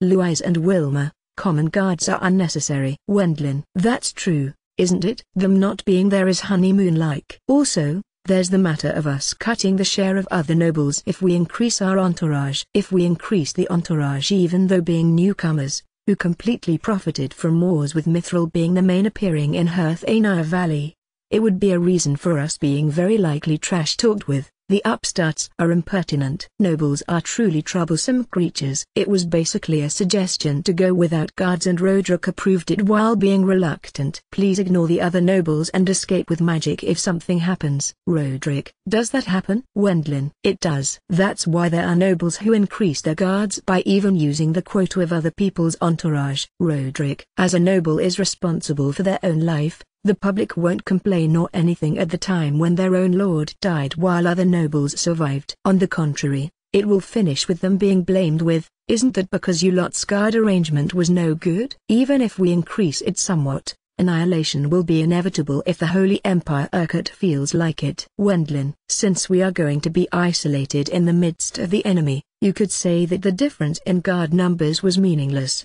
Besides, so far troubles haven't occurred even once. Even so, high-ranking nobles, who have a history, try to increase their attendance because of their pride. Well, neither Lord Sama nor Katharina Sama need that, but, Roderick, we are participating in the name of His Majesty. It can't be expected that Holy Empire Urquhart's side doesn't know of the achievements I have obtained until now. If the people themselves come, the other side might selfishly kick up a fuss, Roderick explained. Such a thing. That means something might happen in worst case, right? Wendlin. To the bitter end it's in worst case. Both countries are profiting from the ceasefire except a part of the authorities. Roderick. No matter which world, there exist people who try to gain profits from war. Except for such people, the current state of ceasefire is desirable for the majority. By possessing occupied territories crossing over the gigantic crevice, the costs for defense will become too expensive. As it's indispensable to urgently transport soldiers if something happens, they would have to be able to always move large magic airships. Even for Holy Empire Urquhart, having lost the southern territories, which were across the gigantic crevice, was good in regards to benefits. However, since it was a defeat, It looks like there's a fixed number of emotional expedition advocates among a part of the military authorities. After all, there are such people in our country as well, right? Such groups are in any country. They are also among the nobles possessing territories in the north, and even among the troops of the central government. They don't have the influence to decide a dispatch of troops by the kingdom, but no matter which world, such extremists aren't rare. We, who considered that there's no other way even if we worry about it, began to prepare for our departure in a hurry.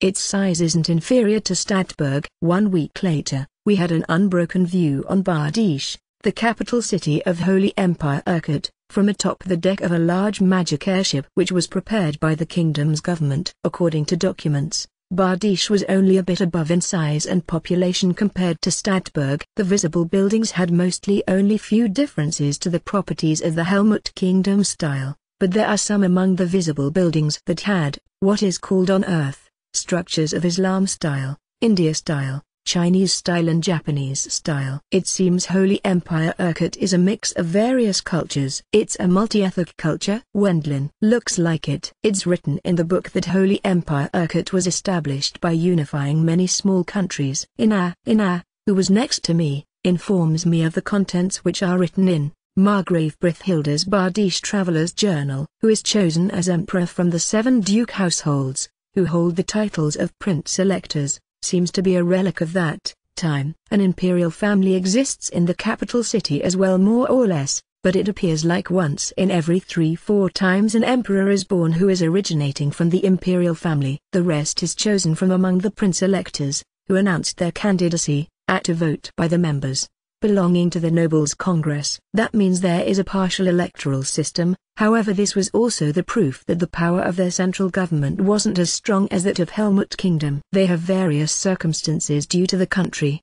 Well, I don't care, as I have my hands full with the matters concerning my own territory. Wendlin. Right after that, the large magic airships arrived at a port which is located in the outskirts of Bardiche. Once we disembark the ship, we receive a welcome from Holy Empire Urquhart. A military band performs the national anthem of Helmut Kingdom and many nobles express welcoming words one after the other. This part doesn't seem to be overly different from the nations on Earth. It looks like the magicians have been strengthened this time. Armstrong Daoshi Dono?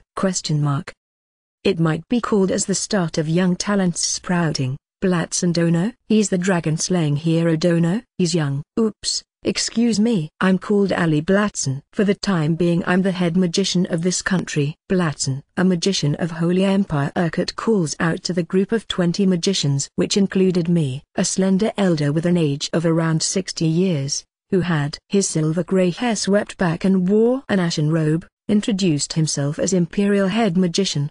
His amount of mana is probably slightly above Burkhardson's. Going by the visible impression, he looks like he possesses quite the ability. He is likely the same type of a skillful and clever magician like Burkhardson. However, isn't there too many magicians? Blatson's line of sight turned towards my wives who are with me, as my wives' mana increased after they did it with me. There were actually magicians among those traveling on the magic airship who were annoying. Who knows? Why is that so? I want to know that as well. We had a normal vessel matching though. Wendlin. I deceived them by saying that, but they gained mana to the degree of Elise being in the middle of advanced level, Katharina approaching close to Daoshi in mana capacity, even Louise being mostly equal to Burkhardson and In, as well as Wilma having risen to intermediate level. That mystery was very interesting for the magicians, but we swindled them by deliberately giving them the slip. They are unable to do something like forcibly examine us anyway. I will definitely take it with me to my grave. Wendlin. That's because the majority of the attending magicians is male. I don't want to have something like anal sex with them either. There's also the aspect of it being a bad joke if there was no effect after doing it by force. Besides, there's the issue that it's treated as heresy by the church. Once I secretly discussed this matter with Cardinal Hohenheim, I received the appreciated advice: evade it adequately. Also, make sure to be careful of women. As he's also the grandfather of Elise, a situation appearing where I have no choice but to make a move on women indiscriminately is likely not desirable for him. He declared that he will take it with him to his grave as well. As a matter of fact, my wives have blended in as well. They are no official group members though. Wendlin. Now that you mention it, Saint Dono and Storm Dono are your esteemed wives, aren't they? Blatzen. After all, though they are in the Empire, they do at least research the information of famous magicians in advance. I have practically become the person in charge of stuff like following up during your stay and welcoming new magicians. Blatzen. The busy group members related to trade as well as exchange of technology and culture are handled by nobles and specialized government officials. As time seemed precious for them, they started to move right away. We have free time except for tomorrow's unveiling of magic. There's no necessity to hurry that much. Blatzen, won't you announce me soon as well? T/N, she uses an archaic way of expressing herself. Will try to express it somewhat with my poor English skills. Excuse me for this, 3-Sama. Blatzen. I cannot use magic, but I'm the chief executive even though just a figurehead. I welcome your tarriance from the bottom of mine own heart. 3s. The woman, who showed up from behind Blatzen-san, was a person where everyone could immediately see that she has a high-class social standing. There was the manner of her speech itself, and her attire and appearance give that impression as well. With a height of around 170 centimeters, she is a characteristically sensual beauty with a dark brown, smooth skin, which I never saw in Helmut Kingdom, and she seems to be from Holy Empire Urquhart, which is a multiracial nation. Having her dark blonde hair extend down to her shoulders, her breasts don't lose to those of Elise. From my point of view, who was painted by lust for a long time after marrying, she was an attractive beauty that makes me think about something indiscreet like, I absolutely want her to be my partner at least once. My name is Duchess Therese Sigrid von Philipp. I'm quaint much a Prince-Elector, but I have no heed in becoming the Emperor. 3s. A female family head. Wendlin. Right. She has been recognized by our state. Blatzen. In Holy Empire Urquhart, female emperors and noble family heads were allowed. This is a fact which is also stated in Margrave Brithhilda's Bardiche Traveller's Journal, brought along by Ina. Such difference in culture is for sure enjoyable for a friendship tarriance, right? Or does your taste not permit such custom, Earl bore Mr. Dono? 3s. No, there is no such thing. Wendlin. Even at the trading company I worked at in my previous life, there were plenty of female employees. Or rather, something like distinction by gender is irrelevant. In short, there's no problem if she's suitable as family head. A simple concept, it's fine as long as a magician can use magic. Blatzen. You mean, it's fine as long a feudal lord can govern their territory? Wendlin. It has no relation to gender and age, right? Blatzen. That's true as well. Well then, thus it means I became the one in charge here. But 3s. It seems that only Duchess Philip is a female family head among the Prince-Electors. If she's in charge of our country's group members, which mostly consist of other men, it might cause an unexpected friction. Considering it like that, Blatzen was sent around to be in charge of us. It doesn't make any sense if a magician can't use any magic. There is no distinction between women or men in that regard. Blatzen. That is so. 3s. It is said that there are few magicians who discriminate by gender instinctively. However, that's not the case if they were born with an upper pedigree. As a matter of fact, there are many men who are employed by the kingdom as magicians. The majority of the magicians in this time's friendship visit group were men. Actually, since women are well attuned to their honest interests, there's also the other reason that many of them are going ahead with the adventurer occupation, where they can earn money, rather than being employed, which only guarantees them a salary and social standing. Many of the female adventurers took the choice of working at a scale they are capable of while rearing children after earning as much money as possible until they marry. Even if we simply talk in this place, it's a waste of time. Since I shall lead you to your lodging house, I want to invite you to a luncheon meeting after resting for a dram while. 3s. Following her guidance, we travel by carriage to a guest house close to the Imperial Palace, which is located in the center of Bardiche, but for some reason she boarded the same carriage as us. Is there no problem with you not being on the carriage with Daoshi and Burkhardt-san? Wendlin. Those elder gentlemen are unavoidably probing each other's minds and getting excited in reminiscent discourse. A youth is better situated among fellow youths, right? 3s. She speaks her mind without holding back anything. Blue Eyes leaked her true opinion in a whisper due to Duchess Philip saying too much. Those two did participate last time.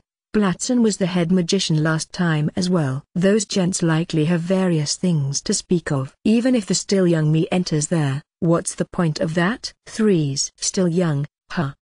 Wendlin. I won't ask as it's bad manners to inquire about a woman's age, but I wonder how old she might be. She looks like at least 20, but in that case it will be weird for her to know about the circumstances of the previous friendship visit group. I did succeed the Duke Philip household at the mere age of 10 back then as well. I was just a figurehead as child, but I fulfilled this role the last time, too. Threes. Due to the sudden death of her father, it was the time when she, who is an only daughter, just finished succeeding the Duke Philip household. Really? Wendlin. Otherwise it's not that easy to become a duchess no matter how much one is recognized as family head. Threes. In the end even Holy Empire Urquhart seems to prefer male succession. Female succession being approved appears to be based on the way of thinking that the blood will weaken if it's left to adopted children or those adopted into the family of one's bride. There seem to be some exceptions because of several other households, but that's about it. As for the detailed circumstances, Sama explained. Asking a person I met for the first time is something even I won't do as they will think badly of me. However, the Daoshi is irrevocably the same as ever. Well, he is that sort of person after all. Wendlin. Everyone's feelings matched for the first time in regards to that topic. That gentleman hasn't changed from 10 years ago at all. Moreover, even his appearance is mostly the same. Apparently, as muscled Aruma since the old times, I could imagine that he had an appearance that makes even Yakuza run away. We shall arrive soon. The carriage arrives at the guest house. The greeting employees and butlers guide us to our respective rooms. Since I was an earl, I was led to a quite spacious, luxurious room. However, the single matter that catches my eye is the point of everyone being given a private room, albeit Elise's group is next to each other. If it's married couples, won't they get the same room, I wonder? Wendlin. Please, do not mind it and consider that point as expression of our welcome. Once we rested for a bit after placing our luggage in the rooms, Duchess Philip herself picked us up telling us that the luncheon meeting is beginning. That's an honor, but personally by you, Duchess Philip-sama. Wendlin. I have a paramount interest in you. I'm more or less a woman who did miss her chance to get married. But aren't you glad that I keep you company without being that hard-hearted? No. Aren't you beautiful, Duchess Philip-sama? Wendlin. I'm jolly happy to be told that by you. Well, then shall we go? Huh? Wendlin. No sooner than saying that, she starts to head towards the dining hall while pulling my hand. Of course, since that's not an action normally done by a duchess, Elise and the others became speechless as well. Oh, yes. It is fine for you to address me as threes. That is, as expected. Wendlin. Do not mind. It's a wish of mine who possesses the authority to succeed His Majesty the Emperor as Princess Elector. There are no boorish people, who shall publicly criticize it, in either country. And there's no merit in minding something like malicious prattle. She, who is amiable if compared to her usual social standing, coerces me into calling her by her name by mentioning her social rank as Princess Elector at a time like this. Without a doubt she should be a capable person as member of the imperial family and as noble, to whom someone like me is no match. Understood. Sama. Wendlin. There's no particular need for the Sama though. Well, there are the eyes of the public, thus it can't be helped, I guess. It seems I'm liked very much by this female Duchess Sama. Even in the seating order. At the luncheon meeting I was sitting next to Sama, who is located at what is called the birthday seat as organizer. Daoshi sits next to her on the opposite side and Burkhartson apparently next to him. Is that okay for me to be in this seat? Wendlin. It's not weird if one considers your rank, Wendlin Sama. Elise, who sits in the seat next to me on the opposite side of Sama, tells me secretly. Among the magicians here I, as Earl, have a rank that comes next after Daoshi. Thus there's no problem even if I sit next to Sama like Daoshi. Daoshi is a Viscount, but he is in such seat in his standing as royal head magician, which seems to be even equal with the Duchess. My treatment is also that of a distinguished healing magician in the church. Elise. There's that as well. It means that she is next to me even though she isn't an official member of the friendship visit group. Katharina was sitting next to her. It was because she holds a peerage, albeit it has an honorary attached to it. Well then, shall we have a toast? Praying for the eternal friendship between both countries. Cheers. Cheers. After having a toast upon Sama's instruction, the rest was spending time eating while chatting. The menu was a full course which used fish. This should come from the northern territories which are abundant in seafood. Mine own Philip Principality is located in the north, thus it's notorious for its dishes which use fish from the northern seas. 3s. Because they are used to eating fish. The transport and processing of it is perfect as well. It was delicious without any fish smell at all. Was I able to please you, Earl Bourmister? 3s. Yes, I like fish after all. Wendlin. Since I deliberately go to the extent of importing it by paying a high amount of money, that point was nothing but the deed of a Japanese himself. That is most wondrous. However, Daoshi, you don't change. 3s. I have a still immature body, thus something like being beyond my prime doesn't apply. Armstrong. Usually he was like that, but as expected of the family head of an appointed Viscount household. While eating the food with perfect table manners, he talked with 3s-sama. 3s-sama, you became beautiful. Burkhart. Burkhart, do you intend to court me, as ever of the newly-wed you? 3s. No, not at all. Such an outrageous thing. Burkhart. If I compare it to the shocking metamorphosis called getting married, Burkhart, mine own growth into adulthood is like a providence. 3s. You are the same as ever. 3s-sama. Burkhart, even though it's after 10 years, those three are chatting quite intimately. I wonder if there was some profoundly memorable incident between them. 10 years ago I was a child. Since I had free time except for the official welcoming event, I had those two play with me. 3s. Having those two service guards, 3s-sama took them along to tourist attractions she couldn't go to usually. We did quite the absurd things. 3s. Let me tell you, but I prevented it in the beginning. Burkhart. Somehow I can imagine it. Wendlin. Being in high spirits due to such playing around is clearly Daoshi's category. Since Burkhart-san couldn't stop him, I believe it was the truth that he was attached as guard to her to at least try guarantee her safety if possible. Thanks to that, I was able to go out playing safely. It's truly the grace of magicians. By the way, is it fine for me to ask one thing? 3s. What is it? I have heard that Burkhart is likely the most well-informed about magic among this group, but something strange took place before. 3s. That was during the time when 3s-sama set out to her inspection of the territory as usual. For several years the seafood of the north enjoys a most wondrous popularity in the whole nation here. 3s. Due to the popularization of methods to preserve its freshness, the transportation efficiency has increased as well. The business has gained in quantity including bardiche, too. The export is satisfactory, too. But, if you simply take away, the hauls shall end up decreasing. 3s.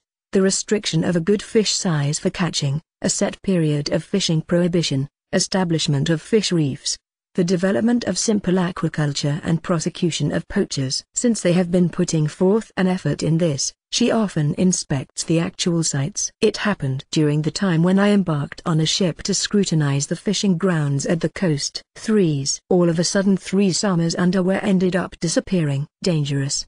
Wendlin. It is not a problem of me having forgotten that I took them off. I dare say I'm not yet at the age where I start to get senile either. 3s. Strange things do happen. Wendlin. It was perfectly the case of a mysterious underwear which was summoned by the summoning magic square which I experimented with at the Sorcery Guild. If I remember correctly, Mr. Beckenbayer should have testified that underwear is property of the Duke Philip household by their drawn family crest as it was a high-class item which was custom-ordered. Once I sent a look in Burkhart-san's direction, he revealed an expression of, as I thought, for just an instant and reset it right away in a hurry. However, among the members of the Friendship Visit group there are also those affiliated to the Sorcery Guild. They, who aren't accustomed to critical situations like Burkhart-san, remembered that matter and their expressions became hectic. Don't get agitated. It will likely get exposed. Wendlin. Unable to complain to them by any means, I was frantic to keep my own serenity. By no means I had a substitute underwear on top of the ship. The cool tingle of the passing wind was unbearable during the return. What do you think, Burkhart? 3s. It was some transfer or summoning magic, I guess. Burkhart. Given that there's the possibility of him being doubted if he said, I don't know at all, Burkhart-san replied in an obscure manner while on purpose providing the true answer. After all, Blatzen has said so as well. However, there are some mysterious happenings for sure. 3s. It's truly strange. Wendlin. True, it's as you say, Earl-sama, Burkhardt-san and me converse in an unnatural manner. The luncheon ended somehow without the matter being further pursued, but it might have been exposed due to those agitated members of the Sorcery Guild. If I consider it like this, I become uneasy how things will develop from now on. The underwear from that time, once I returned to my room, and Louise, who are aware of the circumstances after having listened to the story from their seats at the edge, waited for me. The who had her wearing panties with rabbit embroidery, as backprint exposed because of my previous summoning magic, showed a bitter expression. By the way, it's this. Wendlin, it's fine even if you don't actually take them out. Louise, who had her wearing a black adult bra despite her very small breasts exposed similarly, criticizes me for taking out the underwear from my magic bag. Earl-sama, put away those dangerous stolen goods. Burkhardt, Roger. Wendlin. After I put away the violet underwear into the magic bag once again upon Burkhardt-san's instruction, the four of us bring our faces close to each other and begin a secret talk. It's for the sake of deciding what to do from now on if the matter was pursued by Threesama. Anyway, there's no other choice but to cut through by playing dumb. Even the proving underwear can only be taken out by Earl-sama. There won't be no problem if they aren't discovered until we return. Burkhardt-san, didn't you notice it at that time? Wendlin. No matter how much it has the family crest of the Duke Philip household, just how many women do you think are part of that household? Burkhardt. That's also true. Wendlin. Since such underwear is worn by terribly old nobles, I was assaulted by the nonsensical feeling of relief that it was great for them being something belonging to Threesama in fact. Or rather, in my memories Threesama was a child. Her image wouldn't pop up, even if I saw such underwear. Burkhardt. Certainly. Wendlin. A 10-year-old child wearing violet underwear would be problematic. Since Threesama wouldn't stay a child forever, that part was likely a lack of Burkhardt-san's imagination. We have been suspected because of the idiots from the Sorcery Guild, but there's no evidence. No matter what, we will feign ignorance. Burkhardt. It's a serious secret talk, but the contents are stupid. Louise you can. Everyone knows about that. Burkhardt. As it's also possible that we will be suspected if it takes too long, we finish the secret talk with this. The magic presentation is tomorrow morning. As it's tomorrow planned to have a welcome banquet sponsored by the Imperial Palace, today became free time until sleep. Accordingly I decided to dress stylishly for the Bardiche sightseeing while taking Elise and the others along. What did you talk about after gathering? Katharina. It was a trifling talk about tourist attractions. Wendlin. Although it was nasty towards Katharina, it's difficult to leak it if there's only few people who know a secret. Therefore it was a secret between only the four of us who knew of the incident at the Sorcery Guild. Let's go sightseeing. Wendlin. That's right. I look forward to it. Katharina. Vulsama. My stomach is empty. Wilma-san. Didn't you eat that much not long ago? Katharina. Once my mana capacity increased, my eating gained in quantity a little and I end up losing weight right away if I don't eat anything. Wilma. How enviable. Katharina. Because of her usage of the increased mana, Wilma ended up having a constitution that needs more calories than before. In exchange she reached the point of retaining a combat ability that can even rival Louise in ground battle. Katharina. You aren't particularly fat, right? Wendlin. A slight negligence always gives birth to regret afterwards. Katharina. Always saying that. Katharina strives at doing small diets, but it didn't seem like those had much of an effect. Maybe it's because she's only picking chocolate for snacking. Won't you burn calories if you use mana? Wendlin. Excluding a part of exceptions, that it was the cause of magicians not being fat. My waist has to become a little more slim. Katharina. Is that so? Wendlin-san. Katharina. Currently I'm touching Katharina's waist with both hands, but it appears plenty slender to me. Katharina, who had her waist touched all of a sudden, raised her voice which was mixed with surprise and protest. It's fine, isn't it? I just wanted to touch it. Wendlin. I don't particularly mind you touching it, but tell me in advance. Katharina. After all she was apparently weak to such spontaneous act. Wendlin-sama, you will end up surprising Katharina-san if you do it all of a sudden. Apart from that, let's depart quickly. Elise. That's true as well. Well then, where shall we go? Wendlin. With Elise actively leading me by the hand, which is unusual, We leave the guest house and move to downtown. It looks like she was slightly jealous of 3-Sama's proactive action before. Shall we first go to the renowned gelato shop in this neighborhood? Elise. Yes. Wendlin. The two of us headed towards the shop, which was recorded in the book, while holding hands, but suddenly our route is blocked by two people. Once I look again, it was Daoshi and 3-Sama in a one-piece appearance just as it's worn by merchant daughters. Uncle Sama. Elise. 3-Sama was fulfilling her desire of having a stroll in the city after a long time. Armstrong. Different from usual, Daoshi's words are weak and his eyes are swimming too. He doesn't want to obstruct the honeymoon of his niece, but he is unable to decline 3-Sama's wish. I have a feeling that Daoshi could have easily rejected it if it's him, but from his point of view, who was always the one who accompanied His Majesty on his incognito outings in his early days, he is probably unable to refuse the wish of 3-Sama, who is usually a caged bird of the same degree. Contrary to his appearance, Daoshi is actually kind to women and children. There's still plenty of time. Wendlin. Got it. Elise. Since the trip of the friendship visit group had lots of time for playing anyway, I persuaded Elise that it couldn't be helped at least for today, and we decided to accompany the two on their sightseeing. I'm sorry, even though you are newlywed. If there isn't such fortuity, something like freely leaving to play in the city won't come true for me.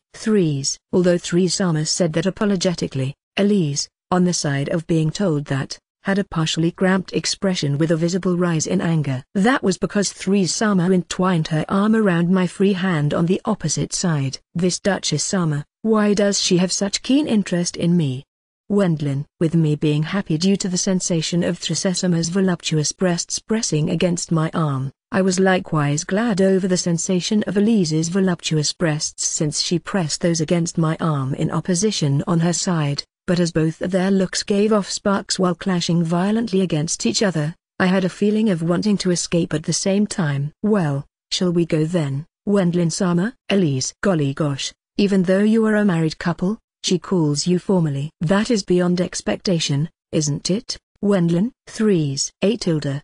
Wendlin. For some reason 3-Sama changed her way of calling me from Earl Bormister to Wendlin. I was simply flustered by the sudden situation. But Elise's side raised a signal of counterattack as well. 3-Sama, I believe you must not call a noble of a foreign country by their name carelessly, even if I know is of lower rank. Don't you think so, too, dear Elise? It looks like Elise has decided to call me dear from this moment on. It seems like I have no say in this, but I think it's better than the previous, formal Wendlin-sama. Well, then shall we go? Armstrong. Daoshi. A part of this is your responsibility as well. Wendlin. Sorry, I'd like you to endure for just today.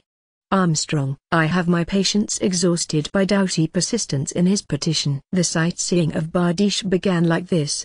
However, the group was already split into two. Elise and 3-Sama, who are linked with my arms, and Daoshi, who joined as support. The rest is Ina-chan. This orange gelato is delicious. Blue eyes. The caramel one is tasty. 2. Ina. I'd like another one. Wilma. How enviable to not gain weight even if you eat. Katharina. Gelato, huh? Will it be possible to use it as souvenir for my wife if I put it into my magic bag? Burkhart. Burkhart-san, she's already dominating you. Owen. I don't wanna be told that by you, Iria boy, who hasn't even married yet. Burkhart. My fated person has shown up. Beautiful Anisan, an apple-flavored gelato for me. Owen. My other 4 wives, who excused themselves from getting involved, and Iryu as well as Burkhart-san slipped out of my field of vision and enjoyed a simple sightseeing. Their splendid ability of throwing me to the wolves is the reason why they are first-class adventurers after all. Wendlin. This one's strawberry flavor is jolly tasty as well. Want to try? Here,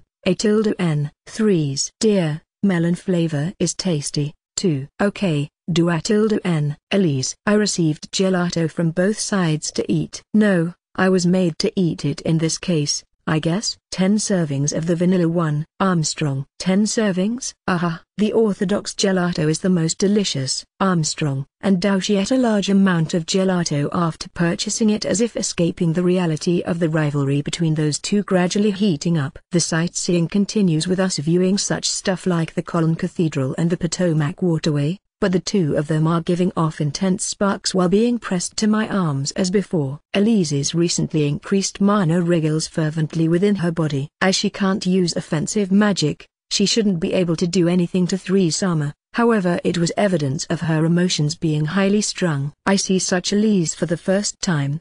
Wendlin. On the other side, 3-Sama also corresponds with a difficult aura that qualifies as antagonistic towards Elise. Maybe there are many people who are passionate among the people who have say at the end of their names. Since she is a daughter of a household that might become the emperor, her aura, that subdues the common people, isn't half-baked at all. It was an atmosphere, or rather dignity of a ruler. I, who is originally a commoner, can't emit no matter what. Oh, yes. Shan't we go shopping? 3's shopping? Wendlin. That's right. Mine own favorite lingerie shop is close by. There's also the underwear which did vanish all of a sudden. I'm slightly anxious about the amount in mine own collection. 3's. Really? Wendlin. It seems 3-Sama has suspicions about me. Being told to accompany her for buying underwear can be even called blunt probing. To the bitter end, calmly. Elise. Do you want to buy something as well? Wendlin. Let's see if there's something nice. Elise. Going to buy the underwear of 3-Sama,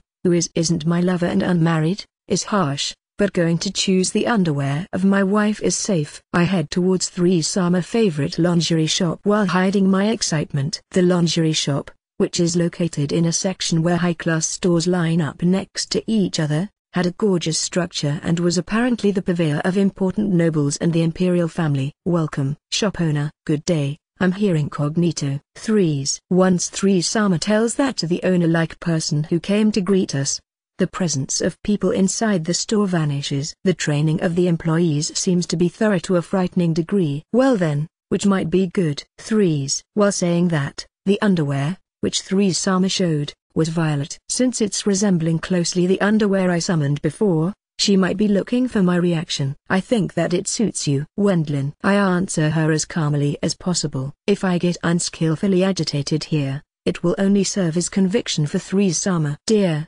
could you have a look since I'm trying on some underwear? Elise. Wife don't know, although I have asked first. 3's. 3-Sama. You are still unmarried. It's wrong for you to show your skin to a man who isn't your husband or your fiancé. Elise. She isn't wrong, but it's obviously to provoke 3-Sama. Sparks fly between both of them. Once I survey the vicinity looking for help, Iryu and Burkhardt-san devoted themselves to their roles as security guards outside the shop. If I remember correctly, it's difficult for men to enter a lingerie shop. Which reminds me, where's Daoshi? Wendlin. As for Daoshi, he vanished before I noticed. He likely escaped before entering a lingerie shop as his self-defense instinct kicked in. Daoshi, the one who brought this person along is you, but... Hey, Wendlin. At the end I sent a look at In and the others, entrusting them with a gleam of hope.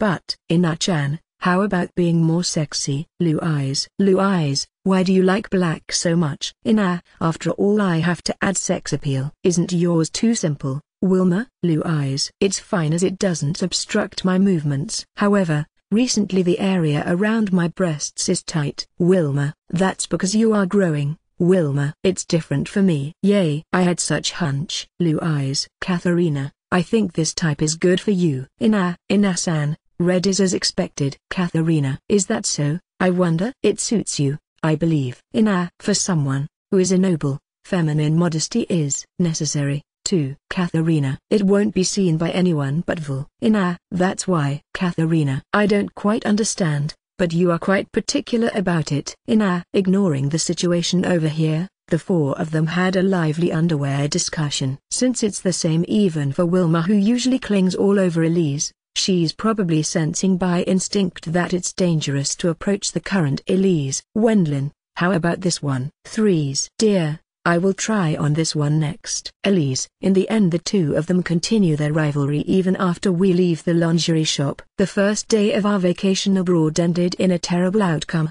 You are cruel, you too. Wendlin. I complained to Daoshi and Burkhardt-san after dinner, but they dodged it skillfully even while saying sorry. 3-Sama suffers hardships as Prince-Elector usually. Armstrong. Is this also their desire to protect the cute little girl with whom they played 10 years ago? I have a feeling like those two are easy going towards 3-Sama. Even if she was a cute little girl 10 years ago, She has now notable characteristics which are plainly alluring as a woman, but Wendlin, as expected, it might be impossible. 3 Sama thinks that we are just mocking her. Burkhart. Something like normal love isn't allowed for her who was inaugurated as family head of a duke household in order to preserve the family line. It's necessary for her to take in a husband for the sake of bearing a child, but the selection seems to take enormous labor and time. If she takes a groom imprudently, there will be chaos due to her getting involved with her husband's home. That's why she is single even at the age of 20 years. Burkhart. There's also the possibility of despotism by her maternal relatives. Because we have a somewhat sore sentiment due to that, we overlook things to a slight extent. Burkhart-san says. Can you also tell that to Elise? Wendlin. I will do my best. Burkhart.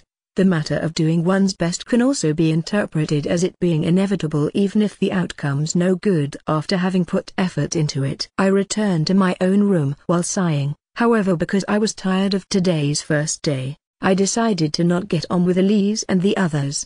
Besides, there's also the circumstance that this is someone else's house. There are many members of the friendship visit group who are enjoying sex with their lovers or wives without minding it. But since my route is that of a petty bourgeois, I refrained from that as I considered the maid who will make the beds the next day. There was also the view that I will be able to do it any time once we return home. I wonder whether 3 Sama will be prudent from tomorrow onwards.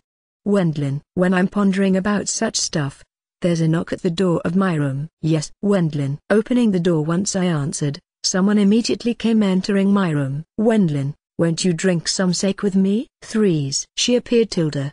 Wendlin. The one who entered my room was 3 Sama, who didn't restrain herself after all. She, who had a white silken nightgown wrapped around her, sits on top of the room's bed with a sake bottle in her hand. With her being apparently just out of the bath, her dark brown skin, which is visible from the collar of her nightgown, is sexy. She might be seducing me. 3 Sama. This isn't the behavior of an unmarried woman that I can praise overly much. Wendlin. I guess that's so if seen ordinarily.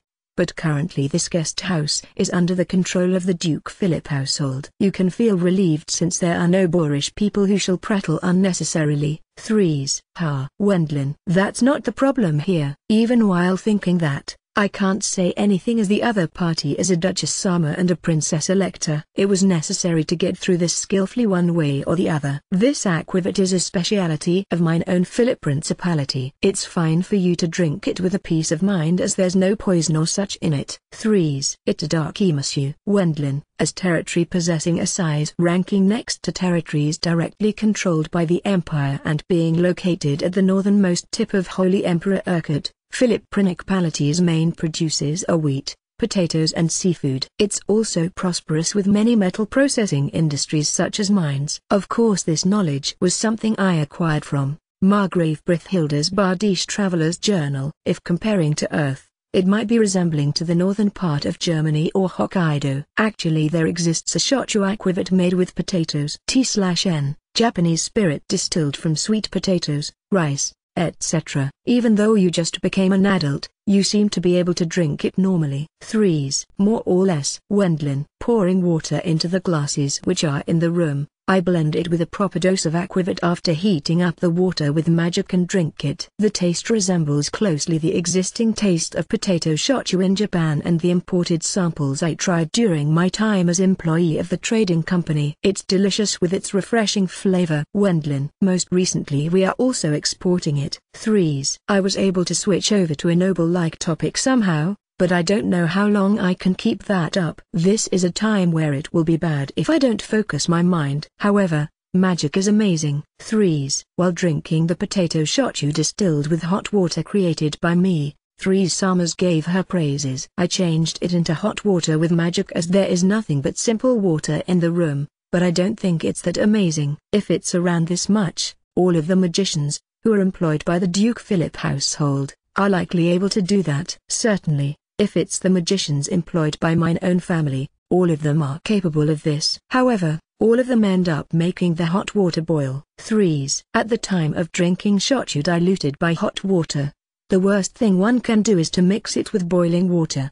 Having been told that the most suitable temperature is 75 degrees Celsius, I regulated the temperature with minute adjustments when I changed the water into hot water. If I'm unable to have that level of control, it's only natural to get scolded by Burkhardt. Next, the hot water was poured into the glass first. 3s. This is also something that will cause the mouth to get sour, I was told by a person from a Shocha brewery I asked in my time as trading company employee. Although it doesn't look very different, it's strange since it ends up this different in taste and fragrance. It seems to be piddling. However, there isn't anyone who knows that unexpectedly. 3s. I was taught that by Burkhardt-san. Wendlin. Of course that's a lie. But I decide to deceive her with that since I most certainly can't tell her that I was taught that in my previous life. That gentleman is a drinker, but there are also parts which seem agreeable if he can drink. 10 years ago he did pour the hot water afterwards, but that means he made some progress. 3s. That's bad. Wendlin. A great noble by birth seems to be in existence who won't have such negligence either. She remembers the detailed action of Burkhardt-san from her time of being 10 years old. That means you aren't a magic-only gentleman either, Wendlin. 3s. No, I'm magic-only. Wendlin. Considering that, the development of your territory seems to be advancing favorably. 3s. That's because my retainers are excellent. Wendlin. That is included in your achievement as well. That is the existence called noble. The result is everything. 3s. Even if the person himself is an utter fool, their evaluation will rise if the retainers they have entrusted it with are successful. In exchange, there are also situations where the retainers and their lord are criticized if the retainers have done something stupid, even if the lord is excellent. That's the creature called noble. 3-sama explained. I must say, Wendlin, you became a noble by completely using your own strength. You are different from me who had her future set after being born. I merely passed by being simply cunning. 3s. 3-sama. Wendlin. I have been told that I'm an only daughter,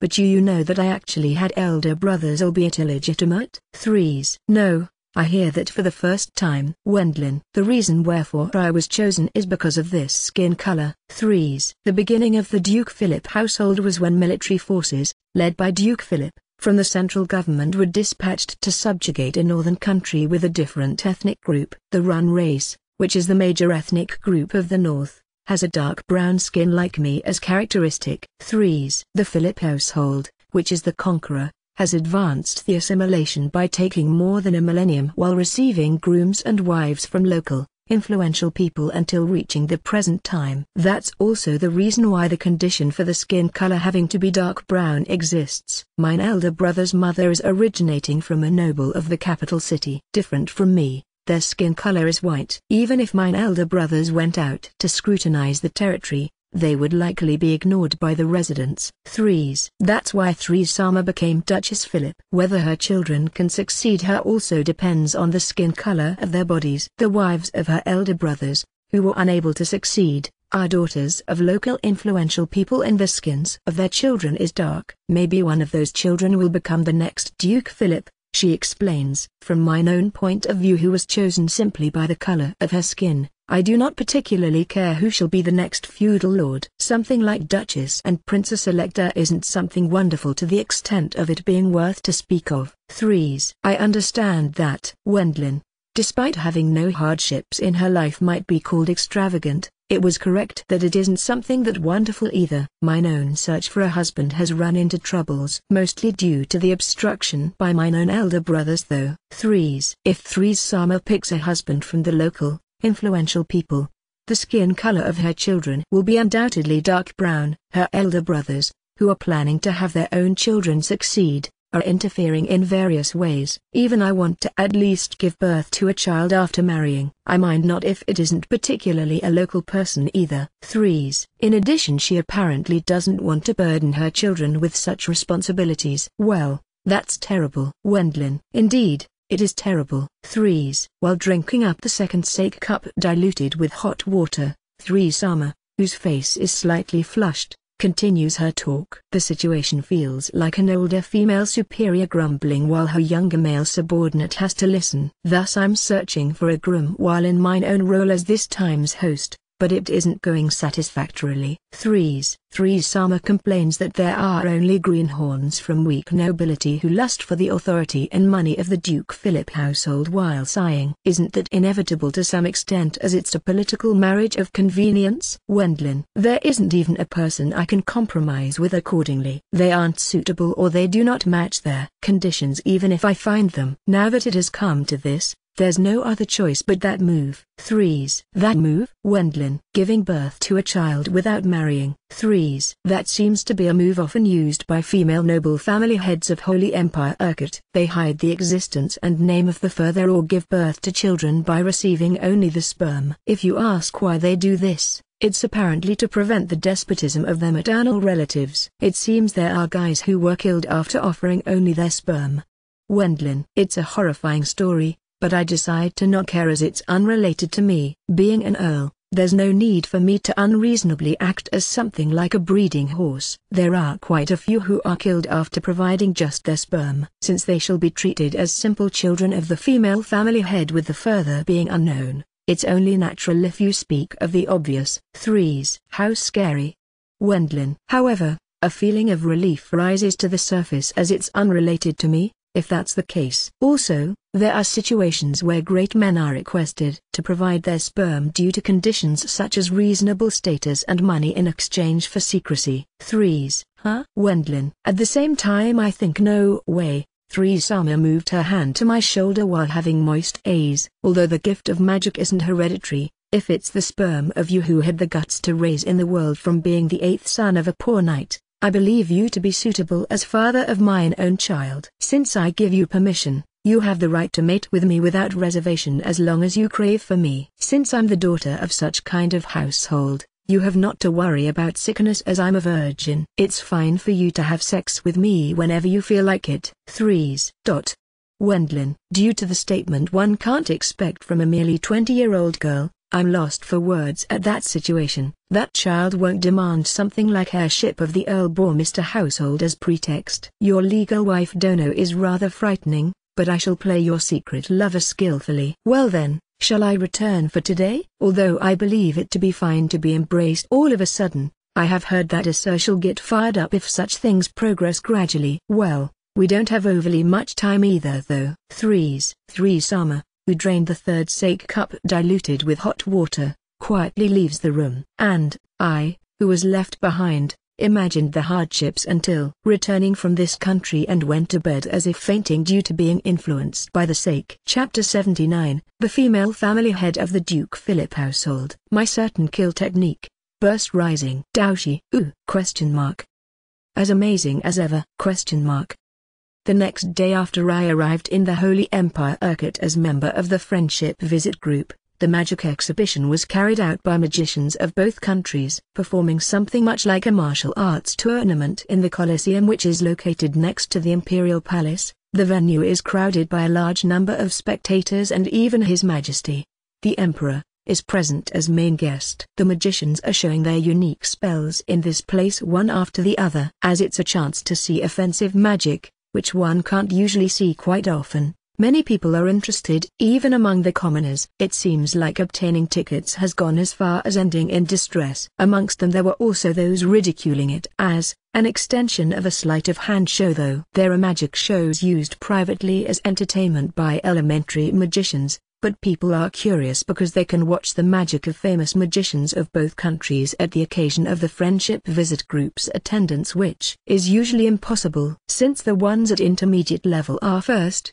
they burst stuff like huge rocks and set up targets with flashy attack spells. Judging by appearance, for it to not be in the form of duels was because neither side wants casualties amongst their precious magicians, even if it's just by chance. Going ahead with the magic exhibition, Doughty melted the entirety of a 10-meter high rock into magma with the fire pillar spell he used against Kurt.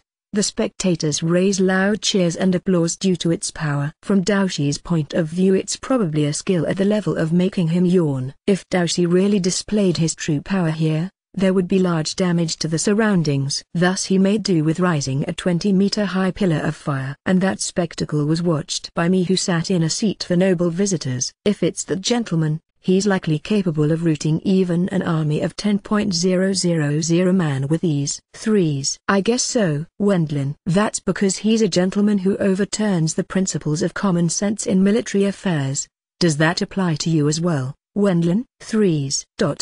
Wendlin. That troublemaking, sensual beauty, 3-sama, sat on the seat next to me. For some reason I'm liked by her, and I even have the permission to embrace her to my liking. Elise, who is sitting in the seat opposite of her due to being my first wife, seems to harbor a large sense of impending danger towards 3-sama. I still haven't told Elise about the matter of having received the right to have sex with 3-sama, but since Elise would be jealous all the more if I told her, my mind was filled with the worry whether I could pass this period safely somehow while at the same time keeping it a secret from Elise. If I make a child with 3-sama, the troublesome matters will just increase again.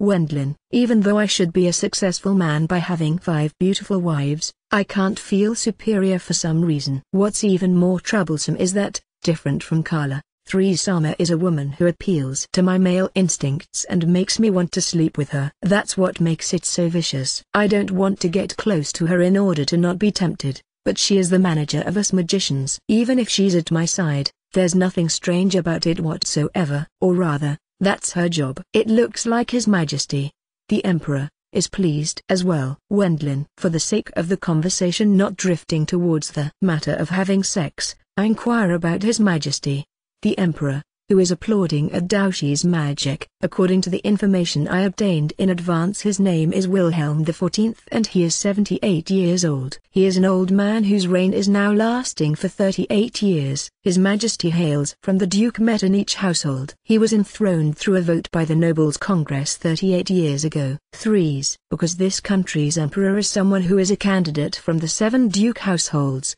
who nominate a Prince-Elector, and the imperial family in the capital. The emperor is chosen through a vote by the members of the Nobles Congress. For it to have turned into such a system seems to also be a desperate measure in old times to include many different nation-states. Assigning the imperial throne to the imperial family in the capital and the duke households appears to be an act to keep the power between them as equal as possible. It can also be regarded as slightly unstable, but because Holy Empire Urquhart, which was quick in unifying since the old days, overpowered the Helmut Kingdom in the south, it wasn't that much of a problem. Later they lost the southern territories beyond the Giganto Crevice, but Helmut Kingdom didn't advance further north because of the ceasefire agreement, splitting labor towards development of backward regions and liberation of monster domains at the same time. There isn't much of a difference in national power between the two now, and there's also the risk that it will turn into a big situation if they go to war. In other words, the current peace is supported by the power balance of both countries. Since he is an elderly gentleman, he has to consider about retiring soon as well. 3s. Another difference, although the crown of Helmut Kingdom can't be abdicated until death, the emperor is allowed to retire due to advanced age and sickness. Even if he resigns, it's fine as the next emperor will be decided by an election. That method is also convenient for the other candidates. Furthermore, the retired emperor spends his remaining years while receiving an annuity and being referred to as former emperor. Although the title possesses prestige, he will become a person who doesn't wield any real power. Given that there are such titles, the other dukes are busy with mediating things like technology exchange and revisions of the trade agreements. 3s. Since they intend to become the next emperor, they have likely entrusted the partially play-like practical exhibition of magicians to the old emperor and 3-sama, who is a woman, and are focusing on the promotion of technologies and trades which yields profits. You can even call it plainly as earning achievements. It's a story I know very well. 3-sama. You won't run as candidate? Wendlin. The previous emperor was mine own great-grandfather. By just being too closely related to me, it turns into an issue for becoming emperors. 3s. Since it will also be a problem if too many emperors appear from only one household, some discussions are carried out at the stage of announcing the candidacies. Rather than that, next is your turn, Wendlin. 3s. Seems so. Wendlin. I'm in a seat for noble visitors since I'm an Earl-sama. But as I have to present my magic as well, I hurried to move to the grounds while holding a wand. I don't particularly need a wand, but the action of swinging a wand is necessary as it's an exhibition. Dear, Please do your best. Elise, don't make it too flashy though. Burkhart. While receiving encouragement from Elise, who is restraining Threes that is behaving as if she's my wife, I moved to the center of the grounds. There's a rock with the same size as the one, which was changed into magma by Daoshi's spell, set up with the rule that it's fine to break it by casting a spell on it. It has been decided to not inquire about the spell's attribute and type, rather than power, with accuracy. Wendlin. Once I focus my mind and prepare the wand, I create a whirlwind after several seconds and hit the rock with it. Since great power wasn't obviously visible, there was no change to the rock on a first glance. A failure? There's no change? The spectators are noisy, but the spell has been already activated successfully. I leave the place after hitting the rock with a pebble I picked up from below my feet by lightly throwing it, and the rock crumbles down on the spot after breaking into dices with a length of around 1 cm on each side. Incredible? If this was a war, would all of the soldiers be cut into such dices? Voices of awe and cheering begin to swell up from the spectators who realize the effect of my spell. The results of my coaching are finally appearing a bit. Burkhart. Seeing the rock which was cut into equal dices, Burkhart's, who is scheduled to show his magic next, gave me a more or less passing mark. The next one is you, Burkhart-san. Wendlin. I'm also bad at being too flashy. Burkhart. Next was Burkhart-san's turn. Once he stands in front of the rock and has set up his wand, similar to me, he makes the rock freeze to the utmost limit with coldness, not ice spheres, and hits it with a small ice bullet. Their rock, which was frozen down to almost absolute zero, is shattered into pieces due to the impact of the ice bullet hitting and drops to the ground. The broken rock displayed a brilliance like diamond dust on its way to the ground and showed a fantastic spectacle to the spectators. Have you gotten slightly weaker? Threes-sama, I'm still not at that age. Burkhart. It's because you aren't newlywed. Threes. You are obsessive about that. Threes-sama is. Burkhart. Threes-sama calls out to Burkhart-san, who returned to the seats for nobility, but seeing him, the magicians of Holy Empire Urquhart's side whispered amongst themselves. Do they consider it as imprudent since he is pretty much a fellow magician of the enemy nation, I wonder? Next is Katharina. Wendlin. Is the lady one of your wives? She appears to be a capable magician. Threes. Even though she is originally a magician possessing top-class abilities even in the Helmut Kingdom, her mana has grown due to her night activities with me. Casting a tornado spell that easily wrapped up the rock. The rock was changed into small pieces once the tornado ceased and vanished at the spot. Since it turned into sand after being cut up to the limit, it ended up getting scattered into the surroundings due to the wind. That doesn't even serve as warm-up. Katharina. That can't be helped. There's no way for it to be okay to battle here. Wendlin. It's as Wendlin says. If you freely use your magic in duels, it will likely cause injuries to the spectators. For the time being, both countries have a ceasefire agreement. Irresponsibly causing injuries and deaths shall turn into a main cause for increasing the antagonisms. Threes. That's true, but Katharina. Even Katharina should understand this much. However, I believe it's just something she expresses to Threes-sama, who is addressing me as Wendlin and nonchalantly monopolizes the seat next to me. Next is Holy Empire Urquhart's side. So, how will they do? Burkhart. Burkhart-san, who sensed a delicate atmosphere spreading between Threes-sama and Katharina, changes the topic to the magicians of Holy Empire Urquhart's side who will exhibit their magic after this. In reality, it might be something I had to do, but the current me didn't have such mental composure. That's because there was the Armstrong shock 10 years ago. Threes. Because of Daoshi. Wendlin. That gentleman's outside the norm mana was well known. Threes. Daoshi mana growth pattern has the style of being completely great talents mature late. Daoshi's mana was at the intermediate level around 20 years ago, and moreover he was weak at emission spells. Currently he has more than enough mana to use a snake emission spell, but it seems he was unable to use it back then. He apparently didn't possess the ability to be added to the friendship visit group. Such gentleman demonstrated strength of monster class 10 years later. Furthermore, Isn't his mana even now growing? It's only natural for him to cause an uproar. 3s. For that reason Daoshi was the center of attention at the previous time. This time you and Storm Dono are also participating in addition to him. There's Saint Dono who specializes in healing and purification magic as well. Burkhardt-san has displayed his true ability as usual, too. The roster of Helmut Kingdom's magicians is deep. 3s. As it's a gathering of big guns, one might feel like that. But Holy Empire Urquhart's side shouldn't be inferior to the degree of one being able to tell either. If they are even, they can't be that different, I think. In these 10 years quite the powerful people have appeared amongst us as well. Well, have a good behold at them. 3s. As I watched the magic performances after being told so by 3-sama, there were many great magicians on Holy Empire Urquhart's side, too. Since there's also the dignity of a state, they likely have secured the numbers properly. Beginning with Blatzen-san, who is the head wizard, there are many other magicians who possess mana at the upper regions of intermediate level. And once we got into the second half, the venue was wrapped in large cheers. It's the 4 Pichu siblings. The 4 siblings have appeared. Are they celebrities? Wendlin. That is so. The 4 Pichu siblings are the most famous magicians in today's empire. 3s. 3-sama answers while nodding towards my question. They are magicians and siblings? Wendlin. To be exact, they are quadruplets. 3s. Since the talent for magic isn't hereditary, a person's relatives being able to use it doesn't necessarily mean that they can use it as well. However, since the Pichu siblings are quadruplets, they are capable of using magic as they possess the same talent. Because their genes are identical, it's probably hopeless if it's fraternal or such.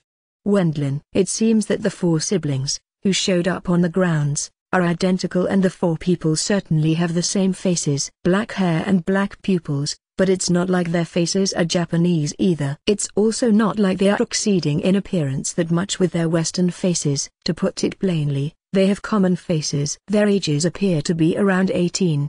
They have a slender build with a height of approximately 175 centimeters and seem to be normal youths you can find anywhere. The 4 of them wore robes, but for some reason all of them were in different colors, namely red, blue, yellow and green. And, because of the conspicuous bright, striking robe colors, I want them to hold back a bit since I would have been embarrassed if it was me there. They look like a squadron. Wendlin. T/N. The kanji used here is usually used for hero units like Power Rangers or other such groups of cosplaying weirdos. Not sure whether a proper word to express that even exists in English. I sure hope not. What I imagined at the very first after seeing them was the TV program about hero squadrons I watched in my childhood. Though there's one thing lacking, I think. Each of those quadruplets has a different stout attribute in magic. 3s. Really? Wendlin. It seemed that talent for magic was related to the genes, but they have differences in their own magic attributes even though they have the same genes. Maybe that might vary depending on the cause of acquisition. I have heard that the eldest son, Ainz, is stout at fire magic. 3s. Once the youth, who wore the red robe, swings his wand, the rock melts into magma after being wrapped up by a blaze. The second son, Zwei, uses the water attribute. 3s. Once the youth with the same face, who wore the blue robe, swings his wand, a rock is cut into pieces with water cutter. The third son. 3s. He's probably named Dre, isn't he? Wendlin. Dre is strong at earth magic. 3s. These 4 siblings' names are apparently originating from German numbers. It was unknown whether German existed in this world, however it wouldn't be strange as many of the people's names are German-styled. The youth, who wore the yellow robe, breaks a rock by hitting it with a great number of high-speed rock bullets. And the last is the 4th son, Via. 3s.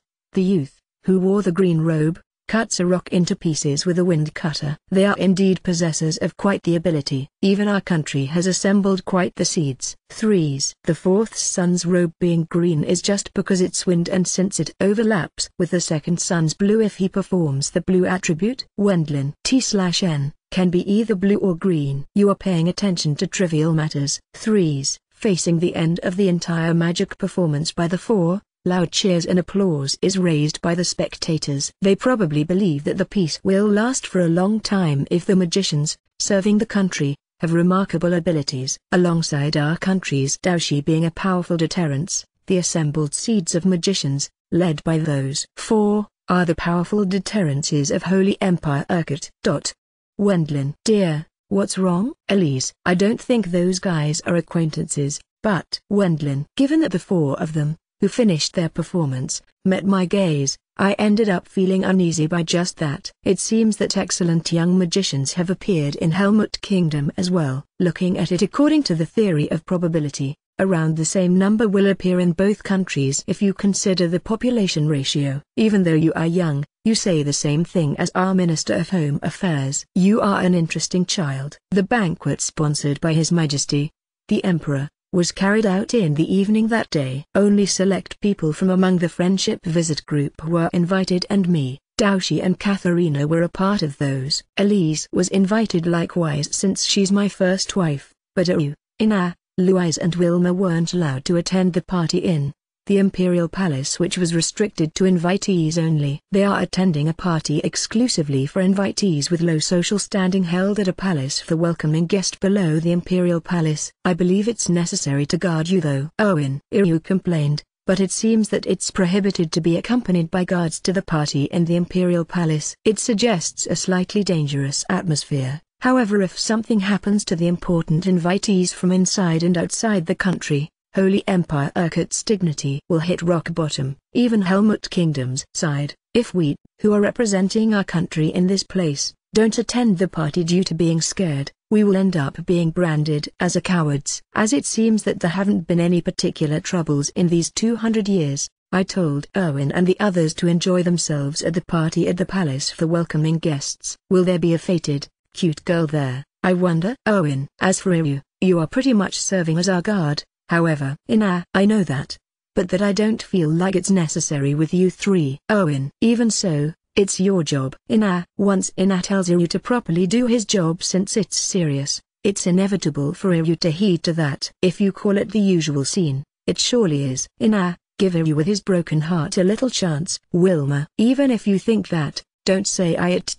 Owen. Due to Wilma's remark, which contains a bit of poison, Iryu shouted with partially teary eyes. It looks like he hasn't recovered from the damage caused by Carla that easily after all. Even though there were such circumstances too, we split up and participated in the parties, but at the location I received the honor of being directly addressed by His Majesty, Wilhelm XIV. It's a secret, but I haven't considered it to be a special honor in my mind. For His Majesty, who is a 78 years old elder, I'm likely still a child. Being called an interesting child by His Majesty, who grins friendly, we discussed gossip for a few minutes. The contents are mainly my growth and stories of my dragon exterminations. Even I have gotten used to narrating those considerably well since I have been asked often recently and I was able to give a skillful summary, I think. Your Majesty, I'm very sorry for interrupting your pleasant chat, but it's already time, isn't it? Even in this place there are many people I have to greet since I'm the Emperor. Please enjoy this country,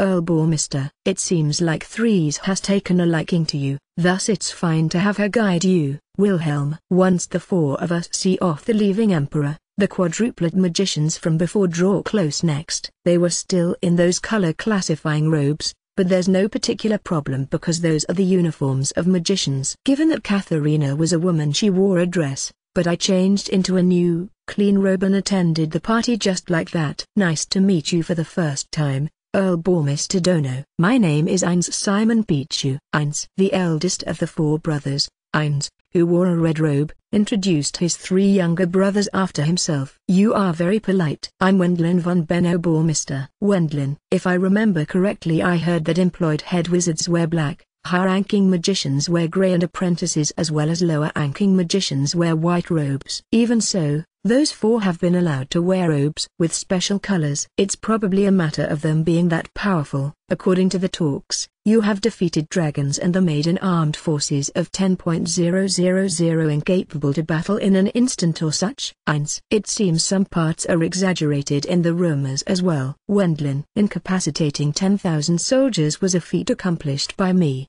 Burkhard-san and Katharina. Therefore I correct him that he's wrong there. It's a magnificent accomplishment. I think I have to do my best as magician as well. Eins and his other brothers praised my achievements with the same expressions. However, if it's around this much, we are easily capable of doing the same, 2. However, suddenly the flow of the conversation changed. The four mentioned that they are able to defeat a dragon with leisure while warping their faces a bit. A sense of rivalry? Jealousy?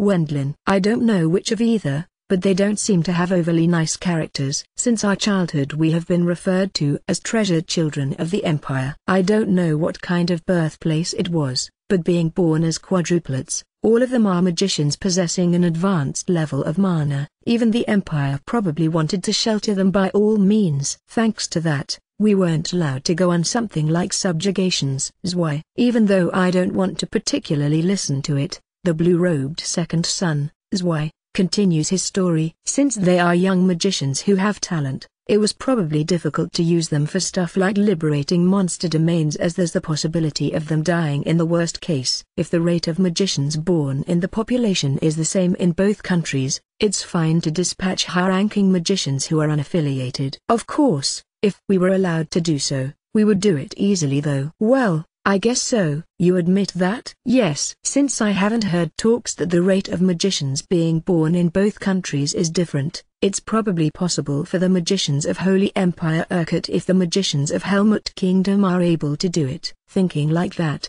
I honestly voiced that opinion. Or rather, what do these guys want to say anyway? Wendlin. We will also make sure to not lose to you from now on, Earl Bormister Dono. We will overtake you right away. 2. Is that so? Wendlin. After that they consistently talked about them being treasured since a lot's expected of them or how excellent their own magic is. Is it not allowed as noble to ignore such a long and stupid talk? Wendlin. While yawning in my mind, I listened to the talk of the four brothers with a superficial smile. Even in my previous life, since there was the scolding by superiors even though their abilities were questionable, I was forced to use the skill I learned for the sake of ignoring the yapping of such people. I think it's obvious that we will be able to get achievements surpassing even you, Earl Bormister Dono, before long. Honestly, I feel a bit sorry, but really, it looks like I will offend them if I tell them, do your best. Telling them something like, I won't lose to you doesn't match my character either though. I ended up giving them an ambiguous reply, but it doesn't seem like they are expecting the best answer from me. Talk is just talk in the end. I head towards the place of another guest. What are they? Those people? Katharina. Who knows? Wendlin. Are they jealous because they are losing in achievements to you, dear, who is younger than them? Saying that they will be able to raise achievements that exceed yours right away if they feel like it. Elise. They have no other choice, do they? Wendlin. It's a doubtful declaration of war. When Elise is talking about her conjecture about them and Katharina tilts her head to the side in confusion, Sesame shows up. Finally the greetings aren't finished. For the rest of the time I can continuously stay next to the Wendlin. 3s. I'm fancied by her after all. I end up having my arm linked with her again right away, but suddenly I sense something similar to thirst for blood from behind. Once I faced my look there, the four Peacher brothers were stabbing me with their gazes. Are they aiming for you, 3-sama? Wendlin. That's how it is. 3s. The Peacher brothers, who are certain that they will become nobles in the future, are apparently scheming various things to successfully be set as husbands of 3-sama. You can call that the embodiment of frightening self-confidence. If it's those gents, they are matching the conditions for becoming mine own husband or the father of mine own child. 3s. Although they have talent for magic and are able to become nobles, the authority of a household with a rising noble is next to none. If you look at it the other way, they can also be called as convenient for the Duke Philip household since it will prevent the high-handedness of the maternal relatives. There are whispers that they aren't competing for me with their identical faces. 3s. Are they good husband candidates? I'm against them. I'd like to have at least the right to choose a bit. 3s. According to what 3-sama says, it seems that them bluntly showing their ulterior motives inspires unpleasant feelings in her. Besides, thy visage and ability is surpassing them. Thee hast an honest nature, too. 3s. Do I? Wendlin. No matter how humbly I think about it, I couldn't believe that I, whose contents are close to 40 years old, have a heart like a boy. Even my character should be crooked due to being just surrounded by worthless nobles in the royal capital and such. The dispute with the Margrave Braueg household was sore for thee as noble, but considering it was thy first time, thee did handle it well. Though thee hast unreachable parts as well, thou art a cute thing. 3s. If you look at me as a lady of character who rules the Philip dukedom with an age of 20 and someone like me is at best half of a noble. Moreover, because I'm 4 years younger, it wasn't evident whether she didn't partially treat me like a little brother. Even though they are trying to attract mine own attention, they have lost in achievements as magicians to a greenhorn who is younger than them. They also met with misfortune. But 3s. As for the situation of the quadruplet brothers who possess an advanced level of mana, they passed every day with training while being sheltered by the Empire since their childhood. For the Empire it would be troublesome if they die trying the impossible while having half-baked abilities. Until now they don't have much experience in hunting high-ranking monsters. A sheltered upbringing, Wendlin. So, why do they feel rivalry towards me? Wendlin. That's because they have played an active role since being 12 years old. 3s. On the one hand who was early in becoming independent due to my family being like that, have defeated a dragon at the age of 12 years. Although the element of coincidence was strong, from their point of view, they felt quite impatient due to me. There are also voices critical of the method of carefully rearing the 4 Peacher brothers. Those people hath said in sarcasm, Helmut Kingdom's Wendlin Benner von Bormister has exterminated 2 dragons at the age of 12. 3s. It's fine to be cautious to not lose them, but it seems the army circles and others have the opinion of it being overprotective. What a nuisance to other people. Wendlin. Even so, it's not like the other side can publicly do anything to me who is an earl anyway. Once our stay here ends, it will merely result in us not meeting for at least 10 years. There shouldn't be any problems if it's handled properly. Though it's fine for them to go defeat a dragon right away if they have the time to make hateful remarks about others. Wendlin. Even so, if there's no order or permission from the government, those guys won't be able to make a move. 3s. Finishing the party, which wasn't even particularly interesting since we made an appearance out of duty, we returned to the guest house. Before I realized, 3-sama disappeared, but thinking that she's probably busy, I opened the door of my room. Thou art late, Wendlin. 3s. 3-sama. Wendlin. 3-sama, who put on a silken nightgown, was lying in wait on top of my bed. She has a sake bottle just like yesterday. It's not bad to pass the boring time of night together with me. Or 3s. Once she takes off the nightgown she had worn, all of a sudden a see-through negligee appears below. With it being violet, it had the same color as her bra and panties. Even while thinking that it's wrong to look, I end up watching her against my better judgment. I was completely overwhelmed by her sex appeal. Even nobility and the imperial family need private time sometimes. 3s. I guess so. Wendlin. No matter what happens in this room, mine own subordinates are tight-lipped. We can indulge in passion with a peace of mind. 3s. I have been seduced openly. Wendlin. Isn't that still foolish from the standpoint of our positions? Wendlin. Be relieved. Even if we make a child, I shall raise it as mine own child. 3s. I don't know about what I should be relieved, but my heart is pounding once I'm approached by her while being told that it's wrong if I don't resist the temptation, but her sexy, erotic allure is the real thing. It's to the degree that I can't believe at all that she's a virgin. I'm foolish. I might succumb to the temptation. Wendlin. At the same time I think that the room's door is abruptly opened and several people rush in. 3-sama. As expected, I can't shut my eyes to that. Elise. The ones who entered the room were Elise and the others who put on nightgowns just like 3-sama. You might be a duke-sama, but that's shameless. I don't feel any admiration toward thieving cats. Blue eyes. No matter how much the other party is a lower-ranking earl, he's from a different country. There's no problem even if you reject her more powerfully. Vulsama. Wilma. 3-sama. You don't have an appearance one wouldn't expect of your high-class social rank. Katharina. Being successively blamed by Blue eyes, Wilma and Katharina, 3-sama revealed an expression of nuisances have barged in. For just an instant. Their unity is more solid than I thought. 3s. If it's not at least at this level, it will be endless if he makes each and every woman into his wife. Wilma. As Wilma says, even now there's a never-ending flow of women trying to push themselves onto me, saying that it's fine being just a mistress. Even from my point of view, I'm a person who lived in a world where monogamy was common to begin with. I was just the usual commoner who longed for a harem, but actually 5 people is the limit. And yet, since my stress is piling up, I have clandestine meetings with Ameli's sister-in-law San behind the scenes in absolute secrecy. Those are quite contradicting words though. For that reason, we will look after him tonight. Even after this there will be no free time in Wendlin-sama's night. Elise. Once Elise declares it bluntly, 3-sama ends up being forcefully pushed outside of the room. It will be alright if we bring in beds from other rooms and connect them. Dear, let's all 6 of us sleep together starting tonight. Elise. Yes. Wendlin. It appears to be her usual smile, but due to the intensity oozing out from Elise, I understand the meaninglessness of disobeying her. Besides, there's also the matter of me being unusually excited thanks to 3-sama's sex appeal. That night we connected the beds and plunged into our night time just like that. And then, the next day. This is terrible. Maid. Seeing the disastrous scene on the beds, the maid, who came to make the bed, stands stock still while being lost for words. Maid-san. Wendlin. Yes. I will clean it right away.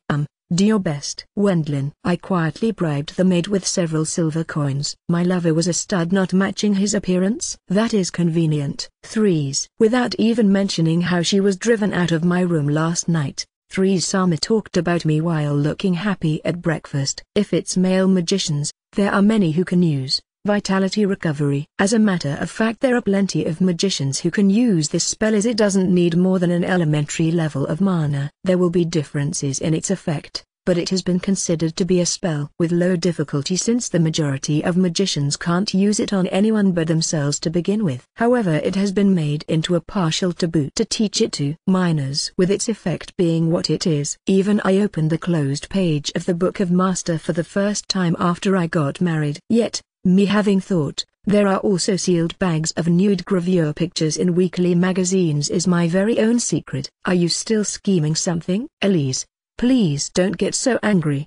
I'm wishing for a compromise with thee, Elise Dono and the others. 3s. A compromise, is it? Elise. Indeed. Even thee, Elise Dono, likely understands mine own difficulty in choosing a husband from the Empire's nobles. 3s. Her husband's family will meddle with the government of the Philip Dukedom. However, that's the same for the Bourmister household, too. Katharina. Katharina Dono. If it's the new Earl Bourmister household, the circumstances are different in regards to the Duke Philip household with its long history. 3s. Given that the Earl Bourmister household has been formed just recently, it will be necessary to build a group of retainers with blood relatives and successive generations from now on. A large amount of relatives of central and southern nobles are flowing in, but as the pie is big, there's currently no shortage in positions. Also, the bonds to their parents' homes will weaken once the next generation takes over and priority will be given to the Earl Bourmister household. Not being the heirs from the start,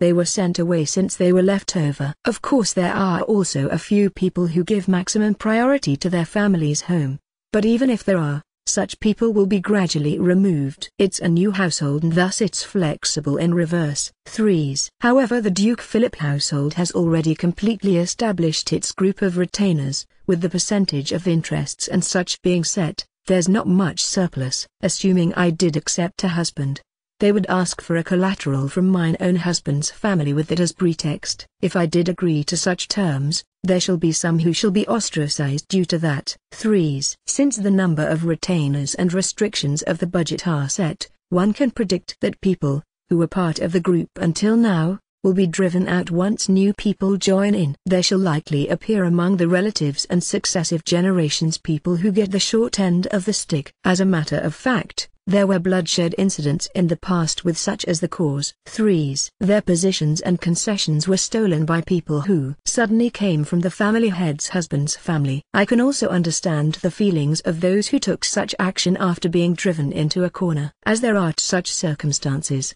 I haven't decided on a husband until an age where I get worried by having missed mine own chance to marry at an age of 20. That's where they come in. Wendlin. 3s. From the start I won't be her official husband. Even if a child is born, it won't be officially announced that it's mine. Once they declare that it's simply 3-sama's child, the surroundings will probably agree with that. Being a female family head is really troublesome. Since mine own elder brothers shall likely appeal towards having their own children succeed anyway, it won't be any particular trouble to make the child of me, who has nay supporters, into a branch family's head. 3s. Regarding that, Is there any merit for me in there? Wendlin. There is. Thee shall be blessed with me. Threes.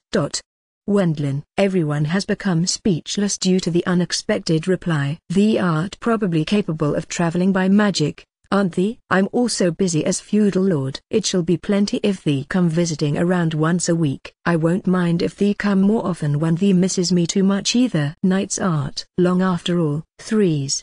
Sama. You are Elise. It also shall not disturb the hierarchy of Elise Dono and the other wives. Since even I'm a noble, I understand at least this much. So, how about it? Threes. Unusually Elise was troubled how to deal with Thrasesima, who attacks with a force of surging waves. Even Elise, as daughter of a high-ranking noble, has quite the wit, but Sama exceeds that as she's a high-ranking noble herself. Louise, what do you think? Wilma. It depends on Vil, doesn't it? Wilma. Louise. I'm originally the daughter of a low-ranking noble. How about you, Katharina? It's a difficult problem for me who became a noble just the other day. Katharina. The bill for leaving such problems completely to Elise has appeared. The force seemed to be troubled with replying as well. How will it turn out if I accept her here? Wendlin. For me, who is actually wavering due to Sama's sex appeal even while openly saying that it will be troublesome or such, it was a very troubling issue. Her negligee appearance yesterday was amazing. Wendlin. Vil. I wonder what you are thinking? Louise. When I was indulging in my lewd delusions and such, I'm swiftly kicked by Louise. The matter is that it will become a de facto married sexual intercourse with a noble from a foreign country, right? Elise. That fits best, doesn't it? Threes. Even if you are approved by Wendlin and us, I wonder whether His Majesty would allow it. Elise. That is true. Threes. Before that, even if myself, Elise and the others don't approve of her, it's also a fact that Sama and me will have to enter such relationship if His Majesty orders us to do so. That's because it will be our Lord's decree. Then doth thee assume I shall receive permission somehow? Threes. I believe it will be difficult. Wendlin. I think I shall make an effort for the time being. If I get permission, I'd like thee to accept me. Threes. Once breakfast and chatting finished, Sama quickly leaves the guest house saying that she has plans today. What confirmed the reason for her related expression of, I made a commitment was the events several hours later. From now on, Elise Dono,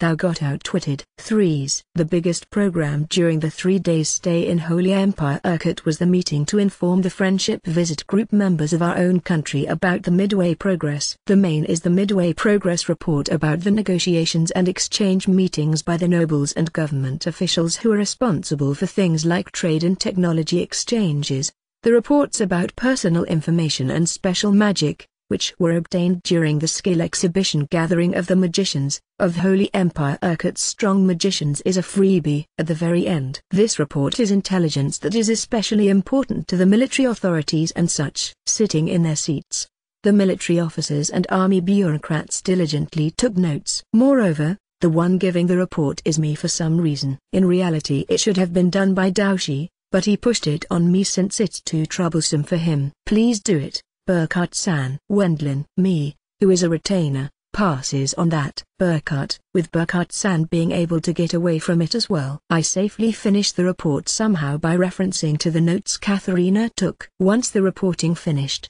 I thank Katharina who sat in the seat next to me. Your notes saved me. Wendlin. It would be better if you became a bit more sensible towards other magicians, Wendlin-san. Katharina. It's a fair argument. But since I like learning while testing what kind of spells I'm able to use, I didn't have much interest in what magic others use. The gratitude for the notes will be returned physically later on. Wendlin. Your way of talking is vulgar. Katharina. You don't want to? Wendlin. I haven't said that much. Rather, I'm happy. Hey, forget what I said just now. Katharina. Once all of the serious reports came to an end, gossip-like, informal talking became the main event next. What turned into the main topic among the nobles in the beginning was me getting approached by Sama, with her going as far as doing it openly. To get approached by a beauty of such degree, Earl Bormister is well liked by women. I'm very envious. That's right. If I were 10 years younger, I might have been able to look forward towards being called out by her. With the good excuse of it being somebody else's problem, I get mocked terribly by the middle-aged and elder nobles. Given that she was asked what will you do successively after being questioned through and through, Earl Schultz, who is in charge of trade with Holy Empire Urquhart in the Commercial Affairs faction, faces Elise with a pitying look once Elise tells him that she declined by using His Majesty's name. He was a handsome man with thinly lined blonde hair and at an age around the middle of his 20s. With his gentle expression, his appearance is the very definition of an icon of the liberal arts. I was outwitted. Elise, the possibility of His Majesty giving his permission is not nil. Schultz, by no means. Elise, to tell you the truth, an expansion of trade is planned behind closed doors. Schultz, since there's been a ceasefire for 200 years already, there are apparently opinions appearing to somehow expand the stream of items and people by tying an anti-war treaty at long last. It's because warmongers are preserving a considerable influence in military circles. We have advanced the talks carefully for the time being, but it's not like they are particularly against it either. Schultz, once it reaches the point that people, who can't currently go anywhere but each other's country's capital, are able to enter and leave cities and other nobles' territories, it will be useful for gathering intelligence for the time when both countries go to war. Since a war costs money, there's support to expand trading to increase the revenue. Besides, even if there is an anti-war treaty, there will be a time when a war will start. Schultz, it's a quite frank opinion, but certainly a treaty is no argument for preventing a war. Something like violating a treaty, if they feel like it, is common in the history of mankind. Even if there are diehards saying that, there are few who are too extreme. Okay, there are people pretending as well. Schultz, in order to be ready no matter when a war starts, they aren't negligent in preparing for war by always breaching a sense of danger to the neighboring country. Due to a pretense like that, there seem to be many people recently who are lobbying to guarantee a budget for the army which keeps decreasing. If we restrict the talks to trading, there's almost no one opposing it. Schultz, they carry out foreign trade by flying with magic airships at a set frequency to just the capitals of both countries. As there are only a few people who obtained special permissions even among the merchants related to this, it won't contribute to the expansion of business. It looks like there are especially petitions by nobles whose territories are close to the Giganto Crevice. They probably want to do business on the other side of the Giganto Crevice. Well, they actually do it in secret anyway. Schultz, it's apparently carried out using the occasional coming and going refugees and by smuggling with a rope during the dead of the night, albeit it's a small quantity. In the beginning we cracked down on everything, but now we tolerate small quantities. Schultz, they were targets for punishment if they helped illegal immigrants and such, but now they are given a tacit consent to small-scale smuggling. However, with them apparently considering this kind of situation not being good, they increased the ports capable of carrying out trading and want to officially enlarge the area of activity for the merchants who are restricted to the capital. After that it's the permission to marry with a noble from a foreign country, I guess. Schultz, will it be a link of friendship, or will it turn into the cause of foreign threat? The discussions take place behind closed doors about this as well, and it appears that it's possible that the ban will be lifted. There's the possibility of a de facto marriage with Earl Bormister as husband of Duchess Philip being approved as a test. That's because there's the possibility that it will garner the support of the trade acceleration faction. Schultz, from the standpoint of the opposing faction, the Earl Bormister household uses the support of Helmut Kingdom's royal family to meddle in the succession of the Duke Philip household, or you can expect them to object by saying it's the other way around. However, if even that's cleared, there's the possibility of the marriage being allowed. Her Excellency, Duchess Philip, probably anticipated you using the name of His Majesty, Elise Sama. Thus, being told that, she made her commitment. If His Majesty approves, Earl Bormister will be able to be her husband in a de facto marriage. Schultz, this will be also true for Elise. She likely considered that someone like me can be easily cast away from Three Sama's viewpoint. That person was a puppet directly after her succession. However, around 5 years ago she finished bringing most of the Duke Philip household under her reigns. According to my information, even her elder brothers are in a state where they can't defy her publicly. That lady is a fierce woman. Schultz, listening to the information from Earl Schultz, we become aware about the strength of Three Sama once again. When I'm pondering how to get away from her until our return to our country, then, a young government official, who is a member of the Friendship Visit Group, barged in with a changed facial color. "What's wrong?" Schultz, once Earl Schultz, who has been chosen as leader of the Friendship Visit Group because the trade objectives are the most important, calls out to him. The government official reports while using a shrill and nervous voice. "It's a disaster. Just now Wilhelm XIV died without medical treatment having any effect after he had collapsed at work. That's an incident without precedent." Schultz. "It seems there hasn't been any death during the visit of a Friendship Visit Group of either His Majesty the Emperor, or His Majesty, the King, in these 200 years." Even though Earl Schultz talked in a government official-like way, his face revealed an expression of surprise. "This is troublesome. There won't be any trade negotiations anymore." Schultz. "At the moment of settling the talks at great pains, His Majesty, the Emperor, who acknowledged them, ended up passing away. If a new emperor is chosen and that person doesn't give their permission, the talks will stop at that point." From the point of view of Earl Schultz, who is in charge of the trade negotiations, this should be a troublesome issue. "If we don't get permission to extend the stay after communicating with His Majesty." Schultz. "In addition, there is the intelligence gathering about the new emperor and the participation in the enthronement ceremony according to diplomatic etiquette. However, with the detailed schedule being undecided yet, we were absorbed in our deliberations what to do from now on due to the unexpected incident." Chapter 80, A Story of Sleepy Politics. "I heard somewhere before." "I'm back." Wendlin. "It looks like something serious happened." The meeting for the sake of exchanging information came to an abrupt end upon the momentous news of His Majesty Wilhelm XIV's death. Something like a person,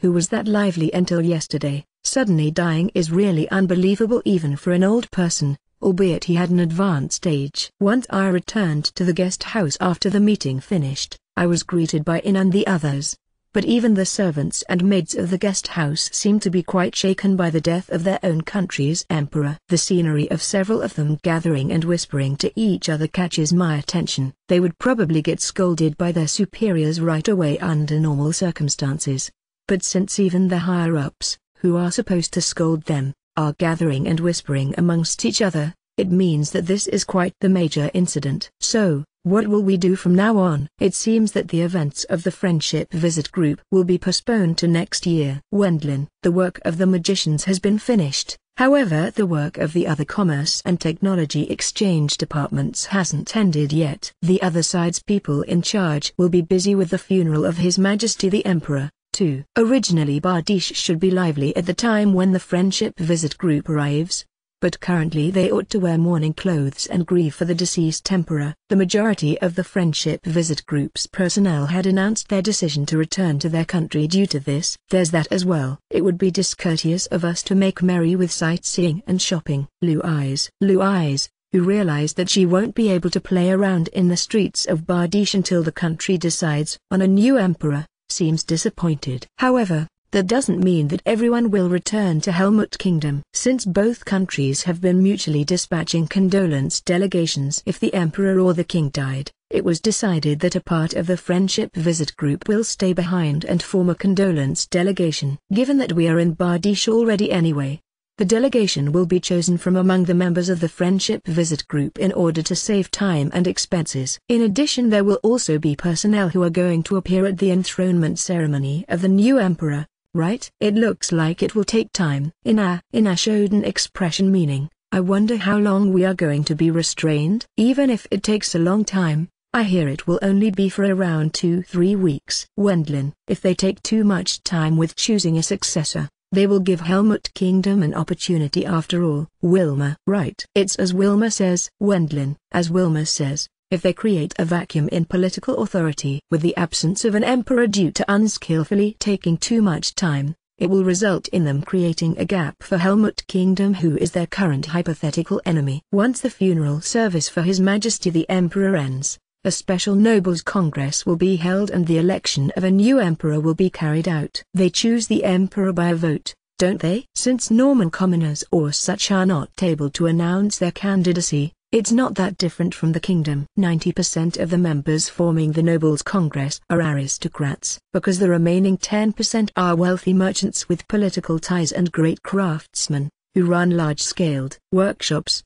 There are many items which are decided without any particular issues. No one but the Central's imperial family's head and the 7 Prince-Elector lords are allowed to announce their candidacy. That means 3 Sama as well? She said it before, didn't she? She has turned it down this time, as it will become unfair if the Emperor hails from the same household in continuous short intervals. The Duke Philip household won't come forward as a candidate this time, 3 Sama said. Since the person herself said that, it's a safe bet. Also, because she is a female family head, that might become yet another problem if she announced her candidacy. Balancing the households the Emperor hails from. That's a perfect collusion. You are right there. It's just as Wilma has pointed out, but I decide to not particularly care about it since it's not my country either. Sharing the minister positions and such is common in our country as well. So, can we stay behind? Since the situation is as it is, a part of the personnel have already gone ahead with their preparations for returning home, especially since there's no way for the wives and children, who were made to attend by high-ranking nobles, to enjoy themselves carefreely in Bardish, which is in mourning, and on top of that busy with the preparations for the funeral service. All of them were allowed to advance their preparations for returning home. You can stay since you are my guards. Wendlin, apart from Iryu who is a genuine guard, Elise's group can also stay behind while being treated as semi-guards as they are adventurers. Although their families and attendants would be sent back, the other nobles had the justified right to have approximately the same numbers of butlers and guards stay behind. I wanted to enjoy the vacation abroad, but by now it has been replaced by a funeral and an enthronement ceremony for the new emperor, which won't be anything but mentally straining. Owen leaks idle complaints while sighing, but I feel the same. A funeral wherever one goes has a nastier character than a rainbringer. At least I had no other choice but to pray that I'm not a man bringing about funerals. It saves trouble that we have brought along dresses that can be used at the funeral service. Louise. Certainly. Wendlin. As Louise says, being told to do so by Roderick who prepared the departure, I stored everyone's share of dresses that can be used at funeral services in my magic bag. Given that I'm a magician, it's no particular problem even if I wear a robe, but I was told by the nobles remaining behind that they want me to match our attires with theirs and change into those if possible. Roderick-san is just like a mother. You can say that again. Wendlin. Certainly, it's just as Ina says. Which reminds me, when I tried to go out during my childhood in my previous life, my mother often said, take a folding umbrella since it might rain according to the weather report. If you say it resembles that, well, so be it. Vilsama. 3 Sama hasn't come back. Wilma. As expected, she might not come back. That's inevitable. Since she's a duchess who has been granted authority as a prince-elector, she has to spearhead the preparations for the funeral service. She is definitely running about all night for the arrangements. When will the funeral service be? Elise. I think that it's not far off. It's the funeral service for His Majesty after all. Wendlin. Elise appears to be worried about the funeral service's schedule. Be that as it may, just like the funerals in Japan, it's not something that will happen tomorrow or the day after tomorrow. Given that it would be really wrong of us to go outside for playing, we will spend our time training our magic and swordsmanship in the garden of the guest house. But the funeral service's schedule was decided 1 week later. An official messenger came and gave us a written invitation, and 3 Sama still hasn't returned to the guest house. I think that she's very busy with the preparations for the funeral service. Will the provincial nobles be in time? Katharina. Probably not all of them. Wendlin. Since there's also the meeting of the Nobles Congress that will decide the next emperor right after the funeral service, the nobles, who are members of that, should be in time for the meeting. Well, those who aren't in time can't be regarded as appropriate for being a member. That's why it's probably no problem for the funeral service to be after 1 week. I mentioned my own view to Katharina. If they were chosen as members of the Nobles Congress, they have set up magic communication devices in their mansion. Armstrong. Daoshi, where have you been until now? Wendlin. I bought sweets. Armstrong. Really? Wendlin. If it was another noble, it would be possible to consider him having gone to gather news by pretending to play around. But for Daoshi, who went even as far as pushing the duty of reporting at the meeting onto me, the possibility of that is low. Usually he really devotes himself to clowning around, but that's the worldly wisdom of Daoshi, who is the favorite retainer of His Majesty. However, since the person himself is enjoying that from the bottom of his heart, There was absolutely no need to fuss about it. I heard that they are communicating with the magic communication devices, which were excavated in large amounts from underground ruins in the past, and not the small handheld ones. Armstrong. It's difficult to move with something like the big transceivers which were changed into magic tools, but it seems those have been installed in mansions by loaning them once a noble is chosen as a member of the Nobles' Congress. As they can receive urgent messages with those, it means that they will be in time for the funeral service and the meeting to elect the next emperor. If they are late, apparently in a worst-case scenario, they will be deprived of their membership as they don't fit the requirements of a member. Burkhart. Next, Burkhart-san shows up as well. He was nominated to stay behind in the country as representative of Margrave Brithhilda. The Empire holds the ownership rights for the magic communication devices. Once a person becomes a Congress member, they are lent those, and when they are removed from being a Congress member, they have to return it. Burkhart. Every year, a change of several Congress members at a time is carried out. There are those who will be appointed freshly as their households are thriving, and in reverse there are those who will be removed as Congress members due to their decline. The spectacle of imperial officials retrieving the magic communication device from the mansion of a retired Congress member seems to be a sad scene to the degree that it's written about in books in the Empire. On the other hand, there seem to be some who hold parties and festivals when the magic communication device arrives at their mansion after they were designated as a Congress member. It's truly what can be called the ups and downs of life. As the news travels fast, the group of Congress members will be in time to the main funeral service. The appointed nobles of the central government and the nobles, whose territory is close to Bardiche, will be there as well. Since a preliminary funeral service and a post-funeral service will be held as well, those who are not in time will apparently go to offer their prayers by attending either of those. Then it's split into those above and below, isn't it? Given that we have been invited to the main funeral service, we will go to that one. So, there will be a meeting to elect the next emperor, won't there? It will be decided with a vote by the Congress members. The fixed number of Congress members is 500. Candidates from the imperial family and the 7 duke households, who are Congress members as well, will be announced and give an advertisement speech within a set time. They will talk about their domestic affairs and foreign affairs policies within that set time, and the Congress members, who listen to those, will vote for the person they consider the best.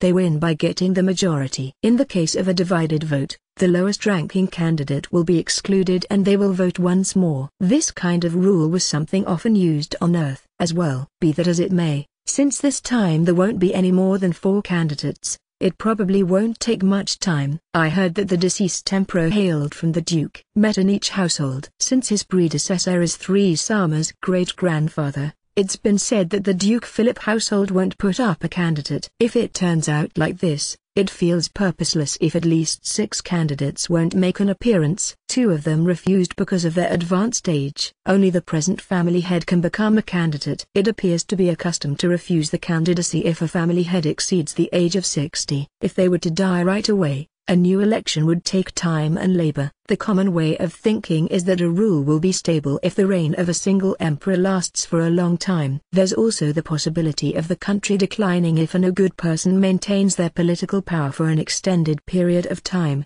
but the vote is likely for the sake of avoiding that. It not always being absolute is probably the same in any society. Will that finish in one day? It will still take 3 days. A single candidate has around half a day for their campaign speech and questions and answers session. As there's 4 of them, it will take 2 days. Since it will be decided after performing the vote on the last day, it seems to be a schedule of 3 days. That's long. Though it doesn't matter, as it's not like we are going to participate. The result is that we will be caged in the guest house until a new emperor has been decided anyway. Because Holy Empire Urquhart is in mourning until the enthronement of a new emperor, outings with the goal of playing around have to be voluntarily restrained regardless of upper or lower social standing. Theaters, pleasure quarters and such are closed, too. Well, we will go to the place of assembly as well though. Burkhart. Why? Wendlin. As it will be the election of the emperor of our neighboring country, it's common to gather information,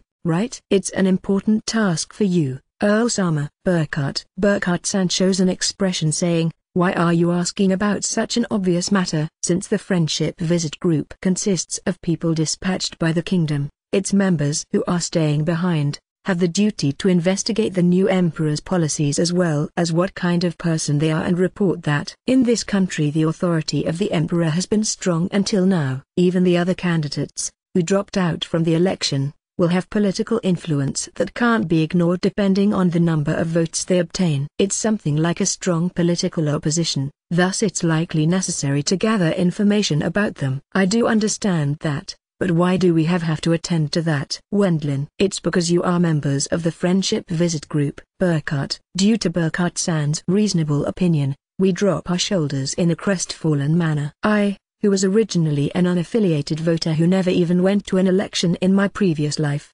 expected continuous boredom for over half a month from now on and eagerly wished that I would be able to go back home quickly. Yawn tilde. Wendlin. Don't sleep. Earl Sama. Burkhart. 8 days after the sudden death of His Majesty the Emperor, I listened to long speeches while yawning in my spectator's seat in the venue of the Nobles' Congress, which is located close to the Imperial Palace. The funeral service, which was held yesterday, finished safely thanks to 3 Sama and the others' preparations. Many attendees, from nobility to commoner, visited the funeral service. We got stuck with listening to the preaching of a priest at quite the seat of honor as representatives of Helmut Kingdom. At such occasions it's common for their preaching of priests to be long no matter which country or world it is. Not hearing anything but the incantation of a sleep spell, we, who came here after sweating at morning training, entering the bath and eating breakfast, were close to nodding off many times. I wondered whether we will be scolded, but once I looked properly, Earl Schultz's group was slightly sleepy as well. Different from us who are just there for decoration. They were probably very tired since they were busy with stuff like gathering intelligence. And it's the same for today's special Emperor Selection Congress. With it still being the time of the first person, Duke Brandenburg, everyone seemed sleepy. Once I check properly, there are some fellows who are sleeping nonchalantly despite being Congress members. Different from us who are simple visitors. They were probably busy at the funeral service, but I wonder what to think about a related party sleeping. I end up worrying a bit about the politics of the empire. Congress members are sleeping. Wendlin. They are a bad example of adults. Burkhart. Burkhart-san, even next to you there's a bad example though. Lu Eyes. As Lu Eyes has pointed out, once I thought he was awfully quiet. Daoshi was sleeping while snoring lightly. Daoshi is fine. Burkhart. Why? Wendlin. His eyes are open, aren't they? Burkhart. I think it's impolite to say such thing, but he's truly eerie.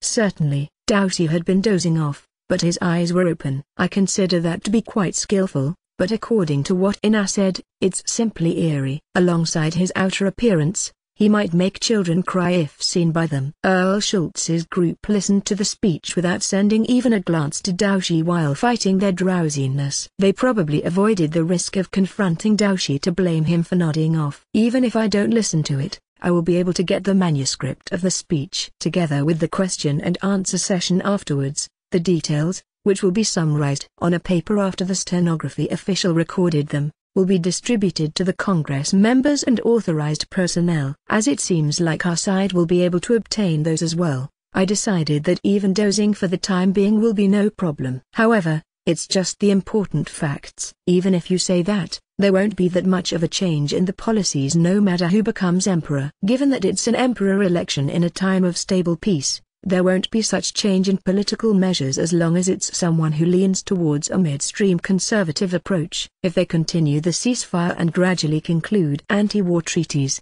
the expansion of trade will gradually advance. Let's lift the ban of free coming and going of people a bit more too. The liberation of monster domains, the advancement of undeveloped area development and the effort to make the national power grow, will continue. Let's advance the development of magic technology in the same manner as before, too. Starting from afternoon the campaign speech and Q&A session of Duke Baden was held, but there wasn't much of a difference between his and the former's policies. What's different are the areas emphasized for development, but that's because they are prioritizing areas which are located in their own territories. This is something that can be called the same for any candidate. Otherwise they won't be able to gain the vote of the Congress members hailing from the same region. People won't move if there are no benefits to be gained. At any rate, I was sleepy to the degree of dying since it was after I ate lunch. Diet members, who were dozing in my previous life, were told something like outrageous, but this is certainly sleep-inducing. Even the Congress members in the Assembly Hall, almost all of them were apparently fighting their drowsiness. "There's still tomorrow as well, Tilda." Owen. Since Aru stood as my guard all day long, he got pointlessly tired. Even though he listened to the incantation-like speeches while standing, he got more exhausted than the times when he's moving. Just listening to talking for the whole day is painful for an adventurer. Katharina. Even Katharina walked the road to the guest house while rubbing her sleepy eyes. "I'm sleepy and my stomach is empty." Wilma. "Let's return quickly and eat something." Elise. "Yes, Elise-sama." Wilma. Wilma was dozing off on the way back as well, but as Elise is a perfect superwoman, she diligently listened to the speeches until the end while taking notes. It's a great achievement that can't be imitated by an ordinary person. "You aren't sleepy, Elise?" Wendlin. "There is a spell to awaken from sleepiness among holy, healing magic." Elise. "I didn't know that." Wendlin. "This spell was apparently developed so that priests won't fall asleep during the sermons of their superiors and similar." "I see. For me, who doesn't approach the church except for donating, it's a spell I never got in touch with. And priests are humans too after all." "Tomorrow there will be one speech that is bothering me." Elise. "Bothering you?" Wendlin. "It looks like a slightly different policy will be presented." Elise. "You are well aware about such news, aren't you?" "Since it's from Ojaji-sama, he obtained the information through the church." Elise. "With Helmut Kingdom's state religion being Catholic, it was different to the Protestantism which is the state religion of Holy Empire Urquhart, but in reality 30% of Holy Empire Urquhart's people are Catholics. It seems the church is acquiring independent information from them." "Oh, who? Thee have heard of Duke Nurnberg?" Suddenly a voice was audible from behind and at the same time someone linked arms with me. The wonderfully soft sensation of this arm belongs without a doubt to that person. "It's been a while since His Majesty's death." Wendlin. "I lodged at the Imperial Palace owing to the readying of the funeral service." "It's been a long time." Wendlin. "Threes." Having her breasts pressed even further against my arm, I felt a sensation of supreme bliss due to their softness. "Completely like dope." So, what kind of person is Duke Nurnberg?" Wendlin. "A tad radical gentleman." Threes. The other emperor candidates altogether are around the middle of their 30s to the middle of their 40s. Their policies are no more than a follow-up on the political measures of the deceased Wilhelm XIV. However, Duke Nurnberg turns 22 years old this year. I hear that he is a young and ambitious person with sharp, eagle-like blue eyes, shortly trimmed blonde hair and a forged large body. That gent hails from a household that flourished as a military family for generations, with their territory being adjacent to the territory directly controlled by the imperial family. There were many family heads who were a tad too lively, but the present family head Max Stono is a rigid ultranationalist with a pure patriotism. Threes. If he wishes for Holy Empire Urquhart's further growth, he should be currently straightening his preparations, as that requires a southern campaign. He apparently doesn't have any scruples to propose this to his surroundings. He is dangerous,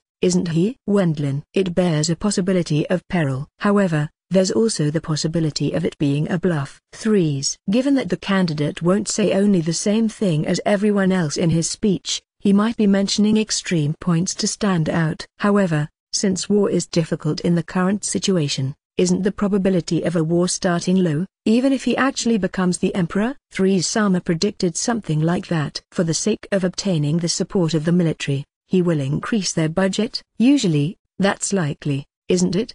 Because we will know about it tomorrow, it's probably pointless to guess any further with just us. We close the topic and return to the guest house. Once I entered my own room after enjoying a dinner and a bath, Threes-sama once again awaited me there while wearing her negligee. Threes-sama? Wendlin. This room calms me. I wasn't able to return as I had also been assiduous with the funeral service after His Majesty passed away. Threes-sama talks with me while drinking aquavit diluted with warm water. I'm much obliged to the deceased emperor. Threes. With her just succeeding the Duke Philip household at a mere age of 10, he was apparently able to help her greatly as a guardian of Threes-sama who didn't know left from right. Otherwise someone like me would even now be a puppet, I suppose. Threes. Moreover, he might have ended up shortening his lifespan by accumulating needless anxiety over the matter of marrying off his own daughter. Threes-sama's expression becomes gloomy. Continuing from Carla, Our distressed beauty is lovely. Since I have heard that the official business of His Majesty the Emperor is an exhausting task, none of it is just your fault, 3-sama. Besides, His Majesty favored you, didn't he? His Majesty will be unable to ascend to heaven in peace if you have such depressed expression. Wendlin, thou art gentle. 3s. Due to the sensation of 3-sama snuggling up to me after saying that, I'm deprived of my reasoning. 3-sama, isn't this indiscreet at the current time? Wendlin. I try to intersect somehow, but 3-sama releases an outrageous statement. His Majesty was also worried about the matter of my husband. For the sake of making him feel relieved, I shall bestow thee the privilege to mate with me to thy heart's content. 3s. This again? Wendlin. It was an extreme remark which he fired off once again, but today as well it was stopped by intruders. Opposing 3-sama, Elise and the others entered the room while wearing silken nightgowns and started to take them off all at once. Thou did well to own such see-through nightgowns. We bought them in the lingerie shop last time. For the purpose of facing off against 3-sama, Elise presented a black, Ina blue, Louisa red, Wilma a green and Katharina a yellow see-through negligee to us. 3-sama, from now on it's the time of husband and wives. How regrettable. 3s. Sorry, but spouses have priority. True. Spouses have antecedents. Thy colors look like those of the quadruplets who attended the previous dinner party. 3s. Interrupting is strictly prohibited. Everyone, aren't you embarrassed by this? Wilma. 3-sama was overwhelmed by the negligee appearance of the 5 girls, but she was immediately lifted up by Wilma, who boasts of superhuman strength, and taken outside the room. Dear, please feel safe as you will be guarded by everyone from now on. Elise. That helps. But is that all right? Wendlin. There's a lot of doubt in regards to my attitude towards 3-sama. As I'm not accustomed to being continuously around women since my previous life, I end up feeling bad if I reject them too strongly. At the same time I end up thinking that it might become the reason for a quarrel between both countries since she's a major noble. I'm aware that the other party is using that, but I'm troubled because she is attractive as a woman and that's something I have difficulty dealing with. As a matter of fact I noticed it most recently, but I might have more of a fondness towards elder women than I thought. Given that you think that it's bad to deny a meeting face-to-face with 3-sama due to your position, she was rejected by us, dear. That makes others believe that it's not a dispute between fellow nobles but a genuine quarrel between women. Elise. If I reject 3-sama directly, people, who'll take it as relationship between fellow nobles, will appear. However, if it's Elise's group that does the rejection, it will be possible to give others the impression that it's the result of a conflict between women. Elise explained it to me like that. In exchange you have to love us plentifully, dear. Elise. It's as Elise says. Rumors of discord between us will offer a gap which 3-sama will take advantage of. In short, it's about you not looking at anyone but us. Blue eyes. 3-sama is persistent. It's no good if you don't deny her thoroughly. Wilma. Just as Wilma-san has said. Since that person is more determined than you think, Wendlin-san, it will be alright even if you tell her off a bit more strongly. Katharina. Elise and the others were able to help me who has many hesitations, but it's of course wrong if I don't reply with gratitude to that. Forgetting even the morning on that day, I ended up getting completely squeezed dry by the 5 of them. Vul, you are also stuck in the prison called marriage, aren't you? With this you won't be able to go to the pleasure quarter even if the new emperor gets decided. Owen-san, I told you before, but it's wrong for Wendlin-san to play around with women. Elise. It's the usual if you say such things, you will be given a cold shoulder by your desired woman. Blue eyes. Iru has no sincerity. Wilma. That's right. Isn't it? Even if I met you in the next world, I wouldn't marry you. Katharina.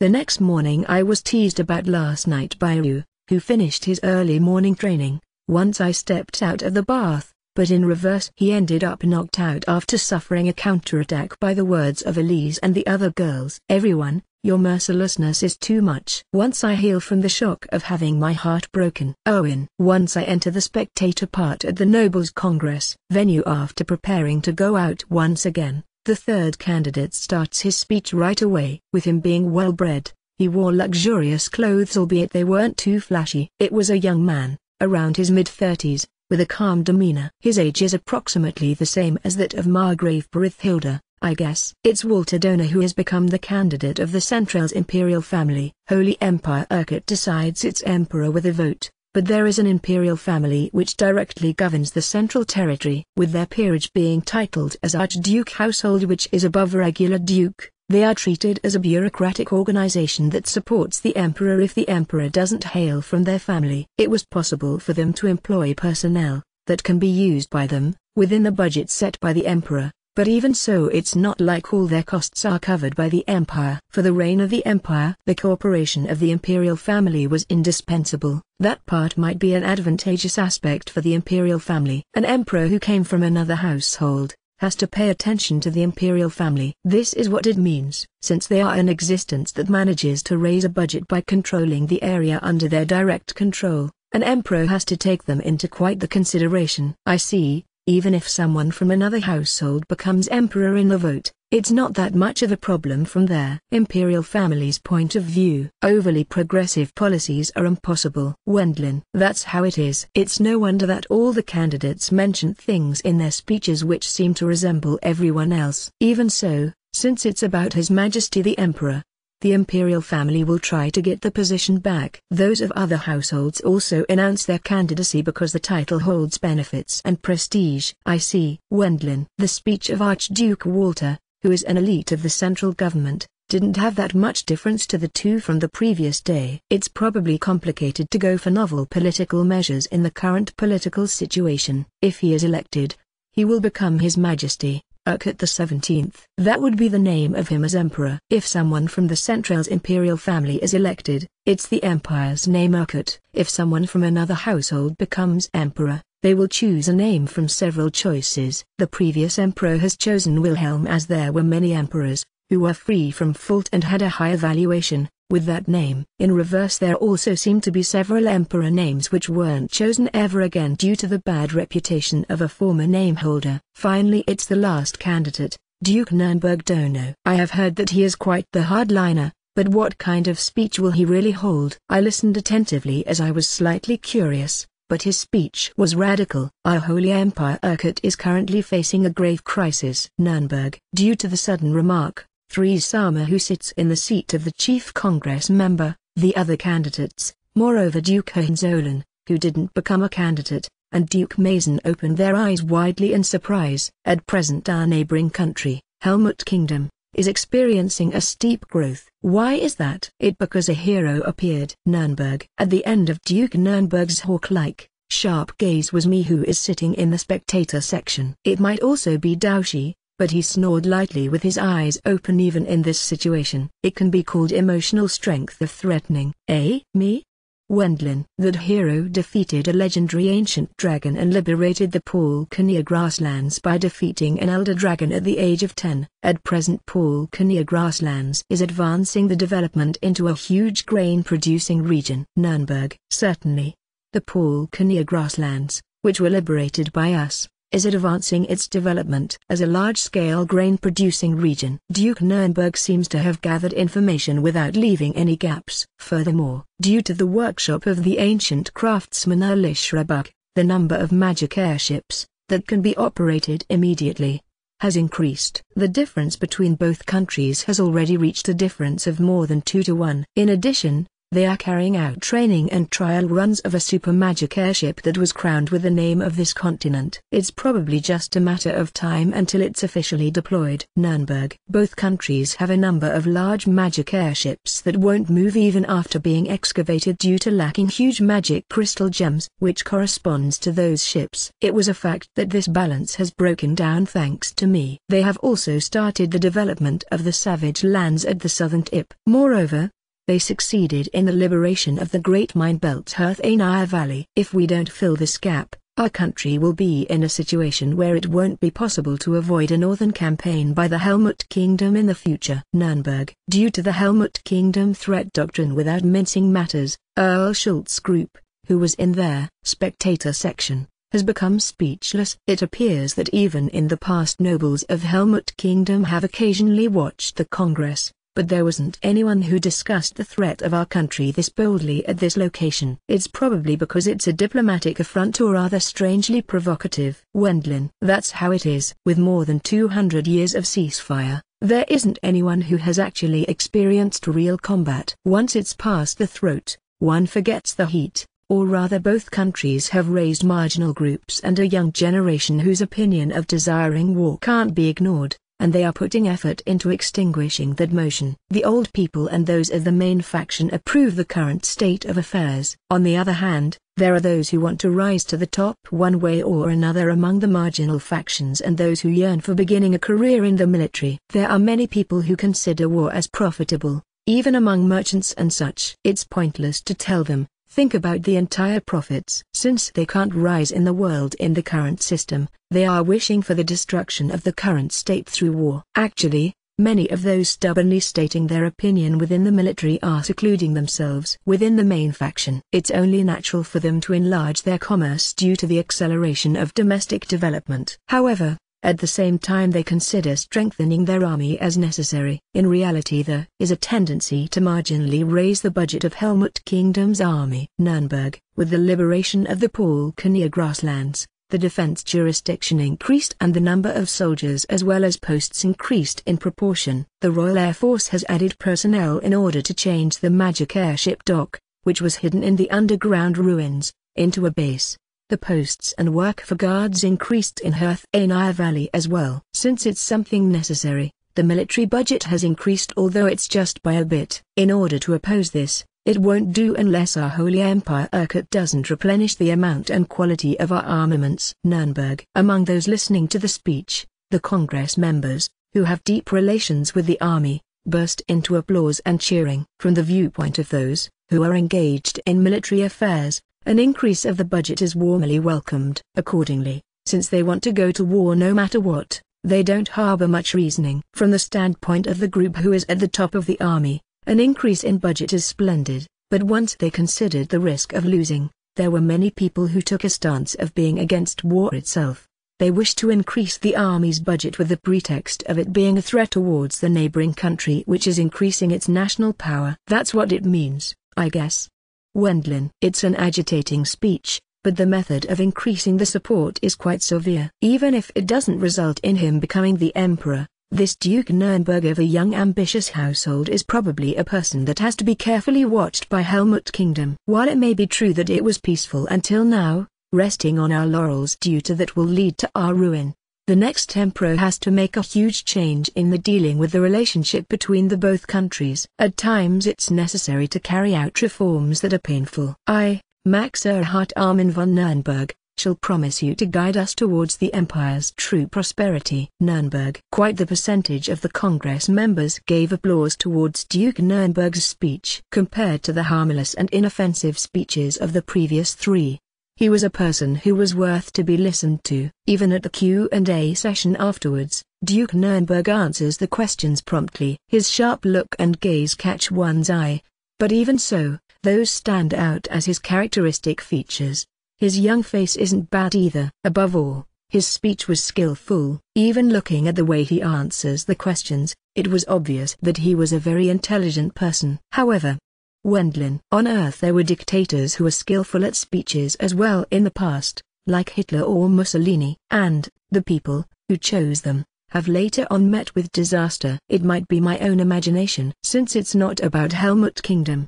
Wendlin. Even while feeling a bit of discomfort, we returned to the guest house since the campaign speeches of the four candidates had finished. Duke Nuremberg's reputation, the ask. It's not bad. Threes. After dinner, since it's troublesome to be intruded upon with a negligee every day as expected, I decide to have a talk after gathering everyone in the living room. 3 Sama, Daoshi and Burkhardt-san join us as well. While 3 Sama, Daoshi, Burkhardt-san and I drank alcohol and Elise's group drank tea, we chatted about the campaign speeches over the past 2 days. That way of making radical propaganda for a doctrine of expanding towards the south is one from the old days. However, in his own territory, the Nuremberg dukedom, There hasn't been any augmentation of the armament, which makes his financial regulations suspicious. 3s. Instead, he actively strives to stand at the head of his own elite army. Monster hunting is a part of this gent's army's training regiment. 3s. They go hunting in a group after employing adventurers to act as guides, and they skillfully withdraw before stimulating monster groups. In addition,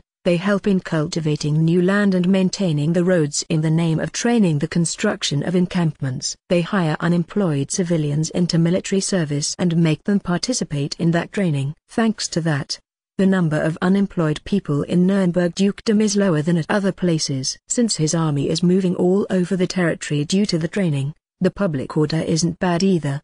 His government is basically a good one, and his popularity among the fief's population is high. 3s affirms. It seems his army is powerful as a group. 3s. There's no mistake in that. Since there's rarely an existence like Daoshi, an army will be strong if it goes to war by becoming skilled in group actions. Though it's not like they are particularly negligent in training their own martial arts. Duke Nuremberg's feudal army is apparently known as the most powerful in Holy Empire Urquhart. How about their magicians? There isn't much of a difference to other duke households. 3s. Given that the central government has the tendency of sheltering excellent magicians at any costs, even duke households can't employ advanced magicians with considerable magic capacity. I hear that they skillfully make use of the limited magicians. So, it seems that Duke Nuremberg will become the next emperor, doesn't it? That's probably difficult. There were many people who harbor expectations towards the young, capable Duke Nuremberg, but that doesn't mean that the government of Holy Empire Urquhart was extremely bad until now. Even regarding the political measures, there are many who wonder whether it isn't alright to bring about changes little by little. Following the flow so far, there appear to be rumors that the name of the emperor will become Urquhart after a long time after the Archduke wins, according to the forecast of the majority. Certainly,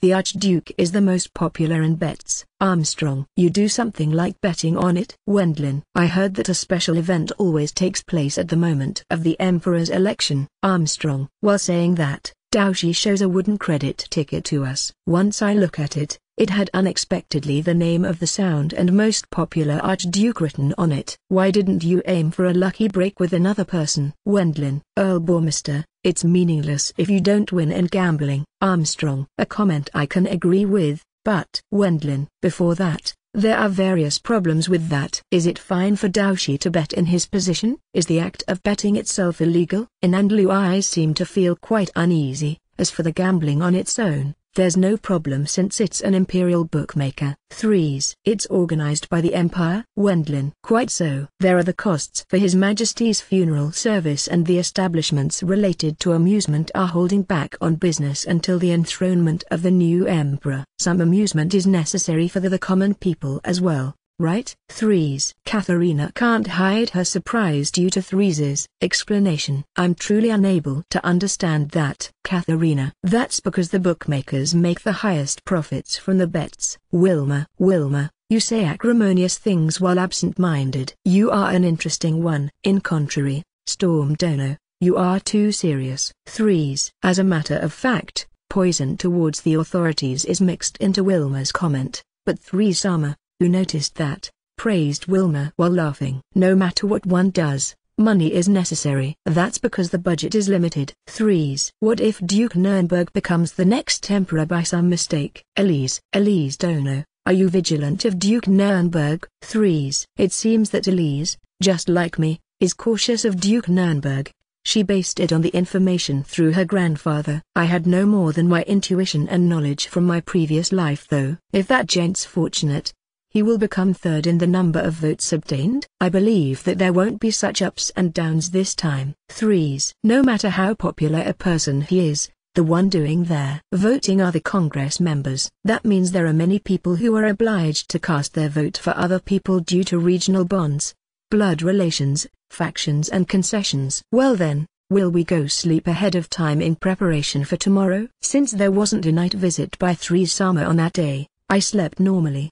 The next day, the poll which decides the next emperor, finally started. The vote will apparently be repeated until someone obtains the votes of the majority. But first, the starting vote has been carried out. The Congress members hold one voting note, Write their candidate onto it with a quill and throw it into a ballot box. Once the voting of all the Congress members finishes, the votes are tallied immediately and they start totalizing the numbers. This task is performed in front of all Congress members in order to prevent fraud. The result is yet another vote. Due to the announcement of the government official who was in charge of adding up the numbers, they enter a second vote. The first result was 221 votes for the Archduke who is the favorite, 111 votes for Duke Nuremberg, 97 votes for Duke Brandenburg and 71 votes for Duke Baden. Freeze's prediction was off and Duke Nuremberg was second place in the number of votes obtained. He seems to be more popular than expected. First, Duke Baden, who is on the last place, is removed from the vote and a re-vote with the remaining 3 is carried out. Will it be decided once the Archduke gets the majority in the next run? Wendlin. 3 Summer seems to have predicted it like that. Burkhart, pretending to not see Daoshi, who sleeps even today with his eyes open. I continued to talk with Burkhart-san. Even if we go by the percentage of obtained votes, it feels like it will go down like this. Wendlin. However, at the next vote troubles crop up.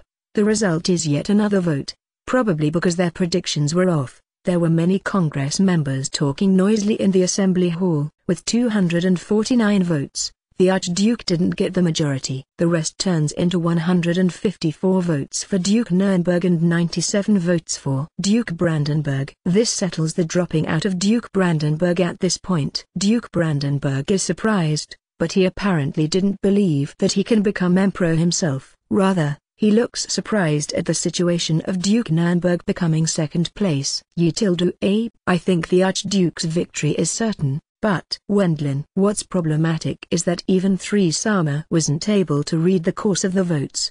The 71 votes of Duke Baden who was fourth at the first vote. More than half of these wandered to Duke Nuremberg. They might have thought that they likely wouldn't get any favorable treatment even if they had voted for the Archduke who was rumored to decide it with a victory according to the predictions of the majority. Also, did the votes of the merchants go to him? The limit of non-nobles is set to 10% of the Congress seats. The majority of those was occupied by large craftsmen of the carpenter section, major merchants who possess overwhelming assets and poor nobles, but they might have judged that they want to place their expectations into the new economic policies of Duke Nuremberg. With this it's the last vote. The third vote begins. Once again the tallying of the votes and the totalization of the numbers advances swiftly, but size were leaked inside the Assembly Hall due to its outcome. 267 votes for the Archduke and 233 votes for Duke Nuremberg. The result turned out as initially anticipated, but it was a result where you couldn't take Duke Nuremberg's popularity lightly. This makes it necessary to consider Duke Nuremberg as next emperor to be set in stone. Due to the unforeseen result,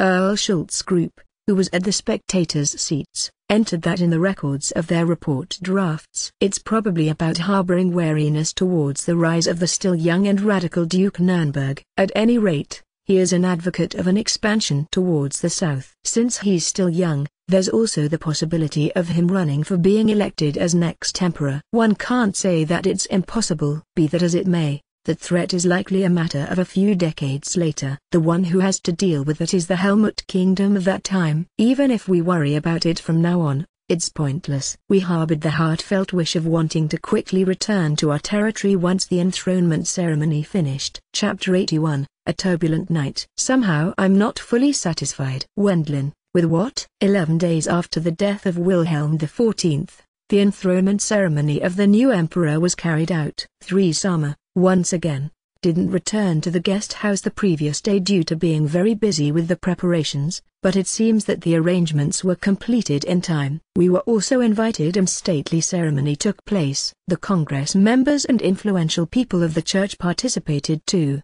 and the new emperor, Urquhart XVII, was enthroned. With the emperor's seat returning to the Central's imperial family after 3 generations, the citizens of Bardiche were also very delighted. Since there was a parade after the ceremony, many people showed up along the roads. That doesn't mean that the reign of the previous emperor was bad, but the awareness of the new emperor being a local of this city is probably the same in any world and country. No, it's about Duke Nuremberg. Wendlin, the other contender for the throne, Duke Nuremberg, cornered the new emperor into a close contest going as far as a third voting round. might be the expression of a wish for some change in the empire's state which has some kind of hopeless feeling, although its government is stable. That's why it probably ended up becoming an unexpectedly close competition once there were only two candidates left.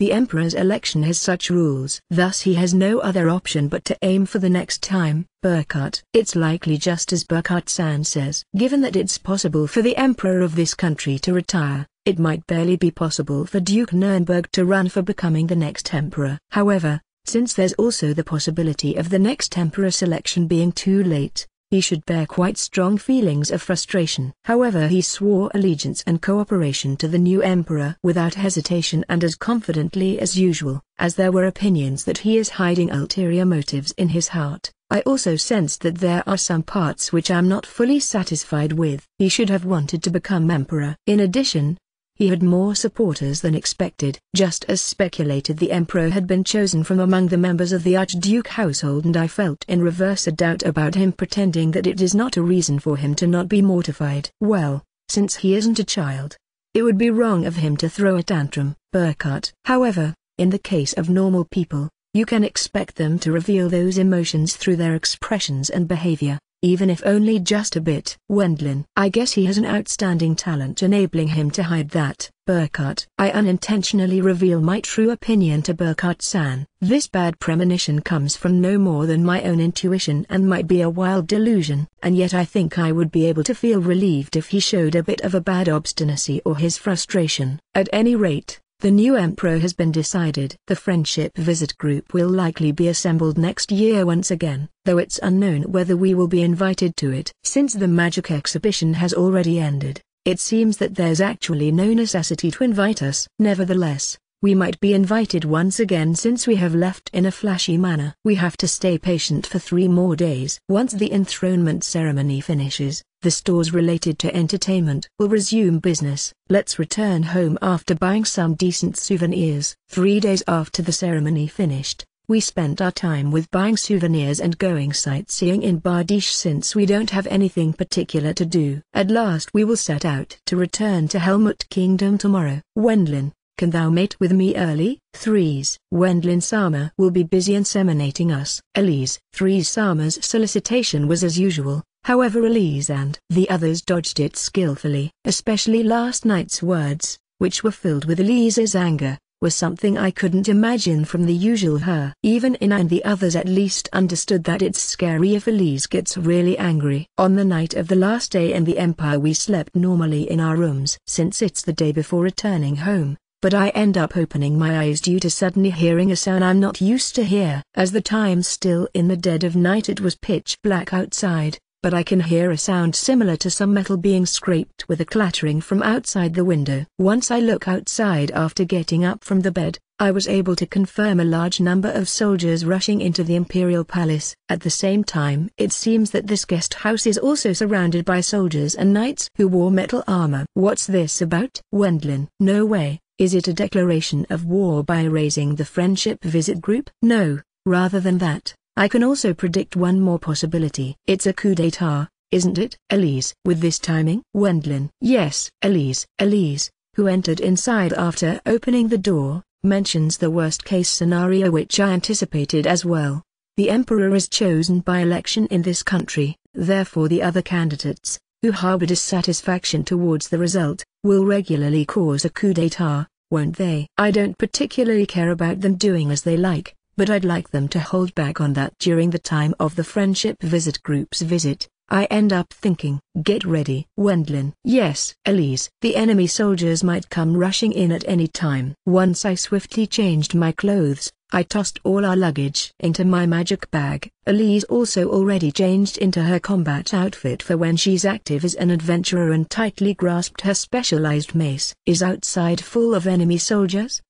Rather than enemies, it's the forces of the coup d'etat. Will they become our enemies? Blue eyes. We will counterattack if they tell us that they will capture us. Wilma. Next Blue eyes and Wilma got ready as well, but as expected, they were used to it, or rather they were already completely armed. Wendlin-san, if one considers that they are strangely skilled, the Imperial Army must be in cohort with them as well. Katharina. So, Who's the ringleader? Wendlin. That's likely obvious. Burkhart. Continuing, Katharina, in her usual dress-styled equipment, and Burkhart-san, wearing a robe, enter the room as well. Duke Nurnberg after all? Wendlin. There's no one else who has a motive. Burkhart. The young, ambitious household which advocates military expansion and an expedition towards the south. Duke Nurnberg. He, who had piercing eyes like a falcon, set his sight on me. It seems that I'm a hindrance for his southern expedition policy. Under normal circumstances, they probably wouldn't commit such foolishness like sending soldiers to us who are from another country. We can't hope for decent treatment if we are caught. It's quite likely that we will be used as hostages for their sake of recognizing the political power of the coup d'etat party. That's the same for Earl Schultz's group as well,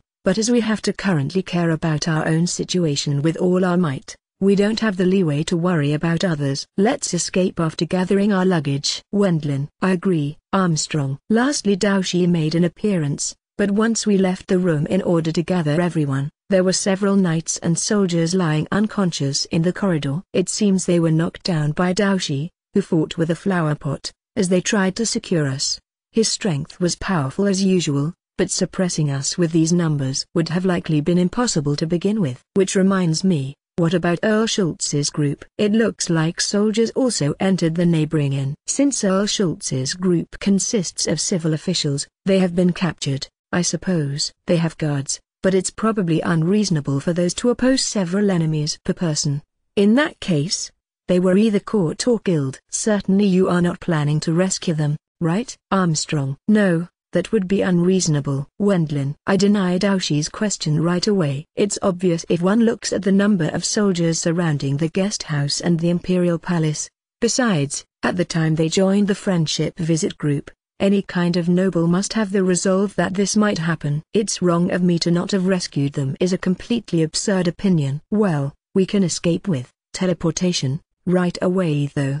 Wendlin. What's wrong, Earl-sama? Burkhart. Once I try to use the teleportation spell on the spot. Since everyone finished preparing, a sudden pain hits my head. Magic is being obstructed. I used their teleportation spell once more, but it just caused another stab of pain in my head. When I chant silently in order to invoke the spell, I receive another stab of pain that cuts it off completely inside my head. No way. We can't use magic. Is it really the magic? I can use it though. Armstrong. Daoshi, who defeated the soldiers who stormed in, was able to normally charge his fist with mana. What does that mean?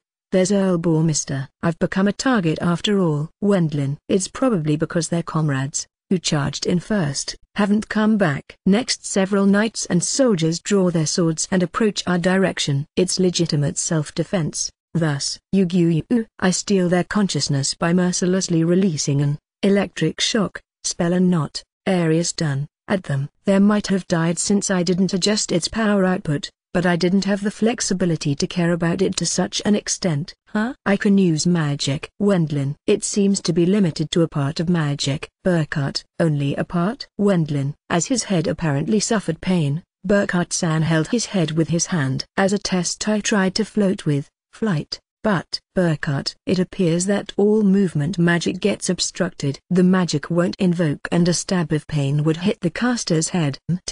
We can't use magic tools for communication either. Armstrong. Since it's a state of emergency, Daoshi tried to get in touch with His Majesty by using a magic handheld communication device. But this didn't connect either. As test I tried to use my own magic handheld communication device, but it was completely in vain. Magic tools which have restricted types of magic get obstructed, but not all magic. They have increased the range of the effect to some extent in exchange for restricting it to a few types of magic. Burkhart-san predicted. I have a feeling that it's a frightening part, but there's a great number of the ancient magic civilization heritages sleeping in Helmut Kingdom as well. It was unthinkable that something similar doesn't exist in Holy Empire Urquhart. That means, in other words, movement and communication spells and magic tools don't work at all right in the middle of Holy Empire Urquhart's capital. It would probably be best to expect that even the magic airship we used before won't be able to take flight with this. Before that, have the coup d'etat forces already seized full control then? Elise. It's probably as Elise says. I guess it's almost a fact, but the elite Duke Nurnberg feudal army and quite a few forces of the Imperial Army are suppressing important bases and people of Bardish by obstructing communication. As it seems that even soldiers of the Imperial Army have joined, the whereabouts as well as life and death of the new Emperor Urquhart XVII is uncertain. I'm not very knowledgeable about things like the political and military circumstances of other countries, but such total coup d'etats are things that happened often in the past as well. Probably, they secretly prepared and made sure they were ready at the time they lost the emperor election. Earl Sama, we are foreigners after all. Burkhart, as Burkhart-san says, we are from another country. Rather than their safety, our own safety takes priority. There's no other option but to escape. It's a painful fact that we have no means of transportation. But at any rate, we have to run away. Since the ringleader will harbor wariness towards me if we are caught like this, there's no doubt that he should make me suffer needlessly. I don't want to mention it, but there are women here. I think it's pointless to demand reason from Duke Nurnberg, who has become the mastermind of a coup d'état just because he couldn't become emperor. There's the possibility that he won't think anything but sacrificing us for the sake of building a new nation. Even if Duke Nurnberg was rational, there's no guarantee that he will transmit his thinking down to all his soldiers. Anyway, let's escape to a place where this strange jamming magic doesn't exist. I take out bags which were filled with a large amount of a certain something from my magic bag. I collected it at the time of clearing the savage lands. It was something copying a bullet which uses tungsten. Guns don't exist in this world. In the case of bows, large ballistae existed, but those evolved in the direction of changing them into magic tools as a means to raise their power. They have been deployed in battles as magic tools which fire large, special arrows with mana, but the thinking hasn't reached guns yet. There was no gunpowder either. In that case, I think it's a better idea to exchange gunpowder with mana. It will be dangerous if Elise's group gets caught. Besides, I'm a person from Helmut Kingdom. Wendlin. There were many good-for-nothing nobles there, but the place I belong to is over there. I have to protect my family. To begin with, the ones who attacked me first is the other side. If they receive such retaliation, it probably won't fit with their predictions. Did you get it as well? Elise Juchan and the others? Kill them. Burkhart. Elise's healing is the most important component of our escape. Protecting her takes maximum priority. At worst it can't be helped if others have to be sacrificed for her. Armstrong. Burkhart-san's and Daoshi's expressions became sharp. Both might have experience in killing people from their time as active adventurers. Iryu, will you be alright? Wendlin. Vul. Will you be alright? Owen. Who knows? Wendlin. As a matter of fact, I have already killed close to 100 people, but since I didn't see their corpses at that time, I didn't feel something like remorse. How about you, Ina? Wendlin. There's no other choice but to do it. We don't know what might happen if we get caught. Ina. Louise. Wendlin. The magic combat style is originally a martial art to be used on the battlefield. There's no reason for me to hesitate. Louise. Wilma. Wendlin. The reason why I became your wife, Vulsama, is for a time like this. I will do it. Wilma. How about you, Katharina? Wendlin. If I ended up dying here, the long-awaited revival of the Weigel household will vanish like a bubble. There's no other way but to get it done. Katharina. Everyone seems to have resolved themselves. At the end I try to ask Elise. Currently time is precious. Let's move quickly. Elise. Got it. Wendlin. While being cautious of the vicinity, we decide to take refuge in the urban area of Bardish by leaving through the back door of the guest house. Once we went down to the lower floor, the other corridors were already occupied by enemy soldiers. Several servants and maids had collapsed. They were apparently slain at the time of resisting. Taurus. Did you fail? Well then, let's get to it. Those numbers are insufficient as our opponents. Burkhart. No sooner than saying that, Burkhart-san cast several small wind cutters. The soldiers, which were targeted, got cleaved and beheaded. They fell down while raising fountains of blood. It's a horrible scene. Wendlin. The lower floor was annihilated. I tried to peek into the rooms for just a bit, but several of the magicians, who came from the Sorcery Guild headquarters and such, were dead. No matter what powerful magic they can use, they will end up dead unexpectedly quickly if they are taken by surprise. Duke Nurnberg may be a seriously crazy fucker. Normally they would arrest or restrict the movements of the people from Helmut Kingdom, but it would be common sense to not make a move on them. However, He killed several of our country's precious magicians. It's probably because they will become strong game pieces once it turns into a war. Burkhardt. Even if he succeeds in the coup d'etat, a sudden war will be impossible. It might mostly follow Daoshi's thinking, but time is too valuable to go along with such crazy madmen. Giving up on the rescue of our allies, we decide to go outside right away. It's Earl Bourmister. It's the prized head. I'm very popular, am I not? Wendlin. Viscount Armstrong is there as well. Kill them. Daoshi, you are popular, too. I'm a man who is popular among women and children. Armstrong. Is that a joke, or the truth? At the same time of saying that, he defeats the soldiers one by one with his fists which were clad in mana. Once I looked properly, the heads of every soldier was crushed with one blow. They collapsed while having their faces turned in a weird direction away from him. Hilda, a soldier, who was scared by Daoshi's strength, swings his sword recklessly, but that sword ends up completely broken in one blow by Daoshi's fist. Having lost his sword, the soldier tries to run away, but the instant he turned his back on us, Daoshi grabs his head and crushes his neck. I have family as well. I won't let you off. Armstrong. The corpse of the soldier, which was still held by Daoshi, dangled down loosely like a marionette since the neck has been broken, but he immediately throws it away to the side of the corridor. We have to hurry. Armstrong. After that the soldiers get eliminated by Burkhardt's wind cutter, Daoshi's mana-charged fists and my tungsten-made bullets which I sent flying with mana. The bullets, which have a tip similar to dum-dum ammunition and the shape of a chinquapin seed, smash the faces of soldiers, if they hit there, and tear the intestines into pieces if they hit the stomach. A splatter-like scenery unfolds, but as this is for the sake of survival, I advance while averting my sight. Their numbers are unexpectedly high. It's probably because we are next to their main target, the Imperial Palace. Even the specialized weapons of Inandaru,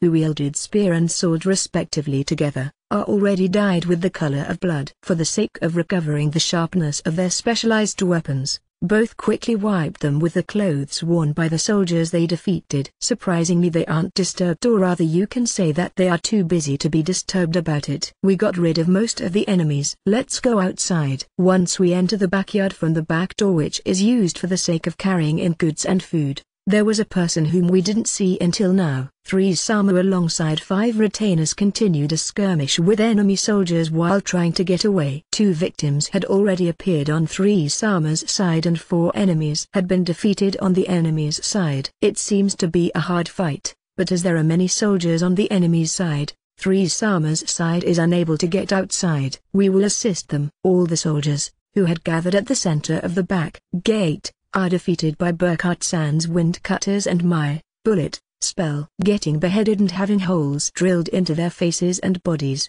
there wasn't even one survivor. Sorry for having to help us. 3 Sama in her nightgown appearance thanks us while still holding a sword drenched in blood.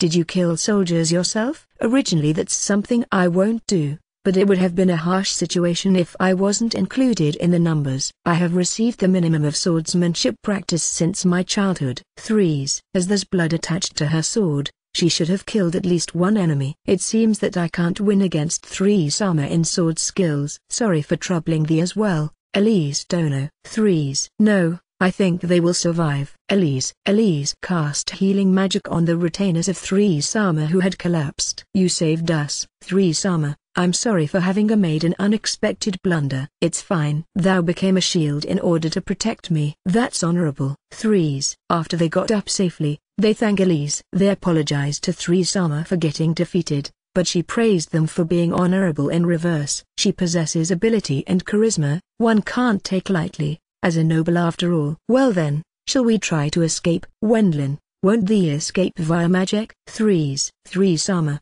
Actually, Wendlin, once I tell her that communication and movement magic is sealed off, her expression gets gloomy for just an instant. For it to be only for an instant is probably because she will cause her retainers to get uneasy if she, who is currently the most distinguished person, shows an anxious expression. That's strange. Then we can't count on reinforcement from our allies. 3 At the time when we were isolated due to it being impossible to send messages, the coup d'etat forces have started a surprise attack. Thanks to this attack, the important military bases, which are located in Bardiche, have been probably completely taken over, Sama predicted. Then they distributed soldiers in the many important bases. They have known about the impossibility to communicate in advance. Duke Nurnberg's feudal army has a lot of elites.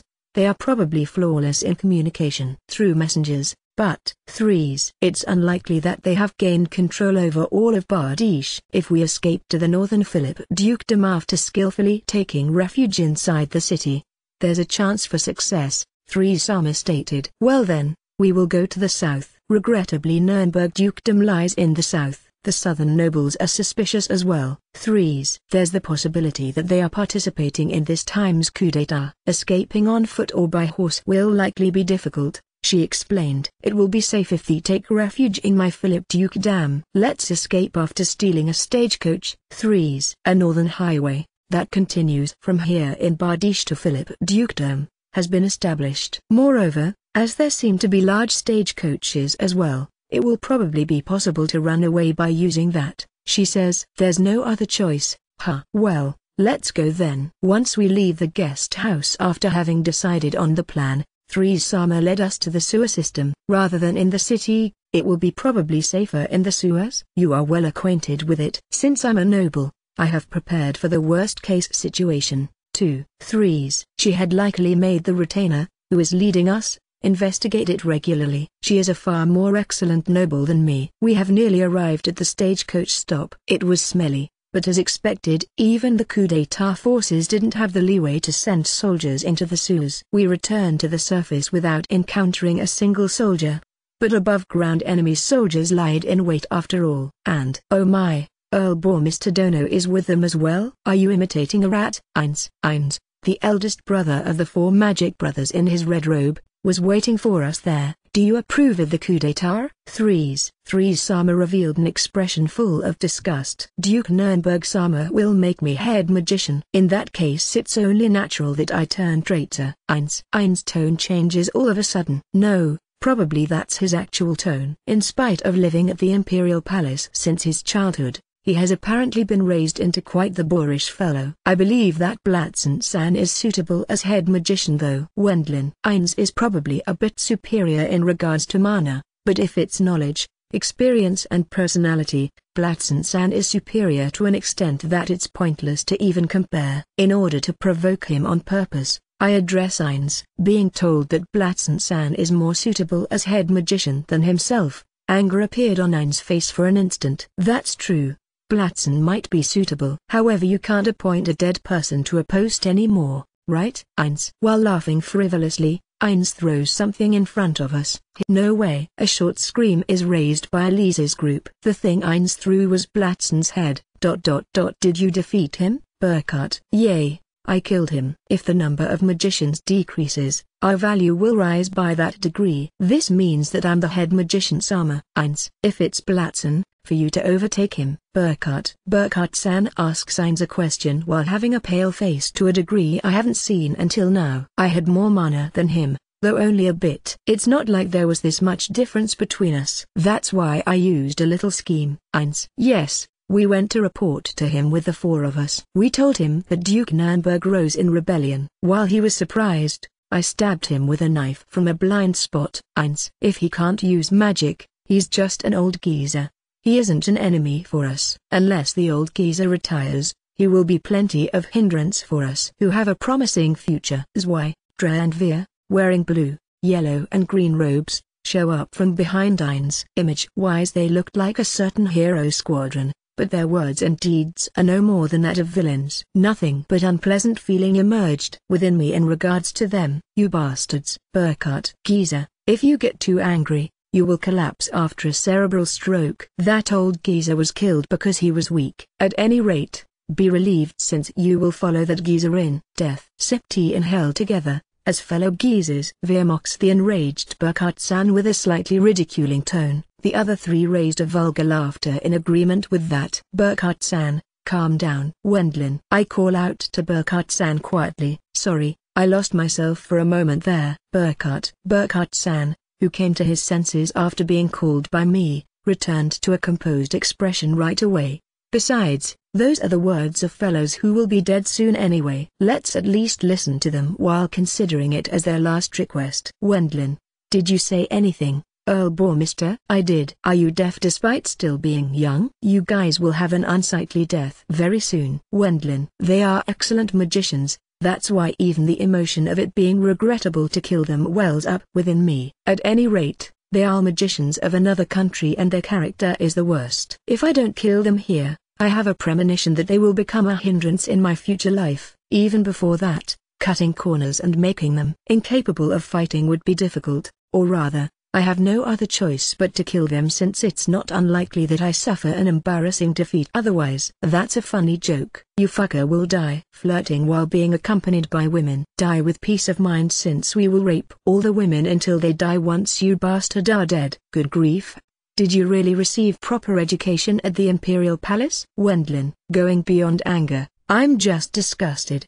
Is it because they have talent? They were probably pampered quite a lot. Well, it doesn't really matter. Even if I kill lowlifes, I will have little feelings of guilt. Wendlin, do you think that you can win against the four of us? Eins. The instant Eins roared like that, the situation changed. First, after Daoshi strengthened his body's function with magic in an instant, he instantly moves in front of the blue-robed Zwei and smashes his head with one blow. Moreover, at almost the same time, Luiz moves in front of the yellow-robed Dre and releases a thrusting technique which was charged with large quantities of mana. Dre somehow deals with it by defending with a magic barrier, but their magic barrier of Dre breaks due to the power of Luiz's fist breaking through by focusing on one point alongside a sound of parin similar to glass breaking, crushing both his palms which he pushed out in front to erect the magic barrier. She made a large hole in his abdomen after defeating the anti-magic defense of his expensive robe.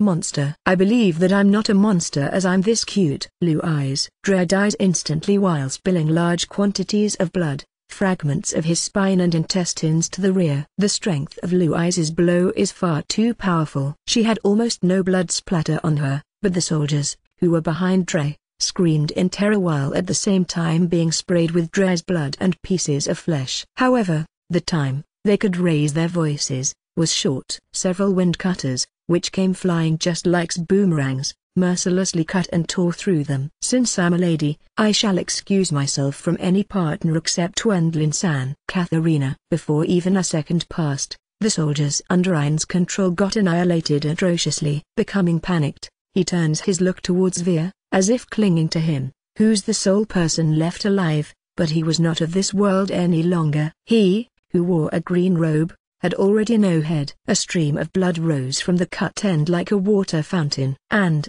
the one who accomplished that is, he got what he deserved. Burkhardt. It was Burkhardt-san who used up the majority of his mana. Even Veer, he has more mana than you. Eins. That's true. But I won't be troubled even if I use up my mana here. I attacked him with spells using all my power. Burkhardt. While replenishing his mana a bit with the few remaining prepared magic gems, Burkhardt-san showed a triumphal expression to Eins. Though you made a surprise attack against Blatzen, your confusing and pretentious rambling was long. No matter how excellent their magic might be, there's no meaning to it if they die before releasing it. Eins, who made a self-important, impertinent speech while even forgetting the traits of Daoshi and Luiz as magicians, was sure to get defeated from the start. Well then, only you are remaining. Wendlin. Eins. Your siblings, with whom you were on good terms, died. You will keep them company in hell. Wendlin. Eins. Did Ein's legs cramp out of fear once I made one step forward? He tries to escape by retreating after having fallen on his backside. However, right after hitting something, he looked back and his face became stiff in horror due to its true identity. It was the tragic corpses of his killed brothers and soldiers. Once he continues to back off while trying to escape despite those corpses, his special made, bright red robe becomes sullied by blood and mud which was created due to the blood. Furthermore, a stain spread at the part of his nether region and he ended up incontinent due to his excessive fear. Even if it's just you, it will be troublesome if I let you get away. And, Eins, I will keep the fact that you got incontinent out of fear on the verge of death a secret. Die with a peace of mind. Wendlin. Don't fuck with me. Eins, who mustered some courage, forms a huge fireball with a diameter of around 1 meter above his head. All of you, burn and die. Eins. It's futile. Wendlin. Even at the last moment he uses magic while scrutinizing on the allotment of mana. If he aims for a recovery from this hopeless situation, it's necessary to immediately fill it with all his mana like Burkhardt-san did. I immediately erase Ein's fireball by offsetting it with a water ball. Create a fireball with a diameter of 3 meters in an instant and drop it on Eins from above. Why is it more than my fire? Eins. Don't ask me, ask God in the other world. Wendlin. Eins extends a magic barrier as last resistance, but I destroy that with strength by charging the fireball with even more mana.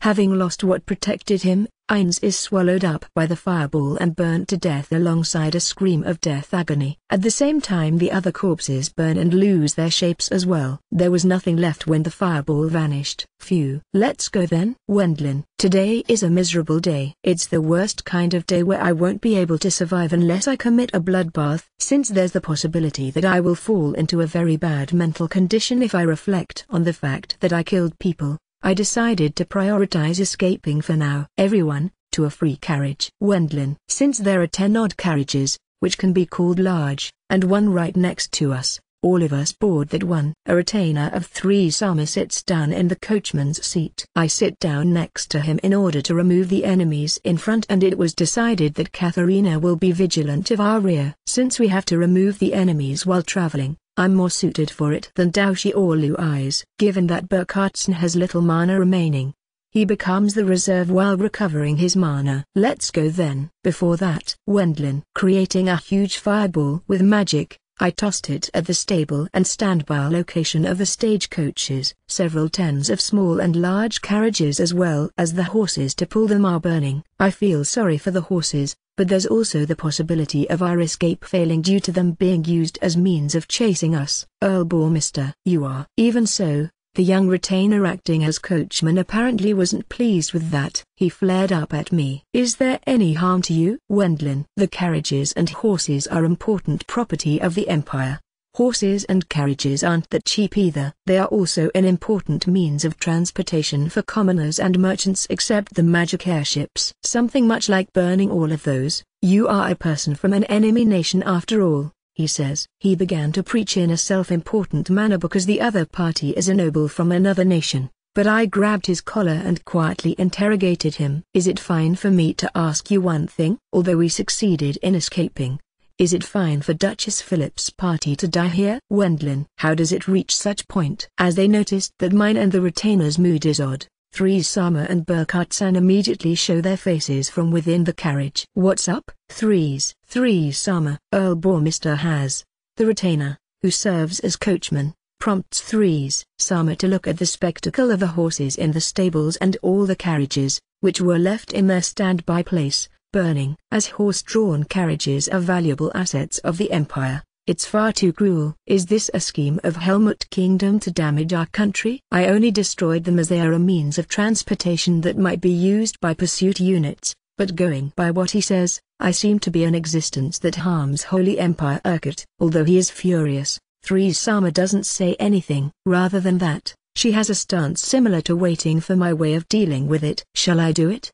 Wendlin. As expected, I have ended up losing my temper a bit. Even though she's a noble from another country, she has made Elise's group angry with her suggestive temptation and was appeared imprudent just because she's a prince-elector as Duchess. Even though they have been rescued thanks to us, now her retainer is nitpicking. I decide to stop holding back any longer. No matter how much she's a woman, she's a noble of another country. Then die by sacrificing yourself for those pitiful carriages and horses. Wendlin. I pushed the retainer acting as coachman off the carriage. At the same time I declared to 3 let's have you get off. 3 don't know. Wendlin. All of a sudden it's an outrageous story. 3 looked at me with great interest without particularly feeling shaken. Your group has become a nuisance. Wendlin. I intend to shelter you in Philip Dukedom though. 3 It looks like a good idea on a first glance, but this is also a trap. If we escape from this predicament, 3 should raise an army to defeat Duke Nurnberg, and she should expect us to become a war potential for that. Many high-ranking magicians, who are employed by the central government, should have joined the coup d'etat forces. After seeing those 4 brothers, she is trying to drag us into the Philip Dukedom in order to oppose them. Although it's by coincidence, I saved you who are nobles from another country, but it seems there are some who are not pleased with that. Wendlin. Once I look at the retainer who was pushed off the carriage, he continues to cast a defiant look at me. Even if I don't go that far, it's possible to escape if we normally go south while avoiding Nürnberg. Duke Dam. Wendlin. Duke Nürnberg has made movement and communication magic inaccessible with some kind of magic tool in order to have the coup d'etat succeed. Since it's immediately after the new emperor was decided, there are many noble family heads staying in Bardiche. If he restrains them, many noble territories should fall into partial functionality as they are at the same time incapable of contacting their absent family heads. I guess Duchess Philip intends to carry out a swift operation to suppress the whole empire by attacking that blind spot. In that case, just us escaping to the south will raise the probability that we can reach Helmut Kingdom. If she considers the suppression operation, Duchess Philip can't spare soldiers for just us any longer. It's possible to eliminate them with force if it's just few military forces. Rather, it will likely be a large difficulty for the side Thrasesima's group belongs to. I'm sorry, but we will return by ourselves. It would be best if you return to your territory with your own strength. Duchess Philip Dono. It will be fine if you consider the removal of the four brothers and the case, where you could leave from the back gate of the guest house, as gratuity. Wendlin. Tension travels between me and Threes. It seems that neither Doucy nor Burkhart-san plan to get in between us. They waited while keeping their mouths shut. Did you hear, Ebebo? Threes. Threes calls out to the retainer who dropped off the carriage. Ebebo seems to be the name of the retainer who treated me as terrorist. In this state of emergency, the property of the empire and such is a trifling issue. Look, thanks to our incompetence, Duke Nürnberg and the idiots who joined him are causing a tumult with the coup d'etat game. Threes. The coup d'etat forces occupied the important bases by distributing their military forces and seem to be carrying out the capture and killing of nobles. We can confirm that the flames of fires are rising up at the various places already. With just us, we would have been killed in front of the back gate. It seems that Duke Nürnberg wants to create a large country with his authority as its new emperor. Threes. In preparation for the coming expedition to the south, he will start mighty military preparations and create a nation which is commanded by him alone as emperor. Hence it's useless for him to be chosen as emperor in an election. He wants to further the power of the central government by crushing the prince-electors who possess big authority. That's why he aimed for Threes' life. It's a terrible statement, and even a case of barking up their wrong tree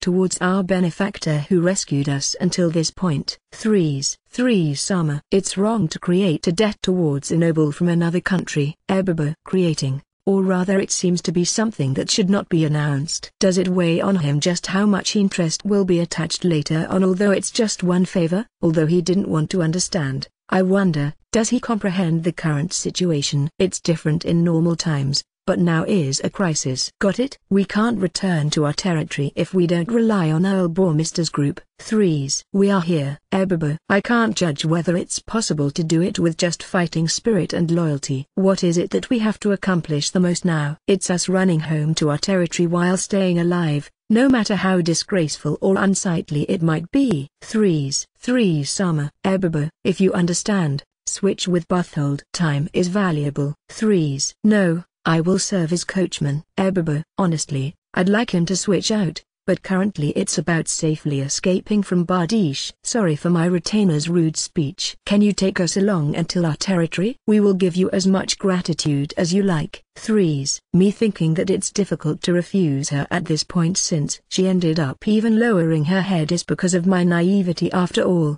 I guess. And if property of the empire blocks the way, it's natural to preserve it. Wendlin. Let's give them a reminder just in case. Not only will I feel bad to be treated as terrorist for destroying the property and infrastructure of the empire while removing the enemy, it's not unlikely that we will be attacked later with that as pretext. We don't have such leeway. On the contrary, it's no good if you don't destroy it completely. Threes. Why? Wendlin. Once they realize our escape route, the pursuing party will become relentless. Threes. The large northern highway doesn't seem to be the only route leading directly to Philip Dukedom. It splits into several branches along the way and continues to the Philip Dukedom through other cities and noble territories. If you use the central route, the distance is the shortest, but naturally the pursuers will take that one, I guess. Since that's the case, The pursuers will lessen if we enter some branch road. No matter how smart Duke Nurnberg might be, he won't be able to easily predict which branch road we are using to return to the Philip Duke Dam. That means that the number of pursuers will naturally decrease if it's a branch road. You heard her, Ebebo. According to your pointless speech, pray that the Empire's property, which blocks us in front, doesn't increase. Wendlin. Ebebo. Tell me at any time if you want to betray us due to feeling offended. I will burn you to death on the spot. Wendlin. Don't tease him like this. Ebebo is a man who has a slightly strong sense of justice. However, he got excited because of the actual combat. Threes. You can't kill people unless you bear such tension, right? Wendlin. The me of my previous life wasn't a soldier or mercenary. There's no way for me to take it as ordinary to kill people. I myself know that I'm getting worked up by losing my temper quite a bit, but currently I didn't have the composure to suppress that. And it seems that I can kill people if I keep my mood like this. That's true. Then, this is a prepaid reward if you calm down. Please do your best. Threes. The minute she says that, Threes presses her lips on mine. I was completely unable to react due to the sudden kiss. Neither Ebebo nor Burkhardt-san can say anything due to their excessive surprise. Then, go ahead quickly. Threes. I haven't seen anything. Ebebo. They probably thought that they saw something unthinkable. Ebebo makes the carriage depart while repeatedly whispering a murmur. Once we advance on the highway for a while, there's a unit who is performing inspections. Discovering our carriage, they immediately engage in obstructive actions. Although it's the Empire's property, what shall we do? Wendlin. Three-Sama's order takes precedence over everything. Ebebo. It seems I have teased him too much. The retainer called Ebebo puts strength into the whip for the horses and increases the speed of the carriage. It looks like he plans to stubbornly break through. Stop. Completely armed soldiers are standing in the way at front, but I cannot afford to ignore the danger of our escape route being known and remove the opposition. I raise Pillar of Fire, with magic covering the entire range where they are standing. Because I created a temperature and power that is impossible for humans to survive, all soldiers writhe about on the ground while screaming due to their bodies immediately catching fire. There were some who struggled and tried to take off the metal armors which got heated up, but they became silent right away and the fire increased further, feeding off their bodies which had become pitch black like charcoal. All of them had been burned black and died in the fire. There are no survivors. In order for them to not become obstacles for the next carriages passing through, I blow the corpses of the soldiers, who had turned into charcoal, away to the road's side with wind magic. Our carriage advances while keeping its speed. Ebebo wanted to say something again, but this time he kept his mouth shut and devoted himself to making the carriage hurry on. If you have any complaints, tell them to the mad dog who caused a coup d'etat just because he couldn't become emperor. Wendlin. Mad dog is about Duke Nurnberg. I had a bad premonition since the time he turned his glaring look at me. That bad premonition proved to be right. I have truly ended up getting sick of it. So, what route will we take? Wendlin. The one through Earl Mizuho country. Ebebo. Earl Mizuho country? Wendlin. It's a self-governing dominion which is managed by an ancient ethnic group which has an unique culture. In the past they have opposed invasions by the Empire many times and caused heavy losses. The details are that a high Earl peerage was bestowed to their feudal lord since it would be a troublesome matter to turn them into enemies. It's a type of protectorate where only the authority for diplomacy was entrusted to the Empire. Ebebo. Although Ebebo harbored bad emotions towards me, he gave me a polite explanation about the Earl Mizuho country. If it's work, he gives a clear explanation, I guess. After we have a temporary rest there, we will head towards Philip Duke Dam. Because that nation is half independent, Duke Nurnberg shouldn't make a move on them yet. Ebebo. We, who escaped from Bardiche, headed straight to the northern Earl Mizuho country.